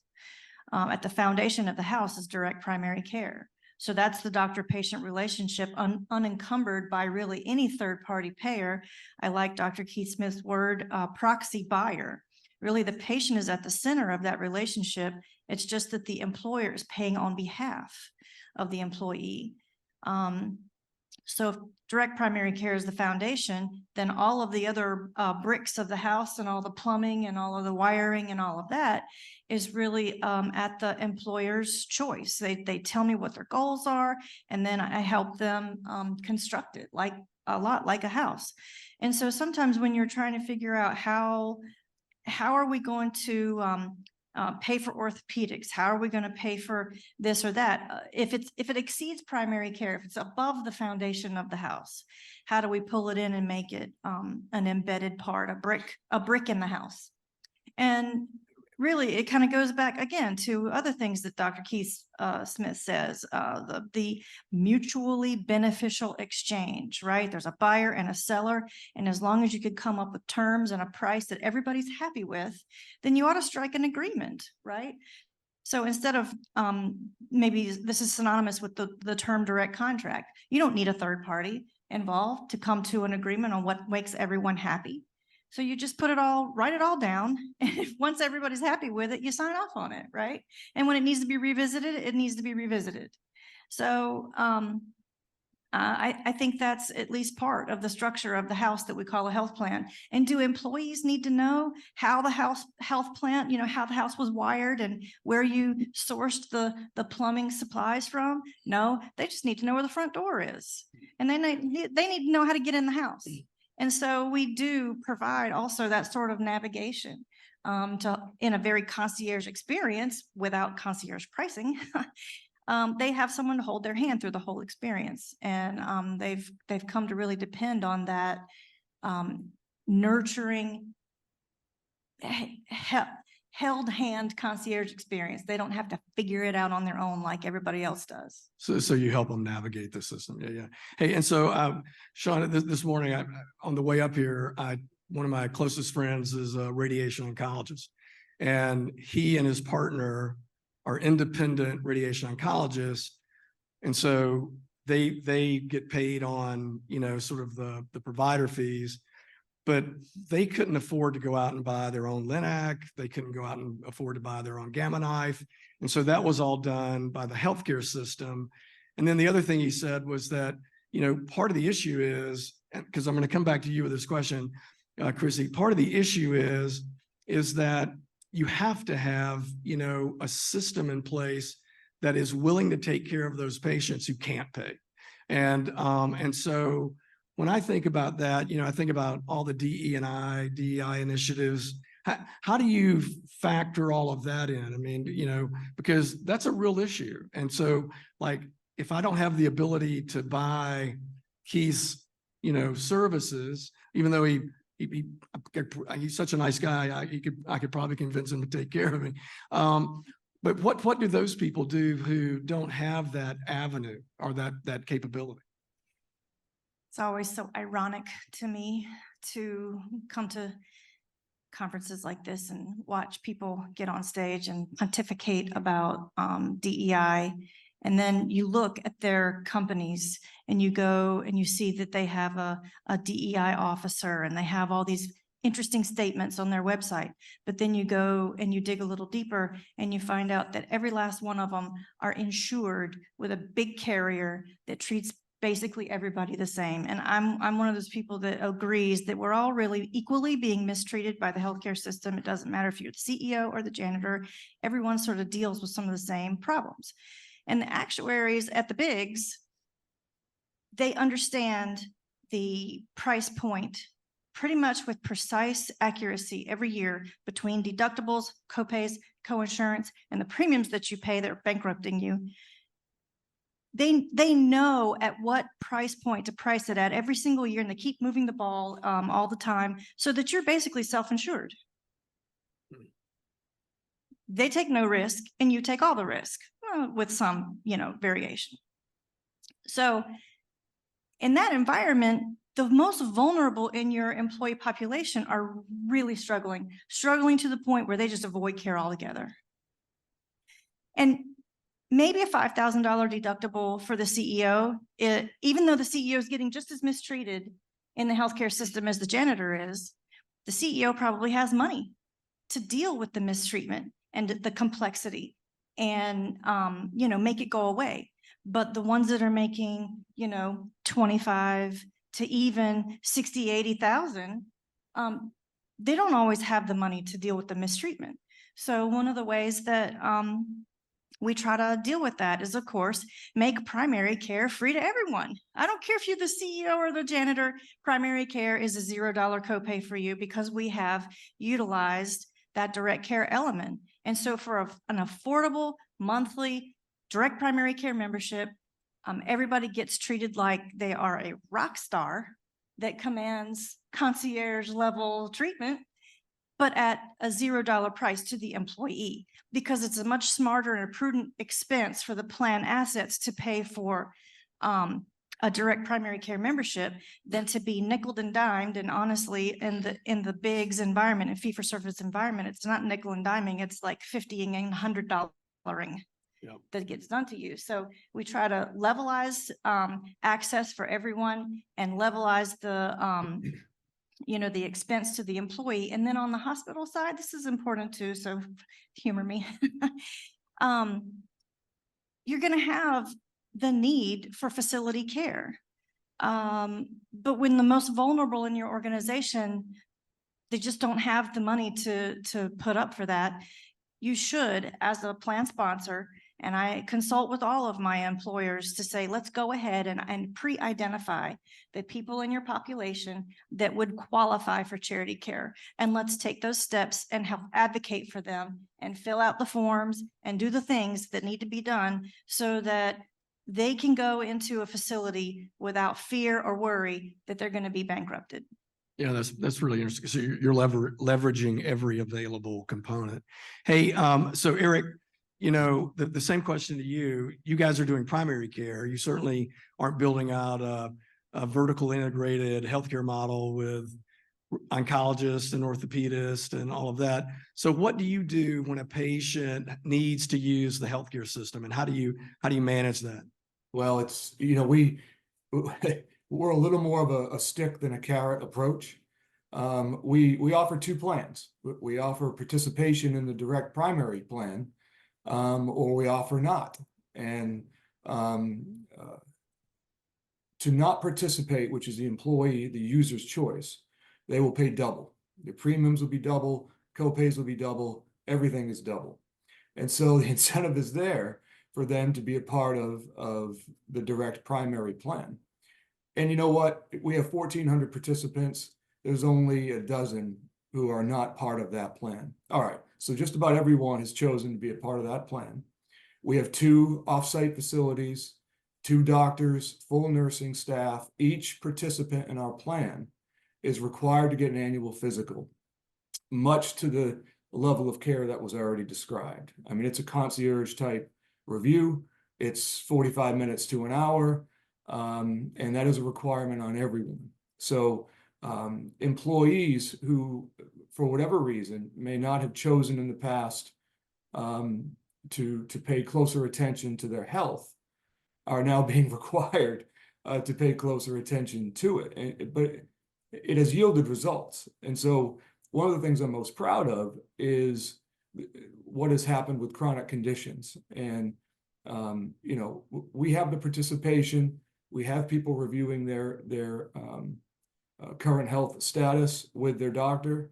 And for those who have a chronic condition or multiple chronic conditions, they're put on a maintenance plan, and that has worked for us. And I think it has paid dividends to the user. I was just looking at these figures a week ago. The cost for us to treat someone with a chronic condition is half of the industry average, and it's working for us, and it's keeping them healthier. And by the way, I should have mentioned back around 2010, when things were sort of coming off the rails, 70% of our adult population had multiple chronic conditions. And so now you come into today, and many of those individuals either have it. If they still have a chronic condition, it's being maintained, or it may have gone away altogether. So it's amazing the level of compliance you're driving, and I bet your ER visits have gone down and all the things Yes. that really drive that spike in cost. That's interesting. And so the other thing that I've learned in this practice roll-up we're doing in asthma and allergy is that, you know, healthcare is unique in that you have gross revenues and net revenues, and the variability between the gross and the net is all over the place. And much of that is a function of transparency, right? Pricing transparency. You have been a leader, Keith, in this from really the early days. You may have been the first person to actually post price transparency. How are you seeing that trend today evolve from where you began years ago? Yeah, I think price transparency is definitely coming. There are 2 dangers. Well, the primary danger to price transparency is that the government is involved and they're trying to mandate it. 2 results from government getting involved in mandating price transparency are already well underway. One is to redefine it. It's a pretty successful effort in DC to redefine price transparency into what is the patient's out of pocket. That's not price transparency. Price transparency is at Surgery Center of Oklahoma, a cholecystectomy surgeon anesthesia facility pathology is $6,836. That's price transparency. The other problem the government's getting involved has already revealed is they plan to sell indulgences. They're going to auction off exceptions. And so the big players who can afford the fines will probably just pay the fines, and the little players won't. They can't afford it. They'll be absorbed. We'll have more consolidation and prices will go up. Having said that, though, as we say in Oklahoma, the horse is out of the barn. And so when there is an online price displayed, and it's not just me, I mean, go to Free Market Medical Association, look at the tab Shop Health. There are Surgery Center of Oklahoma wannabe copycats everywhere. That if you can see a price, then you can use that price pretty effectively to leverage a better deal, really effectively embarrassing your so-called not-for-profit hospital that wants 10x what you can show them online. These online prices have been used in the courtroom when an employer decides they don't want any part of a network. They've seen that movie and they're tired of their discounts and watching the prices go up every year. The discounts get bigger, they spend more money. So they go to reference-based pricing, and the hospitals typically try to teach everyone a lesson. If you go to reference-based pricing, which is a super percentage of Medicare. So an employer plan would say, we're only going to pay 160% of Medicare. That's all we're going to pay. The hospital balance bills the patient for $100,000 just to teach them a lesson. And that typically is what happens if an employer group rejects RBP. But price transparency makes that difficult, because then in the courtroom, someone from the FIA group or some outfit like that can say, okay, this is what is listed online and what you can buy a knee replacement for in Oklahoma City at $15,499, which includes the physical therapy, the DME, pain and antibiotic meds, home health visits, surgeon anesthesia facility. I mean, and so that's a problem for the hospitals that are getting very aggressive. So I think I am very optimistic. I think price transparency is going to help. It's not enough. And God help us as the government gets involved in helping this movement, because they screw everything up. They do. And I want to say, I love the question, what about the poor? But that's not the question. The first question, what about the rich? They can't afford this crap. I mean, but that's what market competition does. It mashes prices down while quality simultaneously goes up with computers, television, whatever. I mean, concerned about the poor, yeah, but we have to get prices under control for the wealthy. I mean, the people who can afford it. And then prices will fall so long that the what about the poor question is so much more easily solved in a charitable way, which we're all called to do. One of our largest buyers at Surgery Center of Oklahoma is Oklahoma County. Oklahoma County is the largest county in Oklahoma. It's right in the middle. And they have 1,100 belly buttons in their self-funded plan. I'm thinking about that as he's talking, that the first year they saved $3.75 million on an 1,100 life plan by buying from me. And the employee out-of-pocket savings was almost $1 million. So at Christmas, we had these families coming in with their children and saying, you know, this year, Junior could have his tonsillectomy or we could have Christmas, but thanks to you, we got to have both. And these are not highly compensated people, but this is a plan that's saving $4 or $5 million in their first year. And keep in mind, utilization was higher the first year because they had this low threshold plan with no out-of-pocket, saving $4 million a year. When someone did need to go to one of the price gouging systems, there was money there to help cover that. Hey, and so that's a great comment. I appreciate that. But then you raise another interesting question that I have for both you and Eric.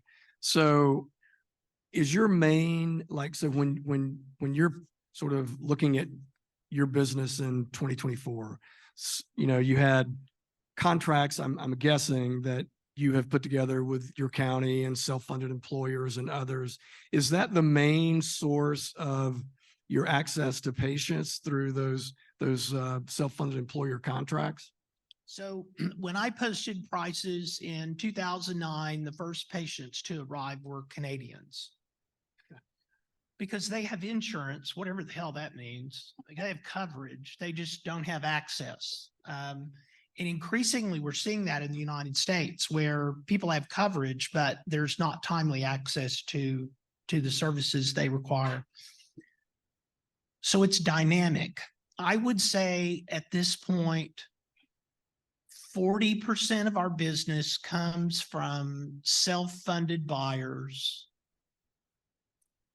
40% comes from individuals who are buying from us with cash.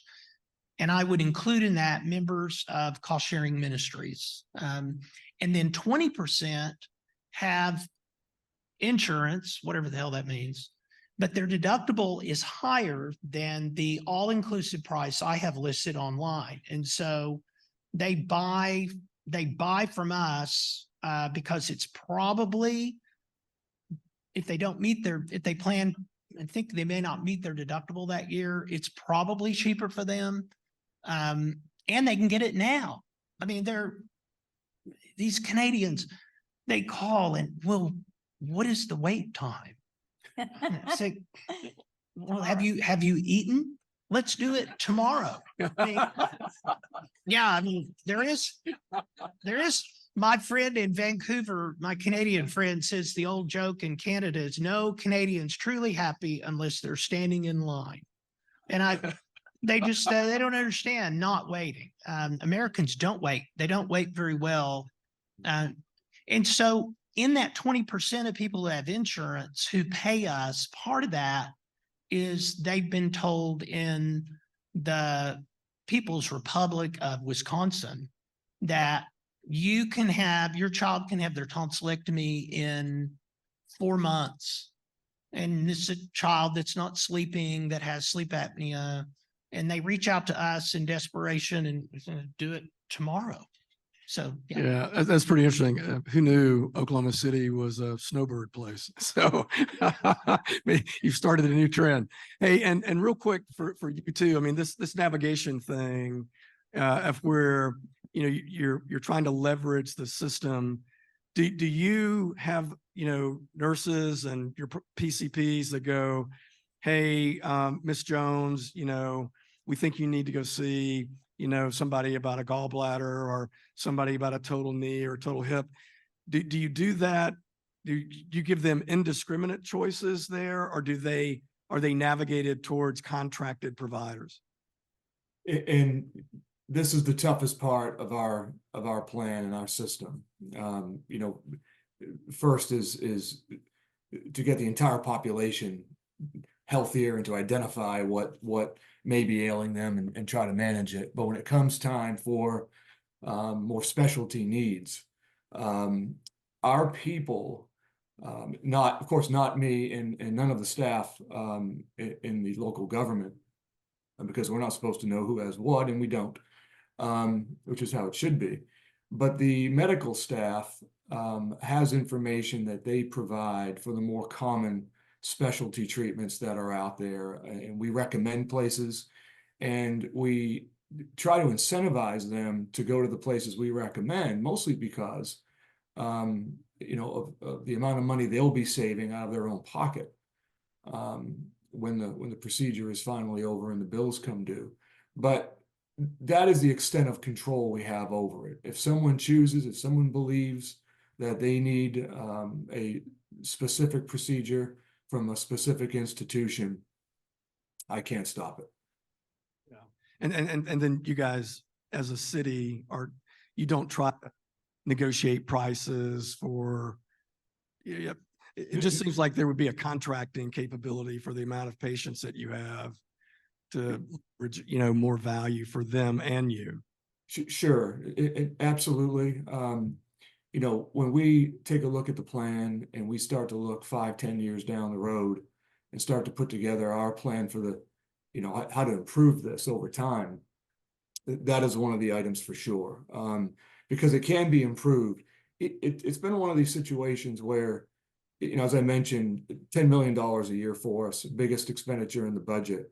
And the saving stuff has been pretty severe in a good way. I mean, we are well below half of what the market increases are for our organization. Not quite as high of a savings as the doctor mentioned earlier, But it's been $5 million that our taxpayers have saved, over the last 10 years or so. And it's one of these things where there are spots for improvement. We will be moving into those areas as best we can, but at the same time, we've also been very pleased with the progress that's occurred so far. Yeah, that's great. Hey, and Carrie, I cannot see you back there. So when we get to that mark, will you just say we're there?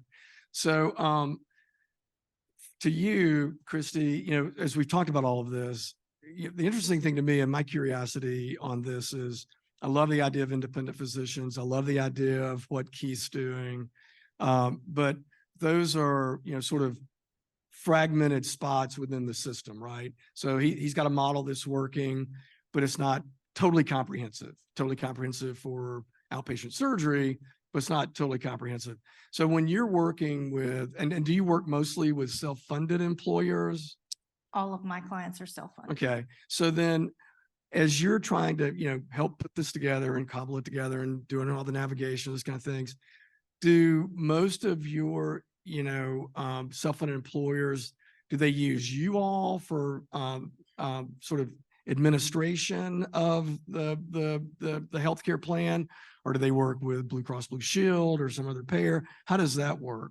Because somehow it feels like that there's also the ability to tap into the payers to still, be able to produce this independent outcome. I'm glad you brought your Kevlar suit, Dr. Stinson. Because no, I don't work with any of the bigs, Blue Cross, United, Cigna, Aetna, none of them. Because really, I don't call them the payers anyway. Most of the big insurance companies don't pay for anything. They just move other people's money around in ways that, profits them. So I really just look at the big insurers as claims payers, processors. They process claims. So when the plan is required to spend its plan assets prudently, then it really does require them to go and find the best claims processor that processes claims at a reasonable price. And so that really never is the bigs. It's always some independent third-party administrator, and I'm sure you guys can appreciate that because you are also independent in what you do. So there are independent third-party administrators that do great jobs. As a matter of fact, the Free Market Medical Association was co-founded by one of them down in Oklahoma City. Dr. Keith Smith and Jay Kempton co-founded the Free Market, and the Kempton Group is a great TPA.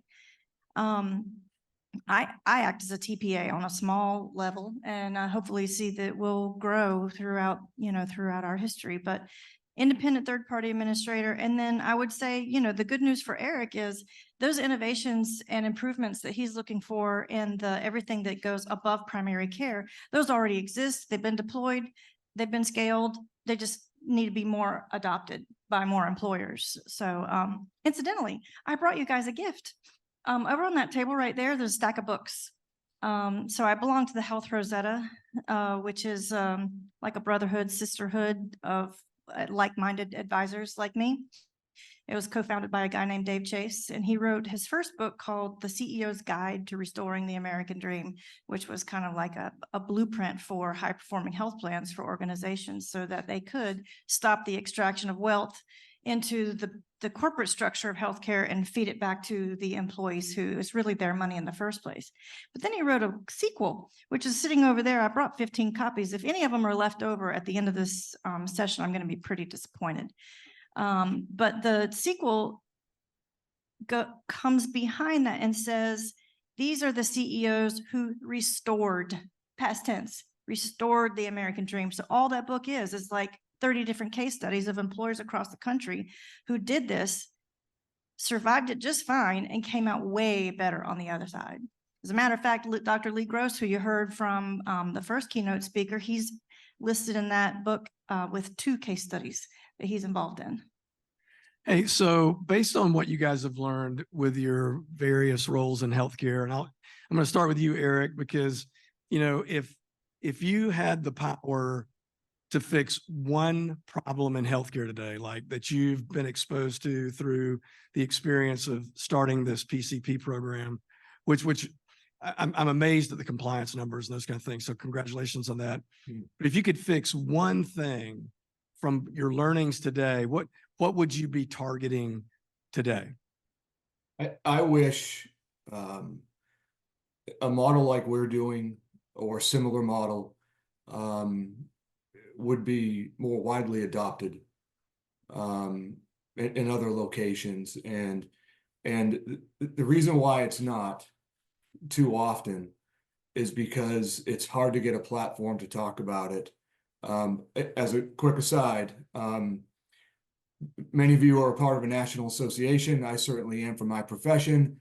I have asked, I do it almost every year now, almost as a joke, to present and talk about our plan and what's available to other city managers. And I'm not allowed to talk about it. And one of the largest sponsors of that particular association is one of the bigs. And I can't get on the agenda. And so I would just say that if I could fix one thing, it would be that the barriers to entry, so to speak, would be removed, and it would be easier to start to move in a direction like this. Yeah, and the one thing I forgot to ask you, when you rolled this out, I think you said you had found a third party to help you, put the plan together, bring the structure in. And was that a group that is helping, organizations like yours around the country? Yeah. So really, when we took this on, I needed more expertise than what I had, and so I had met a gentleman back in that 2010 range, and he was independent at the time, and now he's with a larger national consulting firm, and we've stayed we're with them because of him, and so he's been by our side helping us with this model since the beginning. So yes, I've relied on him heavily for expertise. Yeah, I appreciate that. And another plug for venture capital, because a lot of these types of companies have emerged out of Nashville and that are and really all over the place, but that are bringing real value to the primary care model and applying them to organizations like Mount Pleasant, and it's really a good value prop. Same question for you, Cristy, and for you, Keith. One thing that that you would be working on today to resolve in healthcare, based in the concept we're talking about today, that you would target right now. I think of high performing health plans in the analogy of like a kid in shop class in high school. So imagine your instructor comes and puts a big engine on the table and says, take it apart, put it back together again and make sure it works, right? That's a lot like health plans today that are high performing. We've taken them apart, but before we put them back together again, we replaced all the components with more high performing, efficient, less overhead to manufacture. And then when we put the engine back together again, it works better than it did before at a fraction of the price. So I think really, I keep thinking about health plan design as not just what's our co-pays and co-insurance and deductibles going to be. That's not plan design to me. Plan design to me is designing the entire engine. And so I just thinking a lot about supply chain management and change management, and a lot of that is really flavoring a lot of what I do today. Yeah, thanks. Keith? Yeah, there are a lot of docs in here. So my advice is don't get sucked into the system is broken. What do we do to fix it? The system is a cesspool. It is not fixable. And it's not fixable because government and all their crony pals are involved and in control. I'm not a revolutionary. I don't want to take over the cesspool. I'm a rebel. I am involved in a way that is created, and we're in the process of creating a robust alternative that people can choose or not. So, doctor, fix thyself. I mean, we all need to look at ourselves and fix ourselves. This system is a mess, and just tinkering around the edges you still are gonna wind up being a pawn. So if I could fix one thing, it would be the idea that many physicians have in their head that they're helpless and they can't do anything about it. You can. And you can walk away. The idea is not to collaborate with the trolls. The idea is to secede. So that is what I would fix in your mind is walk away. Do a Lee Gross, walk away.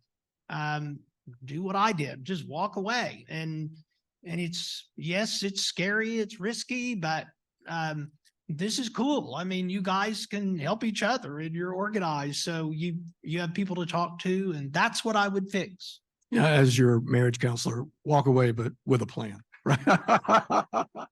Yeah, exactly. Hey, so we've talked about a lot of stuff. I mean, we could keep doing this for another, 10 minutes, but maybe this is a good time to segue for questions from the audience. It's a very impressive panel of experts, so I would leverage their knowledge.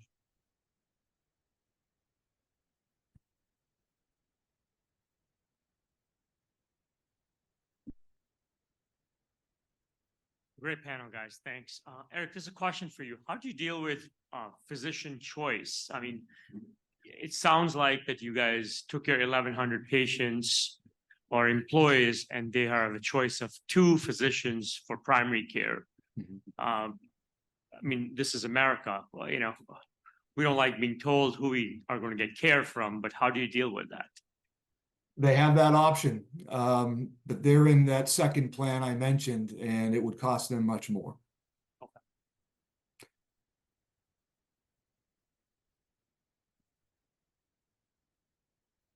Keith, I just want to be sure I understand what you said about Oklahoma County. Did you say there were 11,000 covered lives? 1,100. 1,100. And you say you saved them 3 million? 3.75 million year one, where utilization was very high because the zero out-of-pocket threshold for the employees was initiated year one. That sounds real impressive until you hear this story. The local nursing home activities director came to my office and said, I'm sorry, but you're the one that made the reference to the belly button. I'm ready to get this thing fixed. I said, well, I'm going to send you up to our independent surgeon here in town.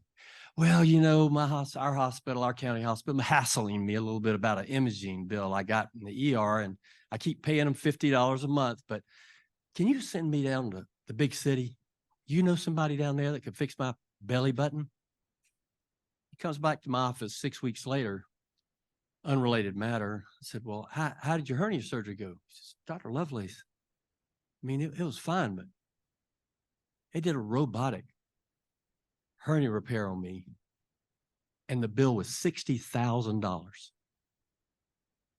Now, I'm not sure exactly what the insurance company paid, but he said that they paid it.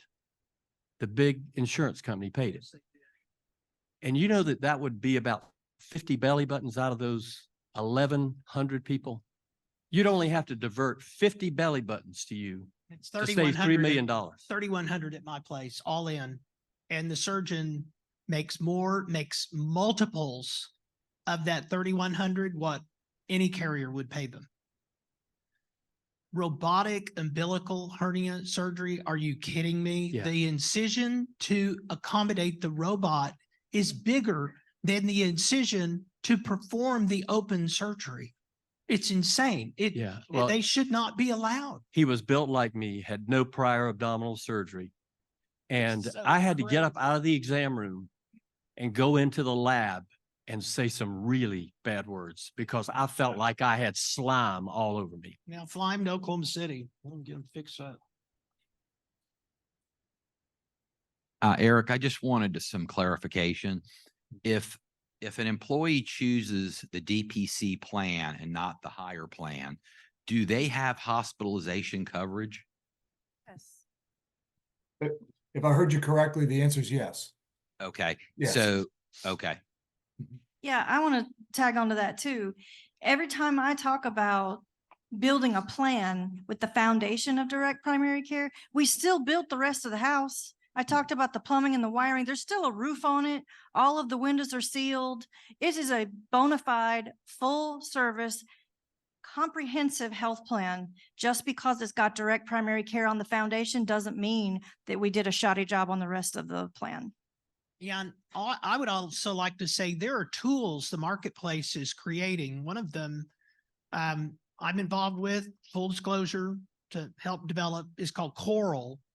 And Coral is a platform self-funded plans can use where I think there are 3,500 hospitals nationwide, all of whose prices are there at 160% Medicare. So you don't need a network, you don't need a carrier.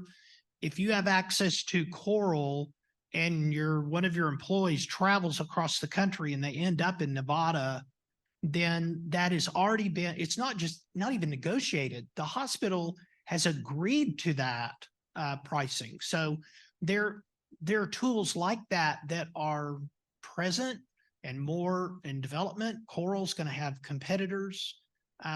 So for the employee of a self-funded plan, they are going to be able to secure direct care, which has a known price, and they also are going to have access to essentially the safety net of RBP through platforms like this. It's very exciting. Same thing with our services. And I'll just give you an example because sometimes examples make more sense than the academic part of it. So we have an employee who needed a hysterectomy. The OBGYN says, well, you know, my buddy that I play golf with is a surgeon at the hospital. Let's schedule it there.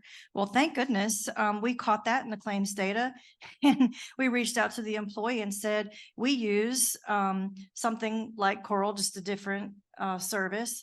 And I can see in the data that there is a OBGYN Center of Excellence just down the street from the hospital.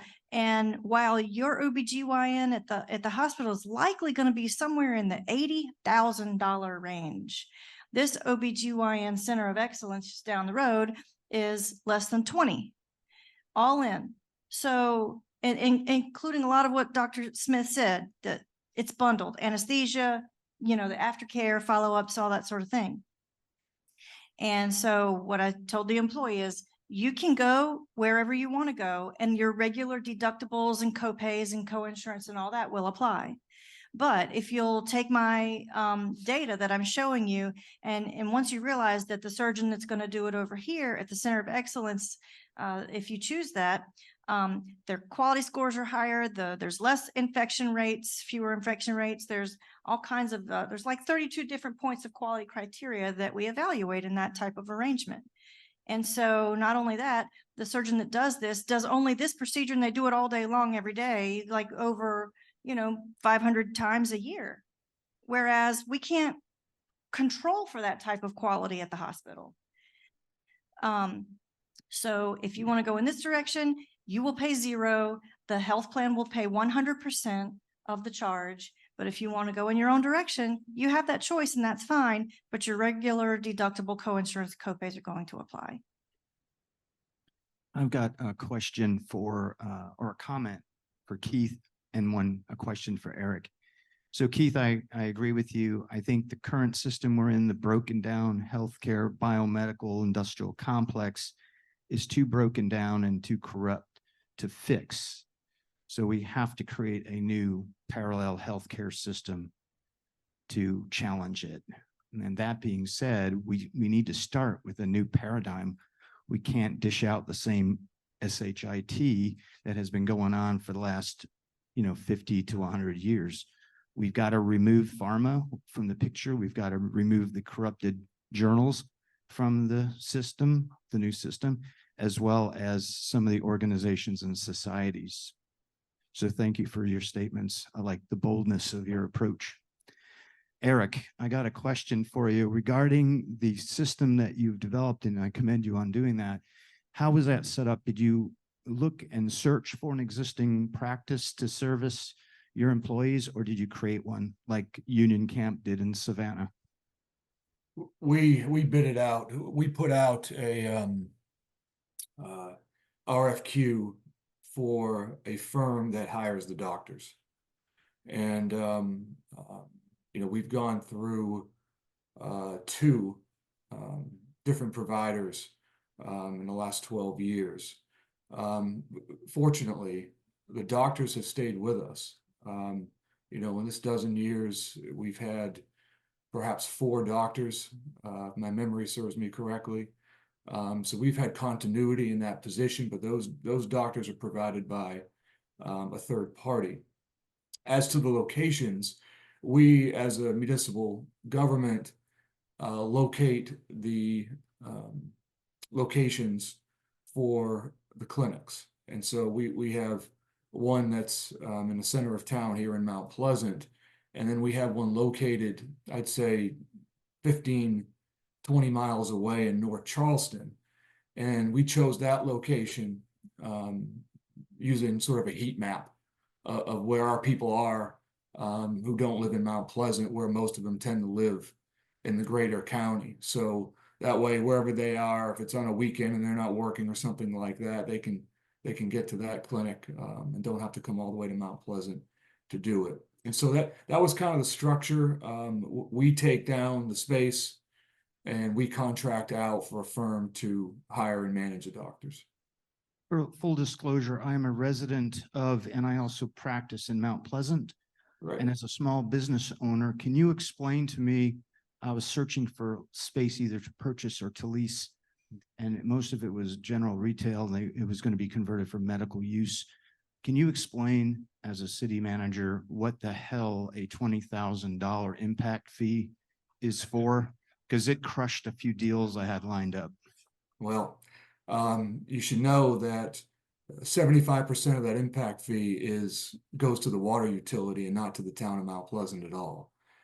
So our impact fees are strictly for transportation. So, and our first clinic was, since you're in Mount Pleasant, and thank you for investing in Mount Pleasant, our first clinic was in the Whole Food Shopping Center. You know where that is. And so, but they needed more space, so now we're out closer to East Cooper Hospital. Fee negotiation is a new service of this panel. We'll talk about what we charge later on. So I think you had a question. Yeah, actually, just a comment might surprise you. I do appreciate the presentation very much. When I heard you were going to be here, I went on your website. Congratulations to you. I think being able to see that degree of transparency is needed in all aspects of healthcare. Your presence doesn't scare me at all. I'm thrilled that you're here. I'm thrilled that IndeDocs is here too. This does not scare Blue Cross Blue Shield. It doesn't scare me. If there are opportunities for us to work together, we will embrace them fully. If they're not, I will still love Dr. Hockman and Dede and the rest of the crew here. This is our home. We're not a national health insurer. Our families live here. Our employees live here. This is who we are. So if there's a better way for healthcare to be provided and we can participate in that, we will. If you choose to go a different direction, that's okay. But you don't scare us at all. I'm happy to be able to learn from you and to hopefully be able to find things that we can emulate. And in fairness to you, I've heard the same response from head of Blue Cross at a neighboring state. And I believe you, but I need to take you two back to Oklahoma to love on those poor sons of bitches, because they do not feel that way. So I appreciate your comment. Okay, any more questions? There's a question in the back. Yep. Hey, Eric, thanks for joining us today. What's happened to your drug spend over the time since y'all implemented the new program? It's gosh, it's gone down drastically. Mostly because we operate a dispensary in our clinics. And so a lot of the drugs that go out for the management of the chronic diseases are free to the users.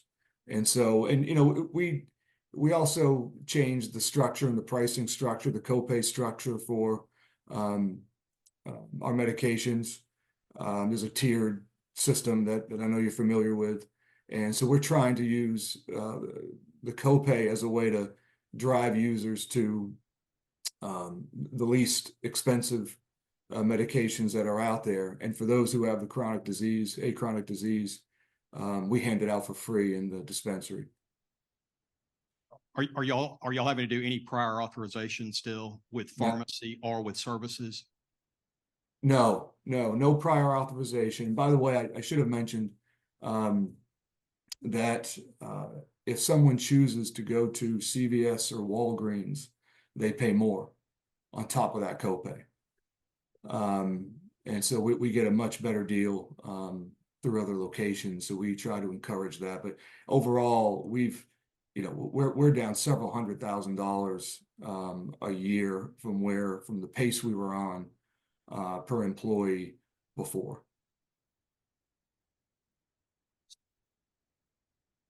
So question for you, Eric, for clarification purposes, are you talking about dishing out Ozempic and Jardiance for free in your dispensary? No, I am sure we do not do that for free in our dispensary. Okay. What's that? Just checking. Yeah, no, What are you dishing out in the dispensary? You getting some sulfa and amoxicillin? I mean, what you getting? Well, I know antibiotics and then your typical drugs that lower, high blood pressure and high Blood pressure meds? cholesterol and So the diabetes. cheapos, statins. Yes. Okay. Although it's important to know that, we keep innovating, right? And so when everyone else is crying about Ozempic at $1,200 a month, we found through some selective PBM arrangements, the transparent, PBMs, and some of the ones that we deal with, they were able to access 340B pricing for Ozempic. So our plan is paying $468 for Ozempic a month instead of $1,200, and the employee still pays $0, but it has to be prescribed through the direct primary care relationship. Branded Ozempic from Novo Nordisk. Hey, can Yes. I ask Dede's question a different way? So if one of your PCPs prescribed Ozempic for a patient because they needed it, would that be different? Would they still be able, because the dispensary doesn't stock it, would they still pay a higher copay if they went to CVS? Yes. Okay.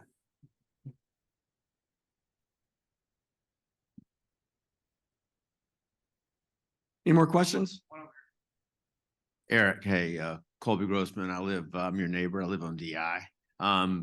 Internal medicine, and like you, I kind of quit about 12 months ago and decided to do something different just because medicine is broken. But I just have a question about your model. I have a lot of questions, but we can do it personally. But so your two docs, who shares call with them, and how do they handle that? If they're the primary docs for 866 people, are they on call every other night? And what happens at 2 o'clock in the morning when somebody has chest pain? Yeah, you call the phone number, and if someone's having chest pain, I mean, they should be calling 911 or heading over to the emergency room anyway. But how they handle on call is they separate it. So they share the load, and whoever it is, they check, the telephone system every so often. But, it used to be, we got out of this business a couple of years ago, just before COVID, where there was a lot of response happening through text messaging and things like that with the doctors. And that worked out pretty well, but it also started to be a situation where I think it became a little too burdensome on the doctors, because our people were, because of the ease of being able to communicate, were reaching out perhaps a little too often. So we've moved to a phone type system now. I have another. Are we on? I have another question too. I mean, I'm trying to figure out all these models. So you've got two docs working for you. One doc sees 22 people a day. The other doc sees 14 people a day. They both have the exact same quality. How do you compensate them? Well, we rely on the third party provider to compensate. I don't know what their salaries are, and I'm not sure exactly how they distribute workload and some of the other things. But you know, you're so close by. Please contact me, and I'd be glad to take you over and have you meet them, and they could talk through more precisely how those arrangements work. Okay. Okay. Thank you, Mr. Crutchfield and panelists. Great. Thank you, Dan. Thank you. Thanks, everyone.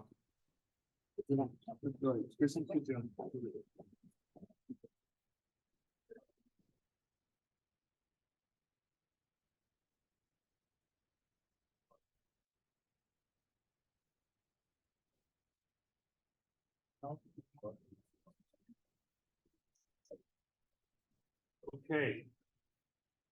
The clock on the wall says it's about 3:03 at a great meeting. Very good panel. We're going to take about a 15-minute break here. This is our afternoon break. We will return at 3:15. This is the last chance to contribute a question or a few for the nuts and bolts panel, so please do so. Please also take a couple of minutes to give us your opinions on the attendee survey, which you can access by scanning the QR code on the table tent card. Enjoy the break, and we'll see everyone back here at 3:15. Thank you.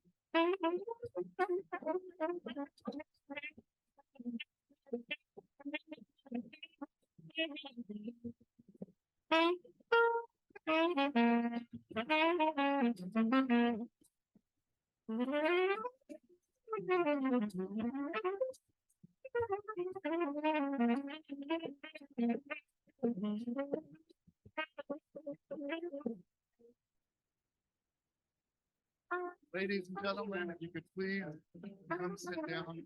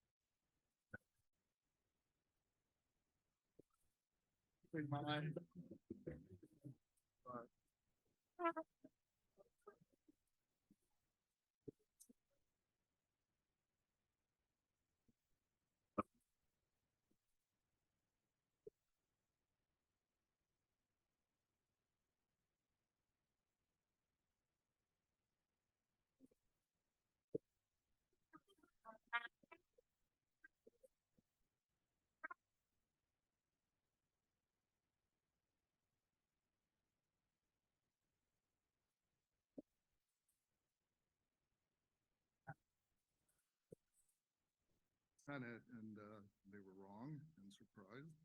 And she was able to carry the vote to a unanimous decision in the House. Senator Davis on the Senate side from Beaufort, District 46,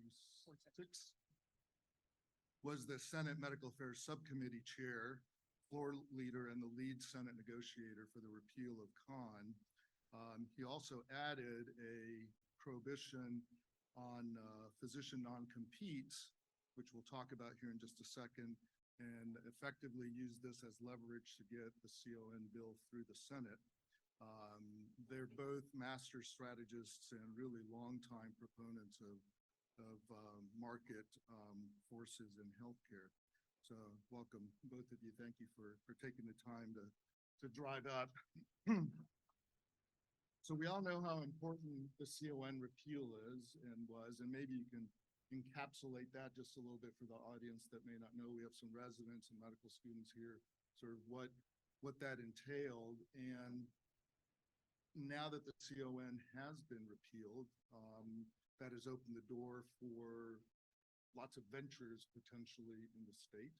And if you can kind of touch a little bit on that, and then how non-compete clauses in physician employment is something that would add to that in opening the doors for further innovation, to use that buzzword, and alternatives for patients and doctors. So I'm going to start off with the CON repeal and then talk a little bit about the non-competes. Thank you. I'll start at the beginning. The Certificate of Need laws started off as federal laws in the 1970s. The intent of the CON laws was to reduce the cost of healthcare. About 10 years later, the federal government, lo and behold, decided, well, that's not a good idea. And so they repealed federal law in the 80s. The problem at the state level was that states had already developed laws and basically got into the system of the Certificate of Need. And you know how hard it is to stop a government train, right? It just kept on going. So last year, you know, it was the right time with the right people.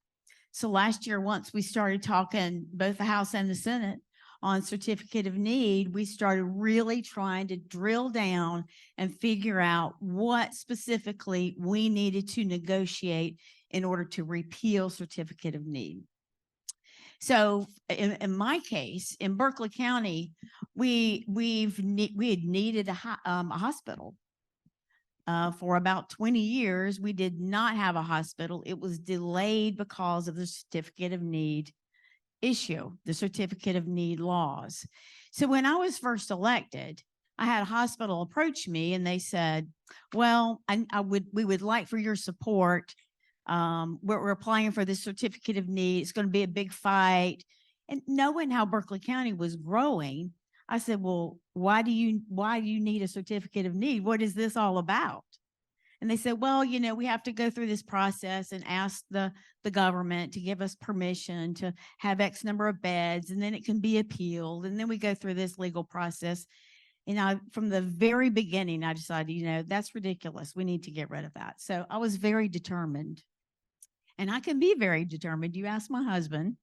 I was very determined last year to work with the Senate, and I was honored to work with Senator Davis to make that happen. Well, And thank can you for pick up. that. And I am not the husband that will vouch for how determined she is. I mean, it's just serendipitous that we're both Davises.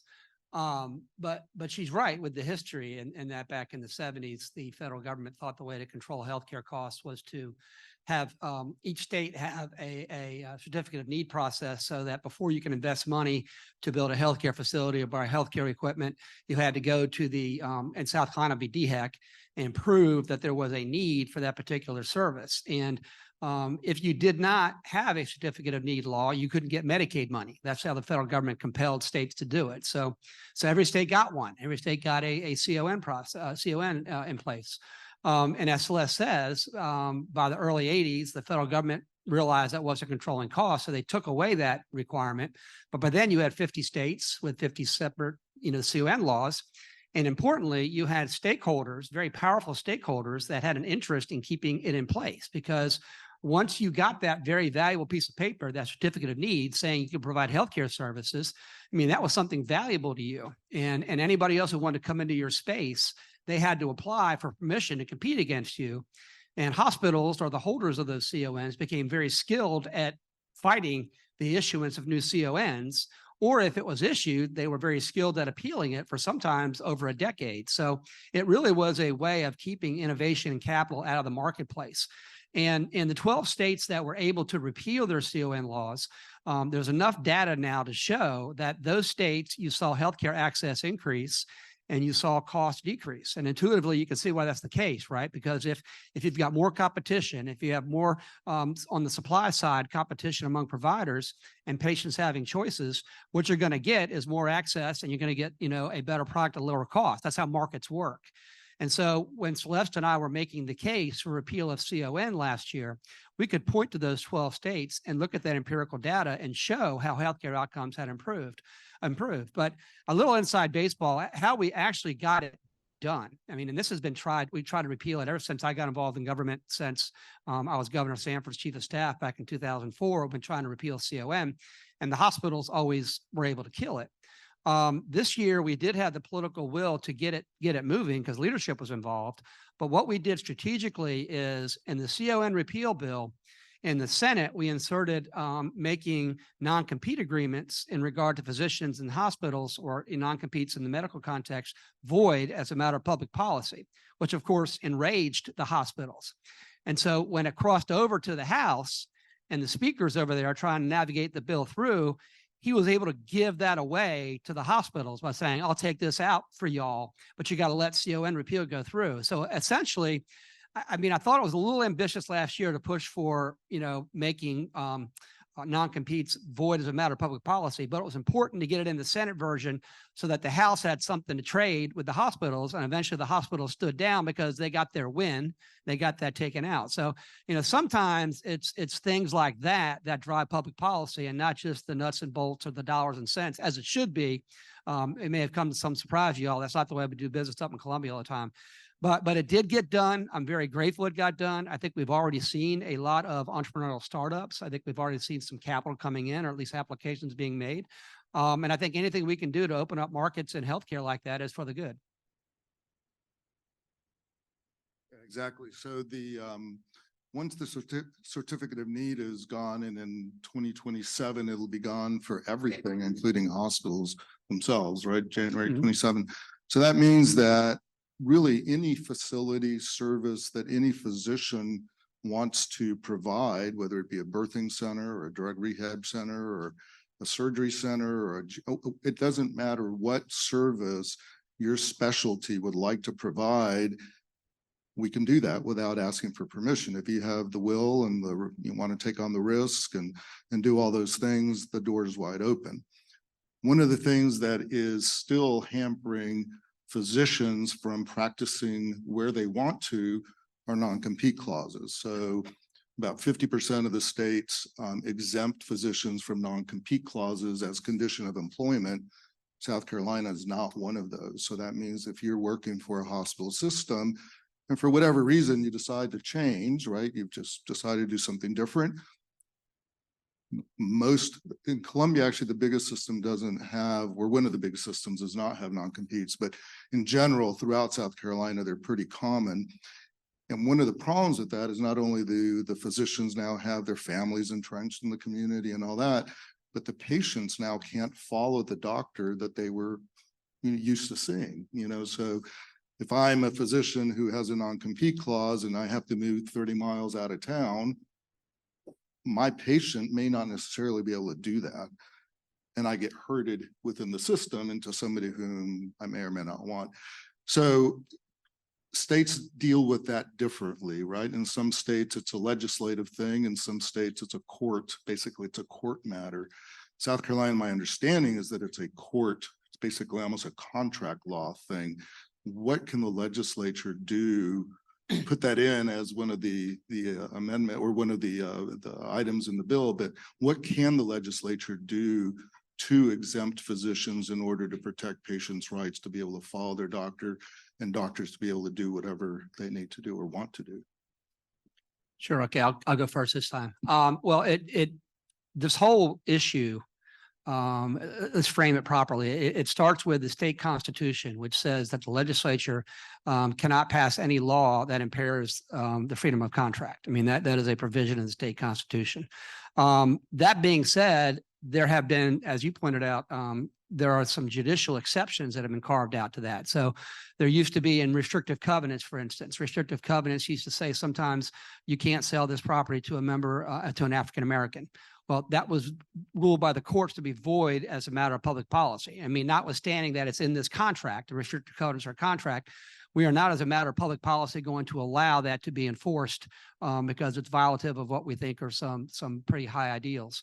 There have been other carve-outs as well because for public policy reasons. For instance, I'm an attorney and I cannot be constrained with a non-compete agreement as an attorney because it has been held that there is a public policy to be advanced in allowing a client to contract with an attorney and not locking that client out of an attorney that he or she wants to avail themselves of, that a non-compete might do.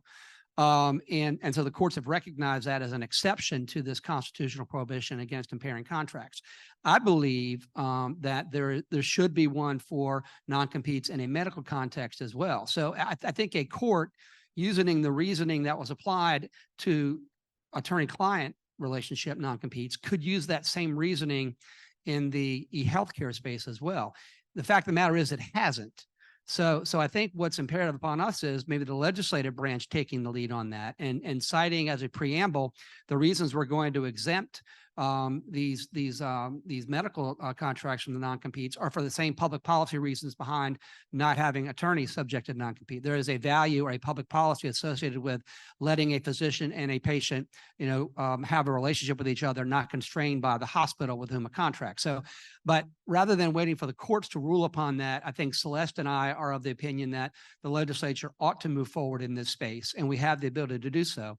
I think last year, the fact that it was included in the Senate version shows there's a political will for that. And I think there probably was a political will for it in the House as well. It was just that at that time, for triage purposes, CON repeal was more important, and time was running out, and there's a couple of days of session left, and so a decision was made to trade that for CON repeal. Didn't mean to imply at all that it wasn't considered to be important. It's just at that point in time, that was what could be done. But I think there's a House bill that's been filed this year. I don't know if it's been gotten to the subcommittee process yet. I'll let you talk a little bit about that, Celeste. But I anticipate the House is going to move on that and probably get something over to us sometime later this session. Right. We had talked last year about what we were going to do this year and how we were going to handle that. And even at one point, we talked about broadening the non-compete so that it included doctors, but it may have included others as well. Probably what we will do is pass a bill that just specifically addresses doctors. And then we will see if there's a constitutional challenge to that. And then we'll take it to the Supreme Court if needed. I'm very optimistic that we can do something. I think we all agree that we do not want to get in the middle of a patient-doctor relationship. And if that's important to that relationship, then I think we're going to do something about it. Let me say this. I mean, it's a nuanced thing, because sometimes, hospitals, I mean, the reasoning behind making it non-compete void as a matter of public policy is that when physicians go to a hospital, they don't learn to become a doctor there. Okay. So in other contexts, if you're somebody going to work for a corporation, that corporation may have an economic interest in having a non-compete, because you're learning about their trade secrets, you're learning about their business model, you're learning about certain valuable things that entity wants to protect, quite rightly. You just don't have that same thing in the medical context, because physicians aren't going to hospitals learning how to become doctors. They've already learned how to become a physician, or he or she has. But, that having been said, if there is some special inducement, for instance, if a hospital has taken somebody on and then signed a non-compete and then agreed to pay off or help pay off that individual's student loans or something like that, I think it's reasonable to say, okay, non-competes can be voided, but then you have to reimburse the hospital for those monies that they paid as a matter of equity. So it's not simply a matter of just blanket saying they're unconstitutional or we're not going to have, they're not going to be enforceable as a matter of public policy. You do need to go ahead and be specific enough to allow for economic incentives like that to be recaptured in the event the physician wants to leave. Does that make sense? Yeah. So that's in the legal profession, you've already done that, where so you can't sign a blanket non-compete. But if you hire or get hired by a law firm, there are restrictive covenants that you could pre-negotiate. Right. Right. So that's the difference, is when you sign on to a hospital staff now, you're coming out of fellowship or out of training, and you sign all these papers. One of them is you're basically signing your ability to practice somewhere else away. However, there's nothing wrong, in my opinion, that like you said, for example, what if you're a practice and you're bringing in a new partner and you're going to spend $75,000 getting them set up, whatever it is. I don't think there's anything wrong with pre-negotiating, saying, you know what, if you leave me in the first year, you owe me $40,000 to make up for some of the investment that I did. Or if you leave me in the second year, it's $10,000. But there's a difference between a pre-negotiated restrictive covenant than a blanket non-compete, where you're basically signing away so I think the non-compete plus the CON opens up, obviously the non-compete hasn't happened yet, but it will open up huge opportunities for physicians and patients. One of the things that was mentioned earlier today in different contexts was charity care. We talk about patients who are insured and patients who are paying out of pocket, but what about those who are truly disenfranchised and really need charity care? One of the things that we had been interested in was with Tim Scott had put in a bill at the federal level that incentivized physicians to provide true pro bono care with a tax credit. So if the doctor provided $100 worth of care that Medicare would have paid, and you meet all these other requirements, you would get $100 tax deduction. It never went anywhere, never got out, nothing happened. But what if we took something like that and changed it for South Carolina income tax, where the physician who's actually providing that care gets a tax incentive, right? So now you have a surgery center that is now able to be built, a doctor who can practice wherever he or she want, and they have an incentive to provide charity care, which is part of what the CON repeal included. That also addresses part of the issue of expansion of Medicaid, and do we need to do as much of that or any of that or whatever. But so what about the idea of charity care, especially in the rural areas, which I know is an interest of yours? Any ideas about those topics? I do like that idea. And we did in the CON repeal put a charity care requirement on standalone surgical centers. The reason we did that was, and there again, it was part of the big negotiation, right, was to try to level the playing field between standalone surgical centers and the traditional hospitals. I think that rural health is probably the next big thing that we need to try to tackle in the state of South Carolina. It's going to be very hard to get doctors to locate to those areas.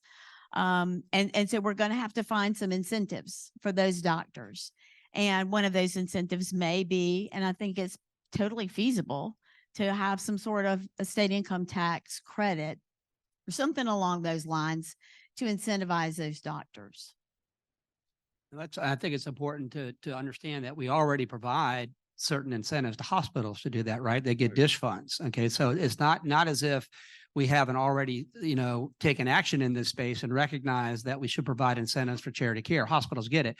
Doctors don't at this point. So the two specific things you would need to do, I think, to set a program like that up, which I would favor along with Celeste, is one, from an eligibility standpoint, what level of diligence does a doctor do on the front end to make sure the patient is indigent? And I think that's fairly straightforward, as long as a physician has a reasonable, process in place to screen out and make sure somebody doesn't have the ability to pay. I think you have some baseline standards there, not too complex. And then the second thing would be that how do you monetize or value the services that you provide? And I think tying it to something like a Medicaid reimbursement rate is probably a good objective way of doing that. And so if you put those particular things in place and then you give the doctors a right to claim a income tax credit for those charity cares, I think, you've done a lot of things there. One, you have taken somebody out of a more expensive Medicaid setting and medical setting in hospitals, and you've moved them to physicians. So I think that's a very positive thing. And second of all, you've also further developed that very important relationship between doctor and patient, okay? Because once you establish that relationship, that can be something that's an ongoing, and that can be, used in terms of preventative care or for regular checkups and things of that nature. So a lot of other corresponding health benefits flow out of facilitating that doctor-patient relationship. And when it comes to preventative health care, I think we all know, and the numbers are there, right, that if we catch certain conditions early on, the outcome is better and the outcome is cheaper. And so if you think about preventative health care in the continuum of cost, then I think that facilitating and incentivizing preventative health care is actually also worth some sort of tax credit or something like that, because you're attacking future cost on the front end. Sure.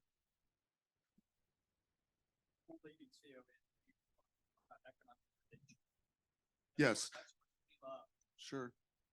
After the Senate passed it the first time, so the lawyer said, well, this is how we're going to get away. This is how we're going to continue functioning hospitals. Right. So that's a great point. So just for people who don't know, this is Dwight Cawthon, who is a lobbyist and who was instrumental in helping us. And we've worked together for some years, and really a great ally and help. Do you want to mention the economic credentialing thing, or do you want me to give the... Give the So one of the things that we found out when the CON repeal was starting to gain momentum was that the system started trying to figure out sort of ways around it. Right. So, this has to do with the non-competes as well. So one of the things that I noticed on my application for re-privileging at one of the local hospitals, one of the big ones, all of a sudden I noticed there were 10 questions on, do you or anybody in your family serve on the board of a entity that competes with X hospital? Do you or anybody in your family, have stock in any entity that competes with this hospital? Well, there were 10 different things. I'd never seen that before. So we started researching that, and it turns out that there was the lawyers figured out a way for the hospitals to control the medical staff and to prevent physicians, for example, let's say an OBGYN had decided to open up a birthing center. So now the OBGYN, who had privileges for a decade at this local hospital, was now going to deliver normal, healthy babies at the birthing center. The hospital now could use the fact that she had a financial interest in a competing venture to deny hospital privileges. Okay. Are they doing that? Well, thanks to these people, economic credentialing was added into the non-compete bill and prohibits hospitals from doing that. But that was going to happen without anybody even realizing it. And that's why it's so important for physicians to be involved and to look, because they don't know unless we tell them. I mean, they just don't know. So that was a great thing and a great point. There are a couple of minutes left. I want to make sure that the audience has enough time to ask you questions.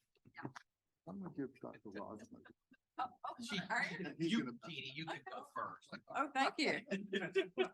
Okay, so I'm on the board of IndeDocs, but I'm also president of the Carolina Society of Endocrinologists, and that's all the physicians in North Carolina and South Carolina who practice what I practice, which is, diabetes. And so that's the big expense that we talk about all the time. And in that capacity, a year ago, we were having our annual meeting, and one of the people said, "Thank goodness for our state plan." And I just looked at that and I said, "What in the world are you talking about?" And he said, "Well, we're paid 60% above Medicare to see people on the state plan, all the teachers, the firemen, the first responders, and the, municipalities." So I came back and I asked our people at Blue Cross Blue Shield, who couldn't have been nicer, and said, "Can you do some data claims and look into this? And are we truly paid 60% less than our colleagues in North Carolina? Because we're paid below Medicare rates." And they looked into it, and it's true, unfortunately. And so then I started thinking, not only did I feel lowballed, but also we invest as taxpayers in the medical education of the students from, Medical University of South Carolina. They're getting out after 4 years with $250,000 in debt. And that's a state-funded, partly, education. So those children, young people, whatever we're going to call them, are going to go somewhere else to recoup their losses in a state that can pay them more. And for me, as an endocrinologist, there are very few of us. I practice in North Charleston. I see tons of people from your neck of the woods, tons of people from your neck of the woods. And it's just a 5-alarm fire. There's no primary care. There are fewer and fewer of us. So it's an issue for the state. I mean, this is a unsustainable issue. And then how do we rectify the payment discrepancy? I know that's a loaded question. So I think the way you would do it, let me just start with that, then we can talk about whether or not it should be done. Right now, PEBA, the Public Employment Benefits Association, negotiates with Blue Cross Blue Shield, okay? And it does so with the resources that it has. So one of two things we could do. We could allocate more general fund resources to PEBA, which would give them in a position to pay more money to Blue Cross Blue Shield, to have them, negotiate or to raise those reimbursement rates. I mean, the second would be just through a legislative budget proviso, just directing PEBA that these are some benchmarks we want you to hit when you negotiate that contract with Blue Cross Blue Shield. That is not something we have historically done as a legislature. That is something historically we've left to PEBA and to Blue Cross Blue Shield. And I wasn't even aware this was an issue until earlier today when I was being told what might come up, and this was an issue that might come up. But those are the two things I will look at. One, the possibility of a higher appropriation or allocation to PEBA to put themselves in a position to pay for a better policy from physician standpoint in terms of reimbursements. or looking at the possibility of what would a proviso look like if we were going to try to get in and dictate certain terms. So I'll look at that. I'll confess to you, I wasn't aware that we were you all were being treated materially different than physicians in North Carolina. Right. So I will look at first of all, the underlying reasons for that, but I suspect it might have to do with the resources that PIVA has to work with. But I'll find out about that for you and get the information back. I mean, but I just don't have a good answer for those would be the mechanisms though. One would be more of an appropriation to PIVA. The second would be a budget proviso directing them to achieve certain benchmarks. Yes, ma'am. Ditto. One more question? Yes, you had mentioned that in order to get the surgery center or the CON repeal, you had to negotiate charity care at surgery centers. Does that pertain to existing centers or only new centers? And can you elaborate a little bit on what charity care means? And so charity care, and I don't even know if we were very explicit about how we talked about that in the CON legislation itself, but that applies to new surgical centers, as far as I know. It did not go through the CON process. That would avail themselves of this repeal. Right. And as far as a definition, I'm not quite sure about that. I would need to get back with you to give you a specific, calculation for that. We did base it on a percentage of revenue. Yeah. And I can't remember exactly what the exact wording on that was. I was gonna say 3. Yeah. Of adjusted gross. I mean, it was very specific, I remember. Okay. One of the things about charity care, which is, it's kind of a wastebasket term that the hospitals get a huge amount of money for. So charity care is not really what you and I would define as charity care. Right. Charity care in my practice is a pre-arranged, no charge, pro bono activity that I'm providing to this patient, not I billed and I didn't get quite paid enough, which is what part of that charity that the hospitals do is, that they'll bill X, get paid Y, and all of a sudden they've given away, Z in charity care. I mean, there's a lot of data about that. So the idea is to have an arrangement where physicians, most people in this room would treat somebody charitably, right? I mean, would do that. The tax incentive or something that would promote the idea of what doctors already want to do anyway, it addresses part of the issue. But the charity part is the way it's been defined in the hospital systems prior to this is not what you and I would define charity as. But at this point, I think we need to close this session. We've run out of time, and I want to thank Senator Davis and Representative Davis for coming. Thank you. I don't have my program here, so I'm not sure what's next. You're next. I'm gonna stick around and ask you a question. I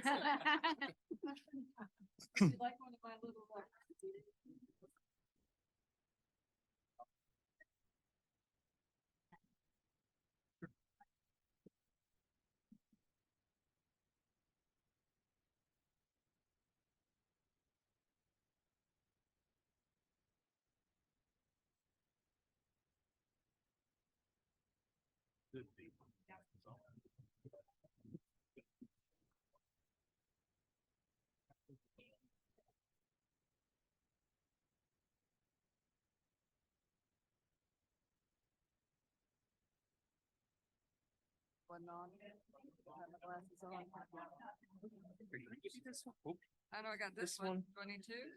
No, can I trade this one out just for a reason? Well, I don't know if I turned yours on. I'm sorry. There you go. You can leave it on. Thank you. Where's Keith? Is Keith still here? Keith Smith? Still here? Yeah. Had to leave? We need another chair. Okay. Yeah, like to catch. Oh, there you go. All right, so y'all, we've had a big day. I don't know if your head's exploding. Mine's a little exploding. So today we're ending this with our expert panel, and it's called the nuts and bolts of building and running a practice. So, oh, there's Keith. I thought you'd gone. Yay. But you need to go soon. So 25 minutes. okay. Let him go first. All right. So I'm supposed to have a bunch of things in my pocket that I haven't even read because I wanted to hear the legislative talk. So this is where I ask a bunch of the experts. Oh, okay. Keith, what was easier than you thought when you were starting up your new practice? What was easier than I thought? They used the E word, easy. Is there anything that's easy in medicine right now? But you seem to make things easy. So. I think what was easier than I thought was actually creating prices for bundle care episodes. I had been brainwashed and led to believe that it was complicated and you couldn't think through it. And when I think that astonished me. In the way, it's no secret, the way I do it, even now, is I call a surgeon and ask them how much do they want. And they don't know. And so I tell them to, pick a number, or I'll pick one for you. I mean, pick a number. And that's educational for them too, because they have to say into the marketplace, here is who I am, this is what I do, and this is what I believe it is worth, and then be judged by the market as they should be. Because I believe market discipline applies in this industry. A lot of people don't agree with that. As an anesthesiologist, I basically bill for my time. So I had to wrap my mind around what is my time worth. And then the surgery center is like I'm a general contractor. It's time and materials. How long is this going to take? How much does 30 minutes in an operating room cost? And what are the supplies that this surgeon are going to use? What are they going to cost with a slight margin? And before I jumped into it, I thought it was going to be hard. It's that easy. It's not even algebra. It's math.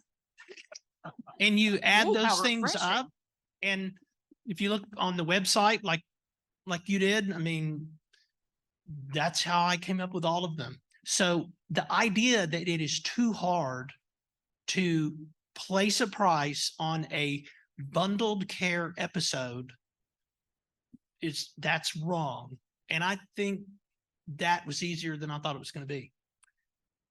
And don't you agree that there are a lot of people getting out of training right now that don't even do not have the exposure to independent models and interesting ways of thinking. And so we're all taught, and I think that this is even more true today than it was when I went through 100 years ago, that it's so onerous.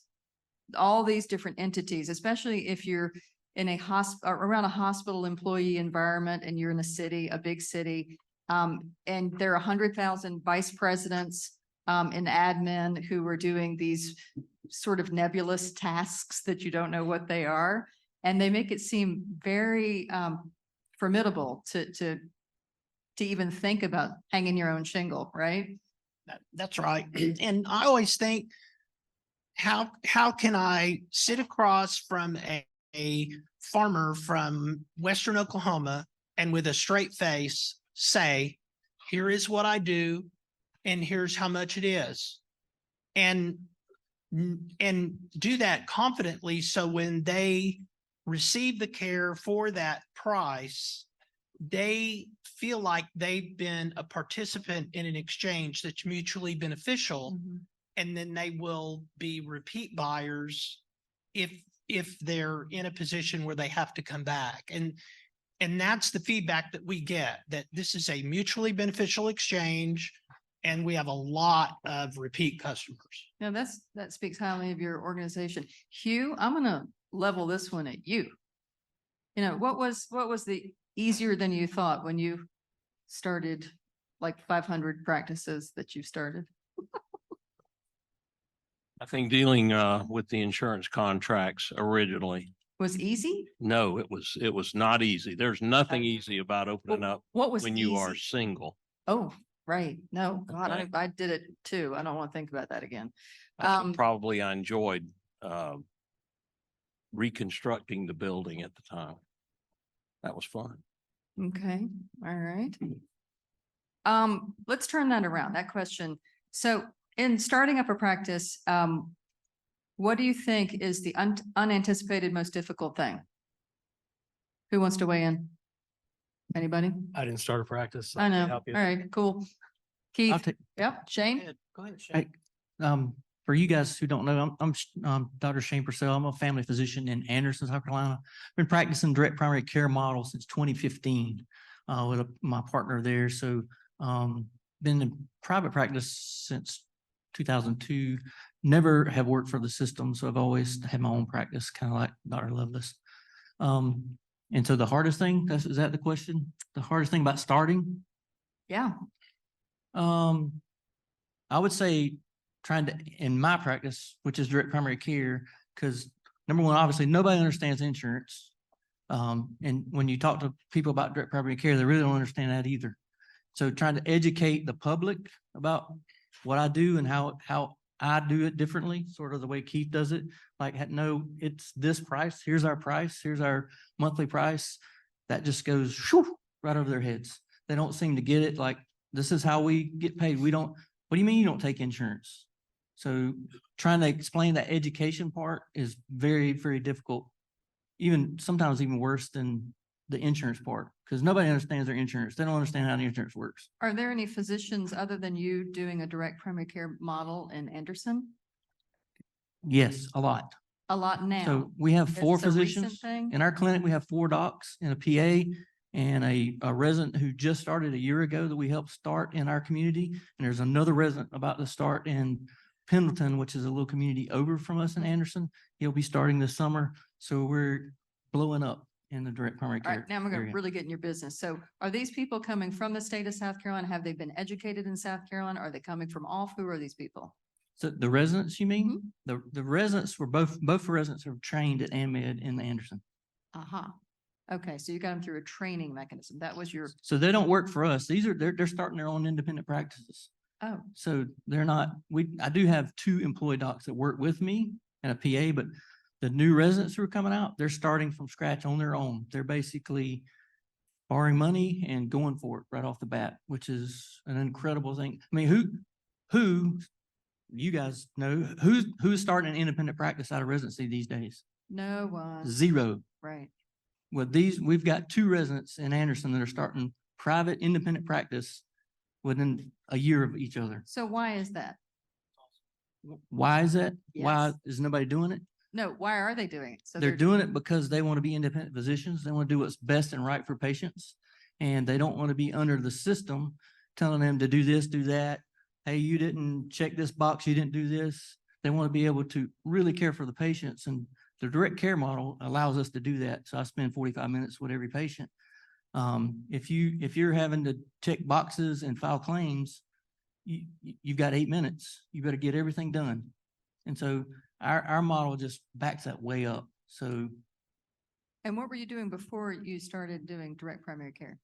I was initially worked for a private office for 2 years out of residency, and then transitioned to doing urgent care for a while.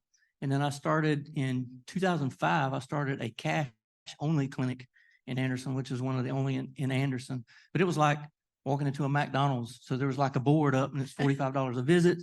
If you wanted a strip test, it was $10. So I opened up a clinic in the back of a gym. And so I was doing urgent care to supplement my income and trying to help people who, at that time, 2005 or so, a lot of people did not have insurance. It was the insurance market was different. And so I was taking care of a lot of underserved people in the community who didn't qualify for the free clinic. But they were construction, they were doing a lot of stuff, had good jobs, but they just didn't want to pay for the insurance. So At that time, was there anyone in Anderson doing that? no. Okay. What made you brave enough to do that? That's brave. Well, I wouldn't say brave. I might say stupid. Well, And nobody, why? What motivated you to do that? because I was working in urgent care I did not work for the hospital system. I worked for a company that staffed the urgent care. But working at urgent care was so frustrating because, it closed at 7 o'clock. So the urgent care closed at 7. There's 2 patients sitting out there. There's 3 people working out there, and there's 3 nurses in the back, all being paid a ton of money through the hospital system. I'm sitting there, I'm ready to see those patients so we can all go home. And it takes 45 minutes to get those patients back there. Super frustrating. There's no reason for that. So after doing that a couple of years and just being frustrated to no end, like, okay, I can, Inefficiencies drove you. I can do this on my own. I can make my own mistakes. So trying to do it on my own, and I opened up a clinic on the other side of the tracks. So there was no healthcare on the other side of town. And so there was an urgent care that had closed down. It had been closed about 8 years, and I bought it, built it out, renovated it, and people just come in droves because we offered cash pricing, which nobody was doing. And did you have to reinvent your model after X amount of time?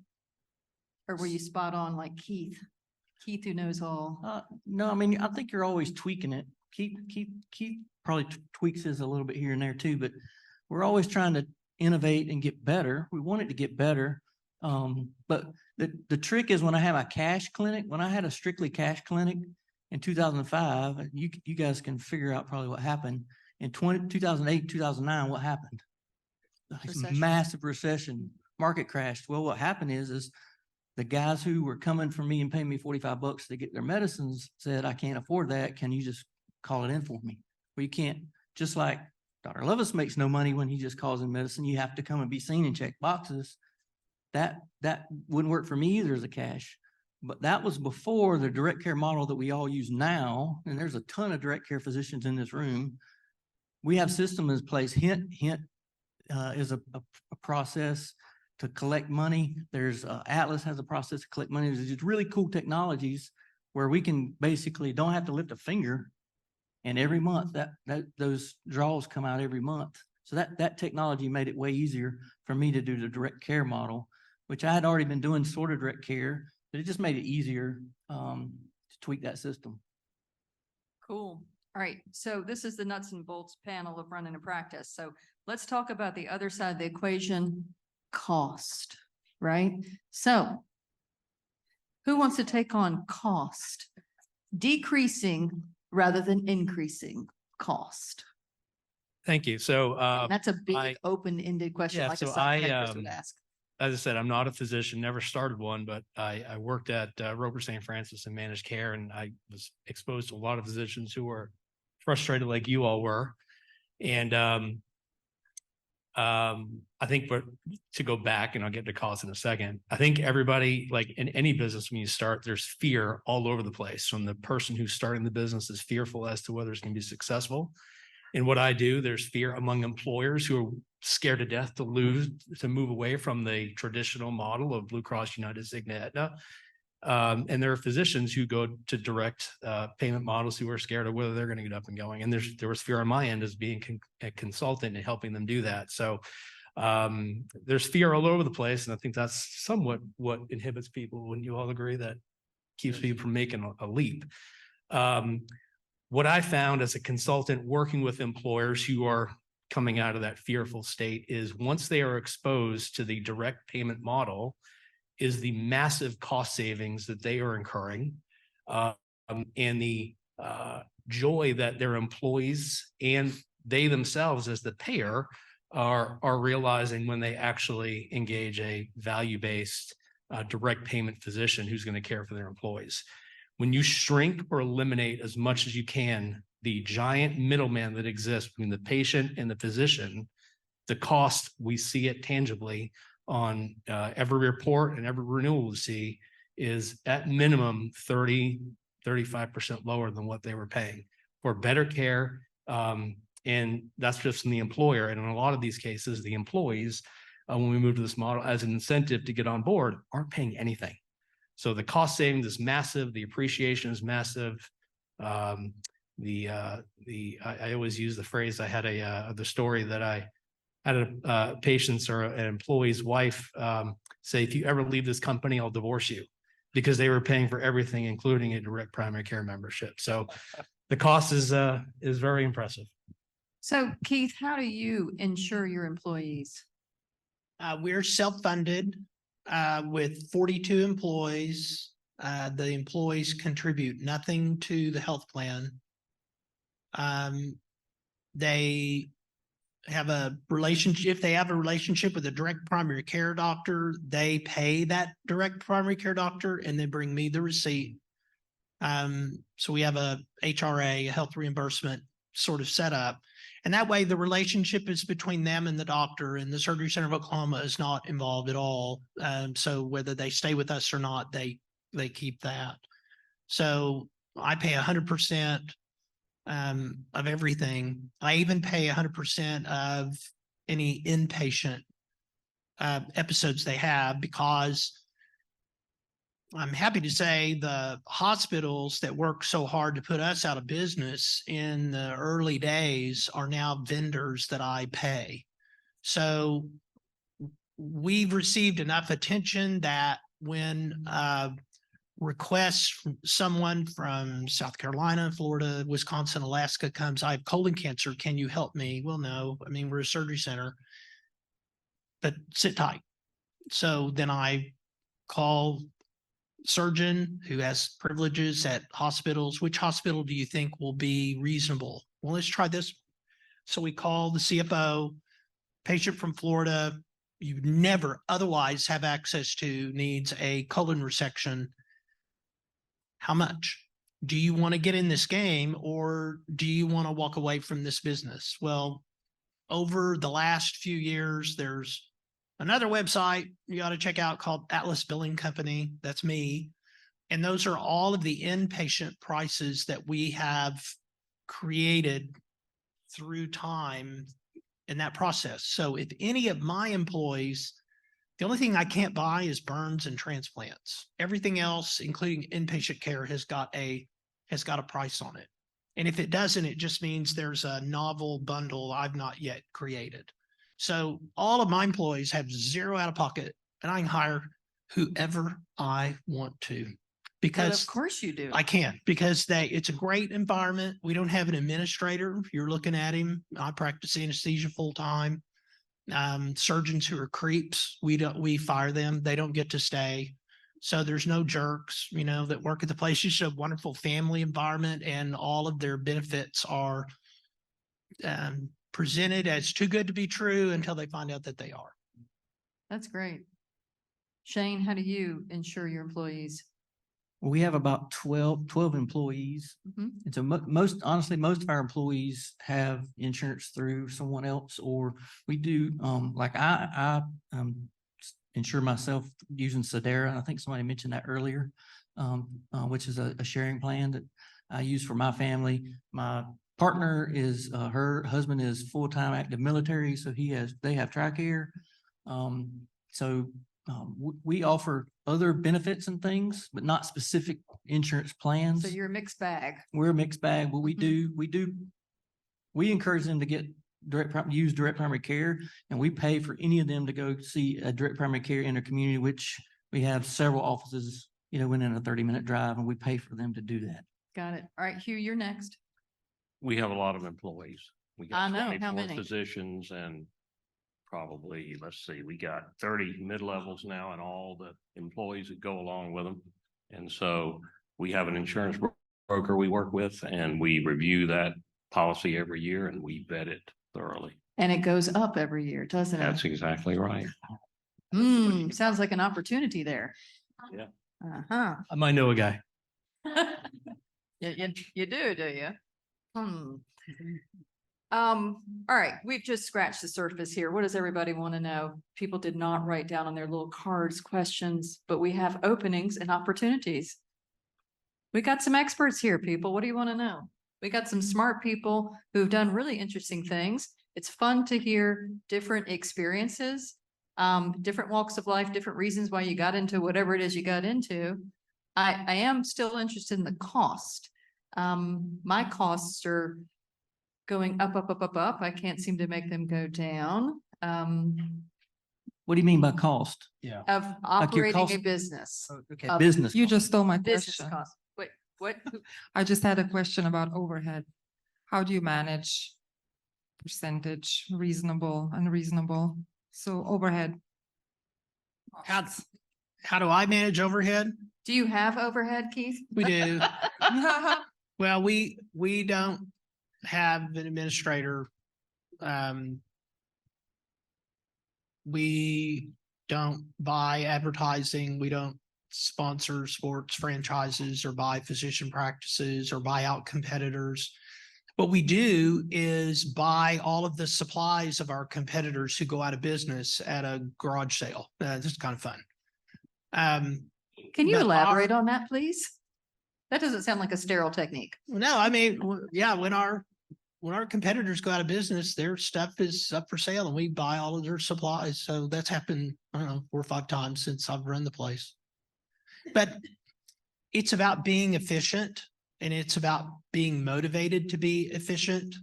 The way we run the operating rooms, I was telling Dan this yesterday, we block the schedule with some flexibility. So I know when any given surgeon's going to be there on what day and what time. And they get 2 operating rooms, 2 operating crews, 2 anesthesia, and they don't have any turnover time. So an ear, nose, and throat doc can do, and this has happened, 16 procedures before 10 a.m. And then they go and don't even know what to do with the rest of their day. So it's very efficient, but it doesn't feel rushed to the patient. It's just the surgeons have no downtime, or at least no more downtime than they want. So the key to keeping costs under control in any business is about discovering opportunities for efficiency. And I think that's something we're good at. All right, Hugh. Where do you think do you have a percent overhead in your head? No, it varies location by location, but we work real hard. Are you leaving us, Keith? I have to go. I have a flight that I cannot miss. Travel Safe safely. travel. Thank you all. Thank you. Thank you.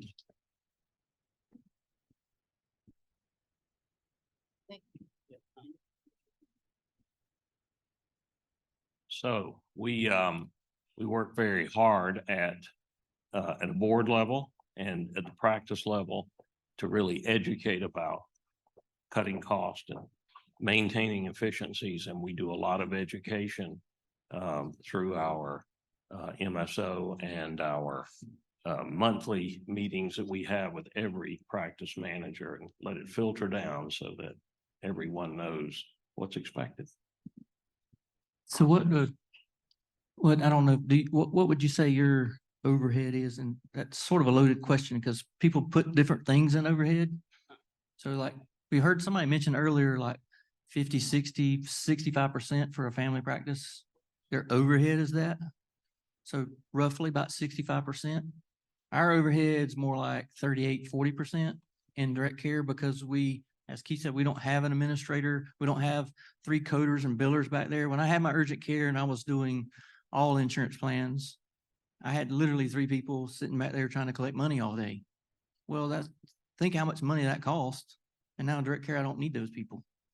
So that overhead goes away.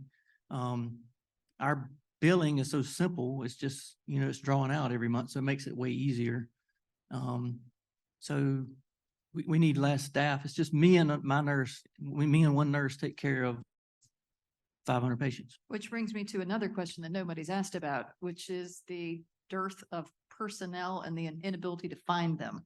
Any special tricks anybody wants to impart? Well, I don't have any tricks or anything. I mean, I think everybody in every industry is struggling with that. But from my experience, what I will say in execution of these unique arrangements is your frontline personnel that takes in that patient on a unique payment arrangement will, if not done properly, will kill the whole approach. Yeah, 100%. That frontline intake person, if they give friction to that patient coming in without a traditional ID card with a logo on it, and they turn that person away, that'll put so much ill will towards everything we're trying to accomplish here and bring so much ill will towards your practice and what we're doing on the administrative side. It is an incredible, I think it's a very valid question, because personnel in this space for you all is incredibly important. But I think from a staffing perspective, I don't care if it's an HVAC company, what I do, I think that's a major problem that we're all fighting as employers. Well, we need tricks. So where are you finding people? Where are you finding people? Wherever we can find them. I'll tell you where we find people. Indeed, whatever we can. Indeed has do it. not been so good to me. And they're expensive. Yeah. that's Yeah, right. it's ridiculous. So where we find them is through our staff. Yeah, we We're do the that. word of mouth people, and we work our, somehow we're 100% female, and that actually works for us. Not that we don't like the dudes, but they're just not walking through the front door and asking for employment. So our girls are very, very connected in our community, and we just, I mean, they vet our people before they walk through the door. We're a teeny little practice, right? And so when they come in, our thought is to treat them like family, retain them, pay them well, pay them obscenely well. I mean, for a teeny little practice, we offer a 401k. We do all kinds of stuff. I do not pay 100% of their health insurance, regretfully. I wish somebody would pay 100% of mine, but it's through my staff. I mean, we put so much time and effort into recruiting the right staff, and that makes my practice such a joy. We had a compounding pharmacy in Texas who's giving a $250 bonus to any employee who refers an employee that actually works out. So I think all those HR tricks are on the table. Yeah. Yeah, that's mostly what we do. We basically have all our nurses are ladies. So we basically say, who do you know? That's the first thing we're doing. Who you know, who can we find? And then oddly enough, about 75% of our people come from the hospital because they're burnt out, frustrated, and tired and working for the system. And so we poach, if that's the word you want to use. We go and get good people that really want to have a job where they feel like what they're doing is meaningful. And would you say your turnover is pretty low? In your Extremely practice? low. How about you, Hugh? Because you've had a much bigger practice. So this is an unfair question, but I'm asking it anyway because I am that girl. We have pretty good retention. Do you? We offer some incentives through some of the work that we do in our ACO, and it works. So incentives being cash? Who doesn't love cash? Raise your hand. All right, no takers. I think the appeal, especially to the younger generations, is the mission. I think a lot of these folks are getting, I mean, anybody can give them a competitive salary, but a lot of them want to feel part of something bigger. So when they come to work for us, we tell them we're trying to change the healthcare world one employer at a time. And, you know, that message and being part of that mission seems to resonate. And you think that works for the young people particularly? Is that what you're saying? 100%. Yeah. That's interesting. Frank Wells, do I see you with a microphone in your I do have a hand? microphone. I've been very patient. I didn't see you over No, there. fine. Structure, a question about structure and about marketing. So the structure is, what's the best way to marry sort of the front end of medicine, catch stuff early, DPC, and specialist and catastrophic care?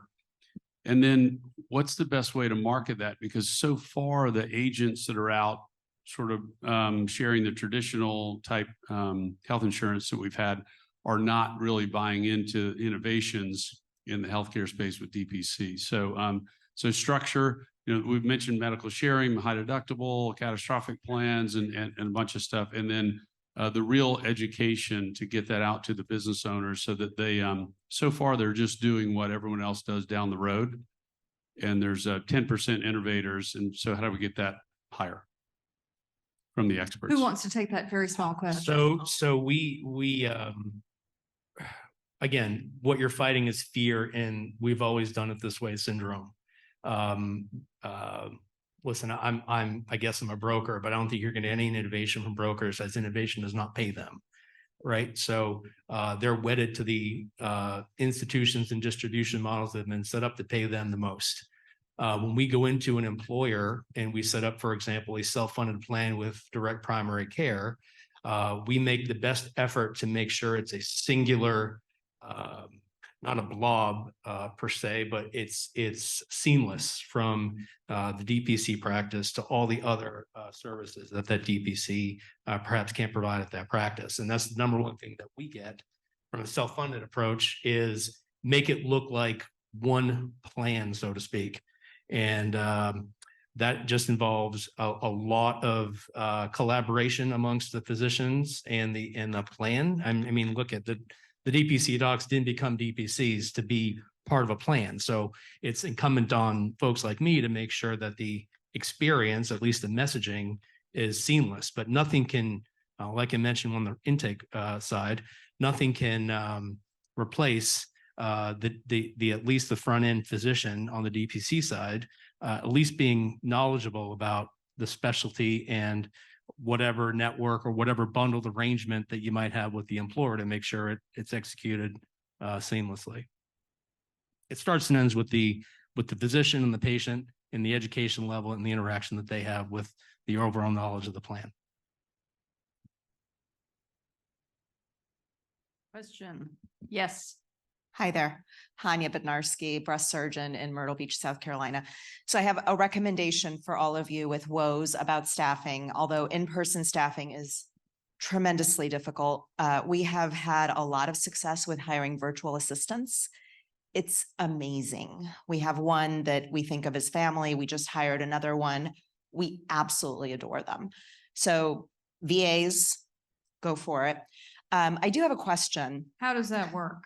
So we hire through a company from the Philippines called Hello Rach, and we have had just the most amazing success.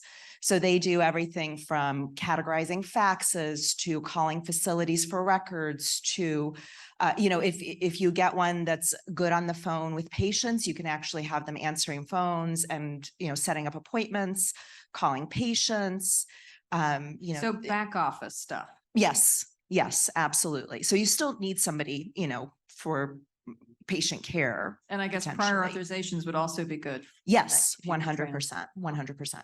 Thank you. Yeah, absolutely. I do have a question, and I don't know if any of you, nobody has mentioned this term yet today, and I don't know if it's because it's not a real term, but we are also in the process of potentially hiring additional physicians, and it's been really hard to, especially as a breast surgeon, make them understand that burning all the boats is not a bad idea. It's actually a really wonderful idea, but a lot of them don't want to do that.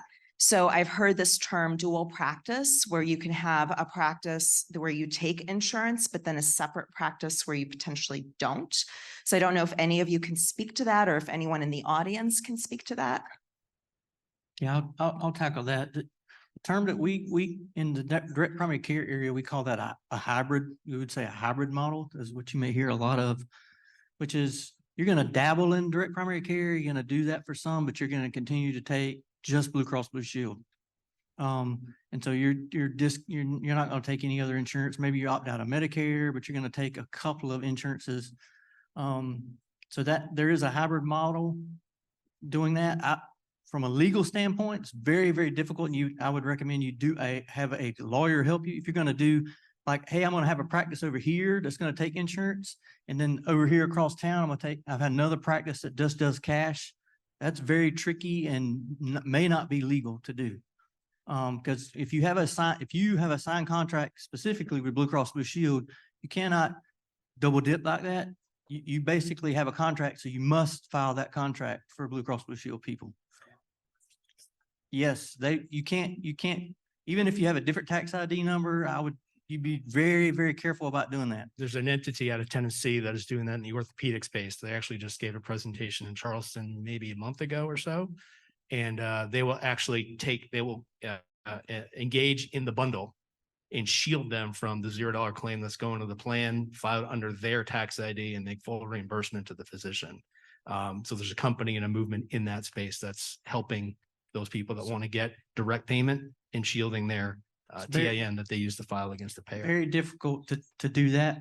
The hybrid model, I would say, if you're going to, in primary care, I can only speak to primary care. If you're going to do primary care hybrid, the difficult part about that is your overhead is going to be really high, because you still have to have those people billing the claims, and you still got to do the marketing, all the stuff that goes along with a regular practice. You got to do all that. So you don't get any savings, because you're still doing all the stuff that you have to do for insurance. So your overhead is gonna be really high. So you're still I need to see 30 people every day to make that overhead. So you're not. Are you getting saying any- that the virtual assistants save you money? Oh. Yeah, because it's like $9 an hour. What?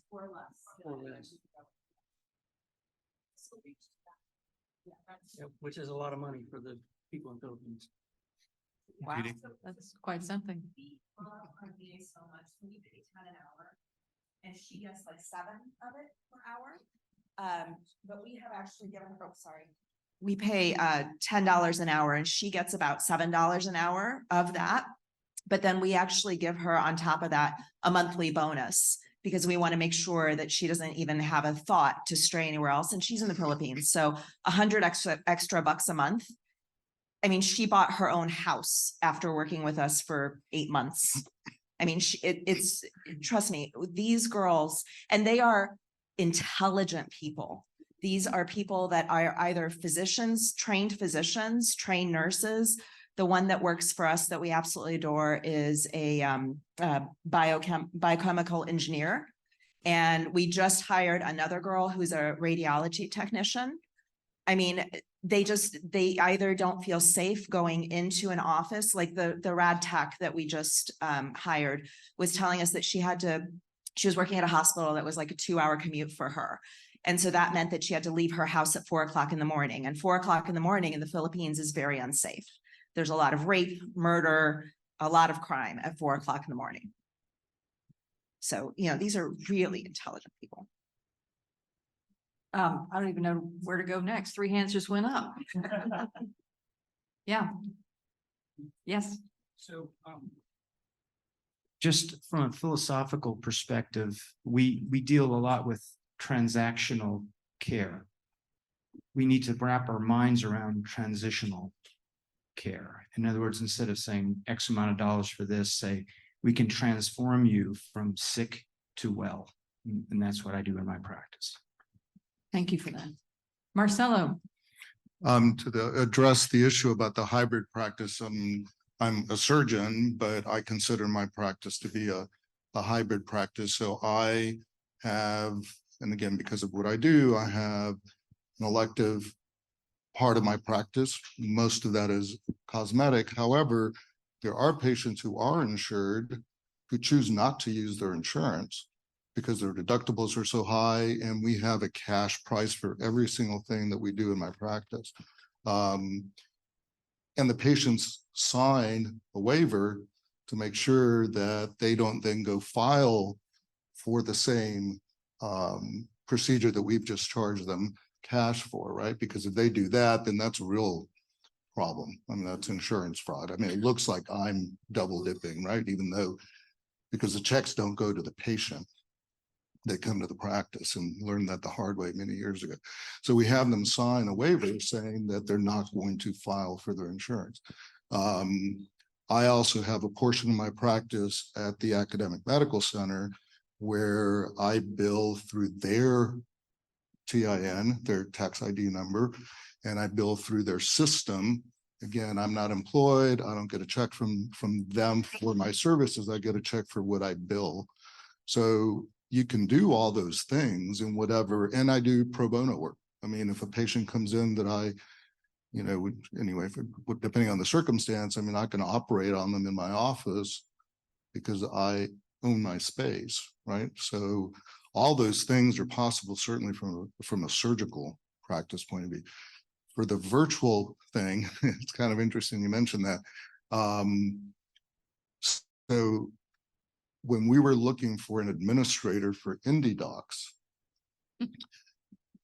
we put an ad in Indeed, my practice manager did, and she forgot or didn't even think about a geography area for the ad. So we started getting responses from all over the country, right? So the administrator for IndeDocs, Jen Leith, who is outstanding, is virtual. She's in Atlanta. We have Zoom calls once a week. She has communicated with all the staff or all the board. I mean, it truly is no different than if she lived in Charleston and we were doing this by Zoom anyway. I mean, it truly is no different. my fractional CEO, CFO, COO actually is kind of hybrid. I mean, he happens to be in the room today, but all of our meetings are virtual. You know, so there's a lot of talent, a lot of resources out there. I have no experience with a back office, but I can certainly see, you know, my bookkeeper is virtual. You know, my accountant is virtual. He's in New York. I mean, there's so many things that a practice can do. And because they're fractional, it's not like paying a full-fledged, you know, FTE, you know, to get the work done. So. Alan, you have a question. It's just a comment regarding the virtual, the remote. We actually are now working with virtual scribes. And I can't imagine going into a room without a scribe. And we have the rule, you know, if we touch the keyboard, it's a failure. We're there one-on-one talking to the patient and doing that. And so it enables us to be more efficient, but also they're catching the errors. And so we're also using a group that's out of the Philippines. And I think we're paying either $12.50 or $13 an hour for scribes. And it takes a little while to train them. We're doing a great job. And talking about the fractional component and getting great talent, may not be where we live, but our CFO is fractional, our communications and folks with our outreach are fractional, and a couple other people are as well. So it's worked out very well. Just to know, you have to manage like you normally do, but costs are less and the people are better. It's actually, it's just audio. Yeah, just audio. Yeah, but we see they work the screen and we watch them work the screen. Thanks. I think a lot of these things people just don't even understand are options. And it's really nice to come to a meeting like this and to hear what people are doing and to share ideas. I saw a hand come up. Yeah. This question is for Shane. As far as, do you do memberships or do you just do fees for services that you provide? Our model is a monthly membership-based model. Okay.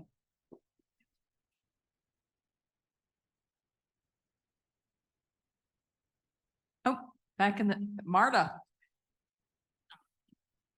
I just wanted to share another way of finding employees. I hired, I was in the same situation. So I started getting pre-med, pre-PA, pre-dental, people coming out of college with, you know, brains, the degree, and hiring them. They were interested in medicine and they're so motivated to learn and at a good starting salary. So that's one source for me. And it's worked out well. The only problem is they're only there for 2 years, or you have to make that commitment of 2 years because they move on and get accepted.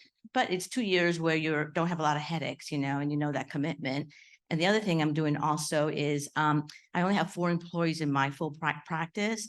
And so a problem is when one gets sick, I don't, you know, I'm short now a full person. I'm stuck with 3 that have to work and it's crazy. So I've hired elderly people retired that only want to work half a day or a full day.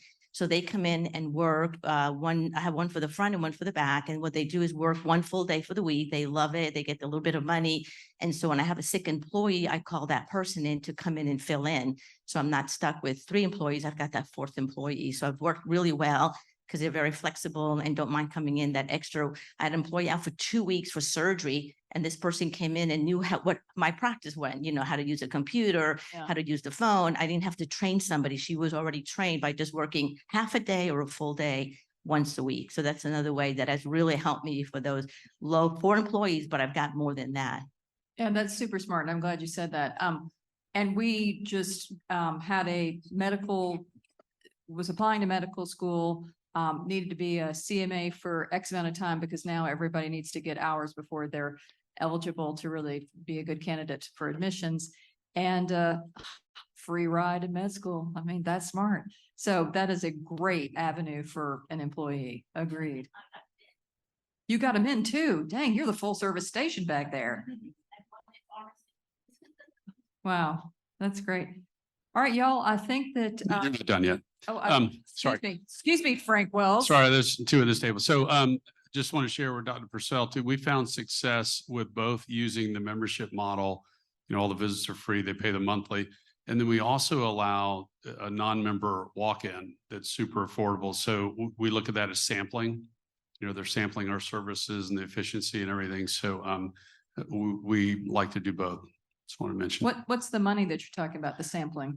So non-member walk-ins, $97. If What you do get with X-ray, that?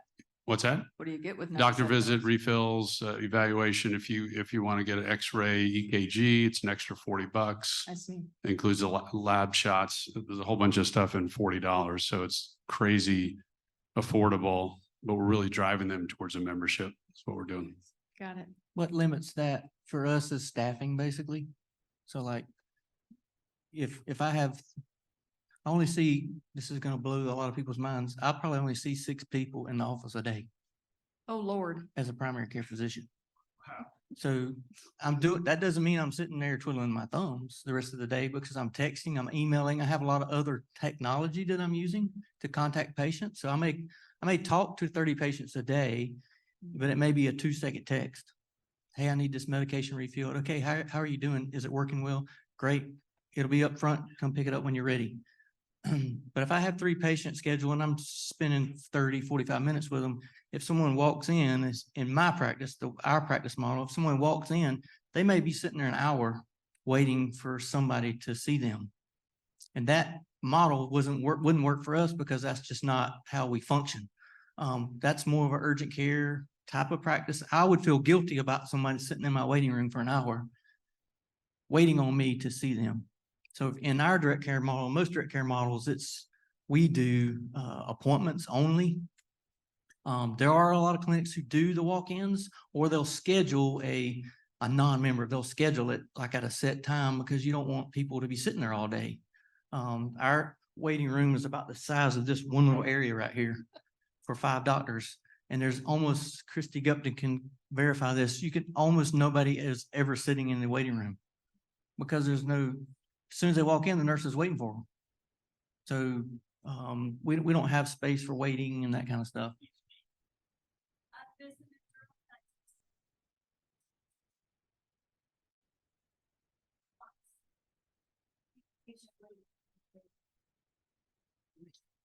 That's low overhead. Okay, so, oh. Do we Lord, have time for one more? Yes. Okay. I'm a general pediatrician and recently left an employed position and in the process of starting my own practice.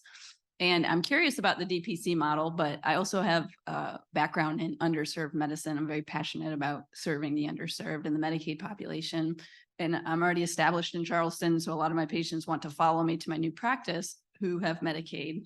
And so I guess my biggest reservation about doing purely DPC is, I don't want to lose this population. And so I'm wondering if anybody has experience, like how do you make DPC work for those who can't afford the monthly membership fee, but you still want to see all of them, not 1 or 2 on scholarship or whatever, but you want to see every Medicaid patient who wants to come see you, but also have a DPC model. Can you do that? Is that feasible? Is there a way to do that? It's a long answer. We should probably talk afterwards. I mean, it's your practice. You can do whatever you want to do. Now, I don't know how you're going to see 2,000 people for free. I mean, at some point you're going to have a number, right? What's your number? But most pediatric DPC, which there's a handful in the state, and I would encourage you to reach out. There's a new one that just started in our community, a new peds DPC. There's a DPC peds I know in Greenville. So I would reach out to those pediatric DPC folks. There's also a direct primary care DPC conference that's coming up here in the next month or 2. I'm not even sure where it is. But I would encourage you to learn from those folks. Basically, there's a ton of people that'll give you that information, but you have to have a number. What's that number? And for most DPC pediatricians, it's going to be 400 or 500 patients to give them the care that you need. There's no way you can take care of 2,000 patients. I mean, you can't do that in a traditional system. Seeing 30, 40 kids a day. I mean, you just can't, and not give them the right care. So you have to figure out what's going to work for you. And then you can treat, if it's your practice, you can treat half of them free if you want to. You can do whatever you want to do. It's your money. I would check out the Free Market Medical Association conference in Oklahoma City. There are different direct care providers from different specialties from all over the country. So we can reach out to that community. I'm sure there's somebody out there who's made it work. Oscar. The last question. I just wanted to say that, everyone here is in a different place. I've been in practice for working on my 36th year. So I'm covered up with Medicaid, covered up with Medicare. And what I'm really interested in is all of us staying in touch, because I don't think there's a one size fit all solution for what we all want to do, which is serve our communities. And one thing that we haven't spent much time talking about, but I think is something that's in the mix, is for those of us who are providing health care for our employees, it is one of the biggest expenses we have. And if we could figure out a way to develop a network so that we collectively in the state of South Carolina were collectively caring for our employees, that would be incredible. And one avenue that I honestly had never heard about or didn't really know much about, I'm not going to say I never heard about it, is sharing plans, which are really a carve out under healthcare reform that can be layered on top of traditional insurance. And it's a question for more discussion later on, but to whet your appetite, to keep you, to help you, encourage you to stay engaged. If I was starting my practice today, I probably would be, it may be very different.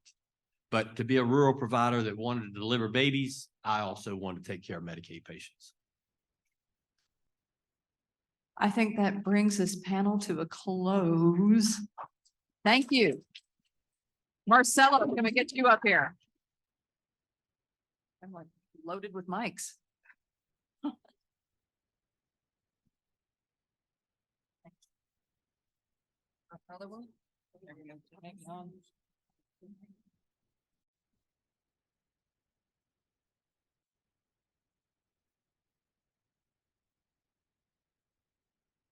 Do you want to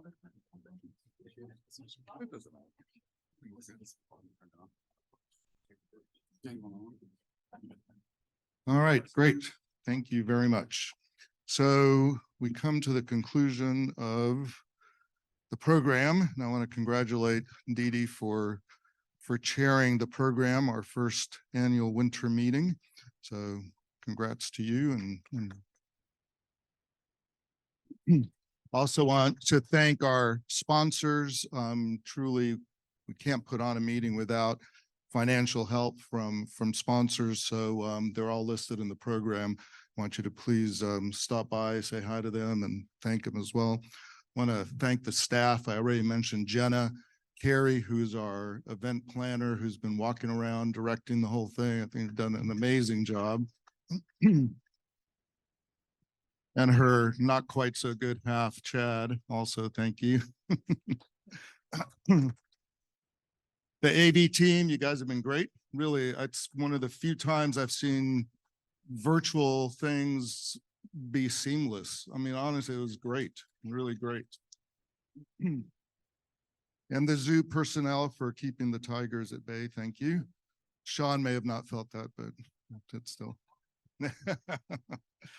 I do want to draw your attention. Well, actually, before I do that, need to announce the HHK raffle winner. Drum roll. Do we have a drum roll? Dr. Juliet Walker.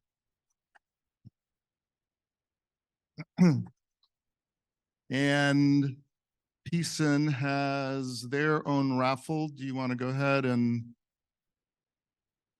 announce the winner of yours? It was Randy Goins, but he left and he's going to be really upset. Yep, you got to be present to win.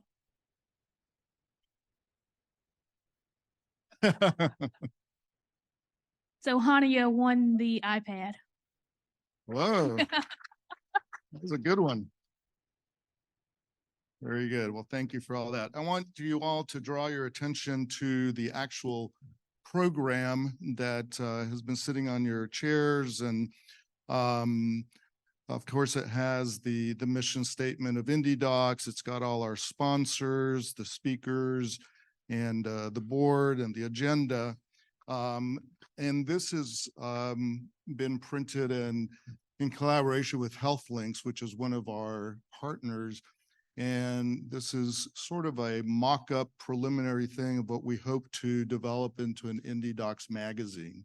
So a statewide magazine that will inform the public about what we're doing, because the more the patients know about independent medicine and practice, the more our services are going to be in demand. And also it'll be a financial incentive for the organization to have sponsors and industry and advertisers who are hopefully going to help promote not only the organization, but some of our missions. If you turn to the very back page, you'll see some upcoming events. One of the things that we feel very strongly about is we need to engage with the legislature. You already saw what happens when they get involved, and they only get involved when their constituents tell them to get involved about X, Y, or Z. And they will tell you this, that their level of knowledge is 1 inch deep and like 6 miles wide. They know very little about a lot of stuff, and it just takes educating them and explaining to them what the issue is, and then they understand it and they're there to serve us. So we've got some great allies on both sides of the aisle, or of the State House.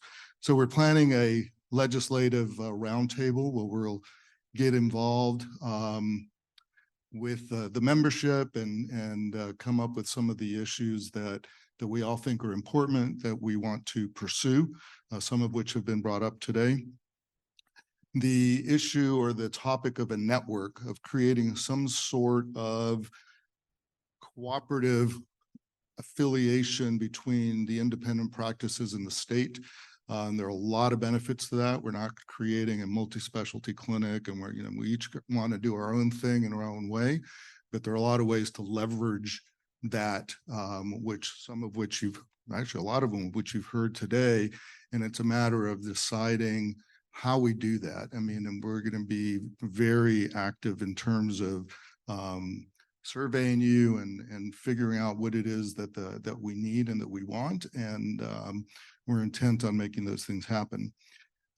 We hope to have a practice workshop, which one of the things that was mentioned is, young people in training, medical students, residents, fellows, really don't get exposed to private practice anymore. There's some specialties that do, but a lot of them don't anymore. When most of us, or a lot of us, were in training, it was just part of our training. When I did my general surgery internship, there was a private surgical service at Stanford Hospital, and we rotated with private practices, went out to their offices and all that. That doesn't exist anymore, or hardly exists anymore. So we want to help young people and established people who want to transition from different models, or even just find out there were some things that were mentioned today here which were kind of tweaked my interests in terms of even maximizing my practice. So we hope to put on some workshops regarding that. Finally, there are 2 QR codes. Again, one of them is a survey. It's really important that we find out what it is that you want us to do. We're just getting started, and I think we have really a great opportunity to do some really great things. And the other is, some of you are here not as members, which is great. We did that on purpose, but if you like what you've seen so far, then please join and encourage others to do so. Finally, we're going to close out with a little social hour. There's a bar back in the back. I encourage you to mingle with the sponsors, mingle with the speakers, establish, contacts and share information. We will be in touch with the survey results. We're meeting next week to go over sort of the postmortem on the meeting, and then we'll be reaching out again. So again, thank you so much for coming out. I'm sorry. Just one thing. Yes.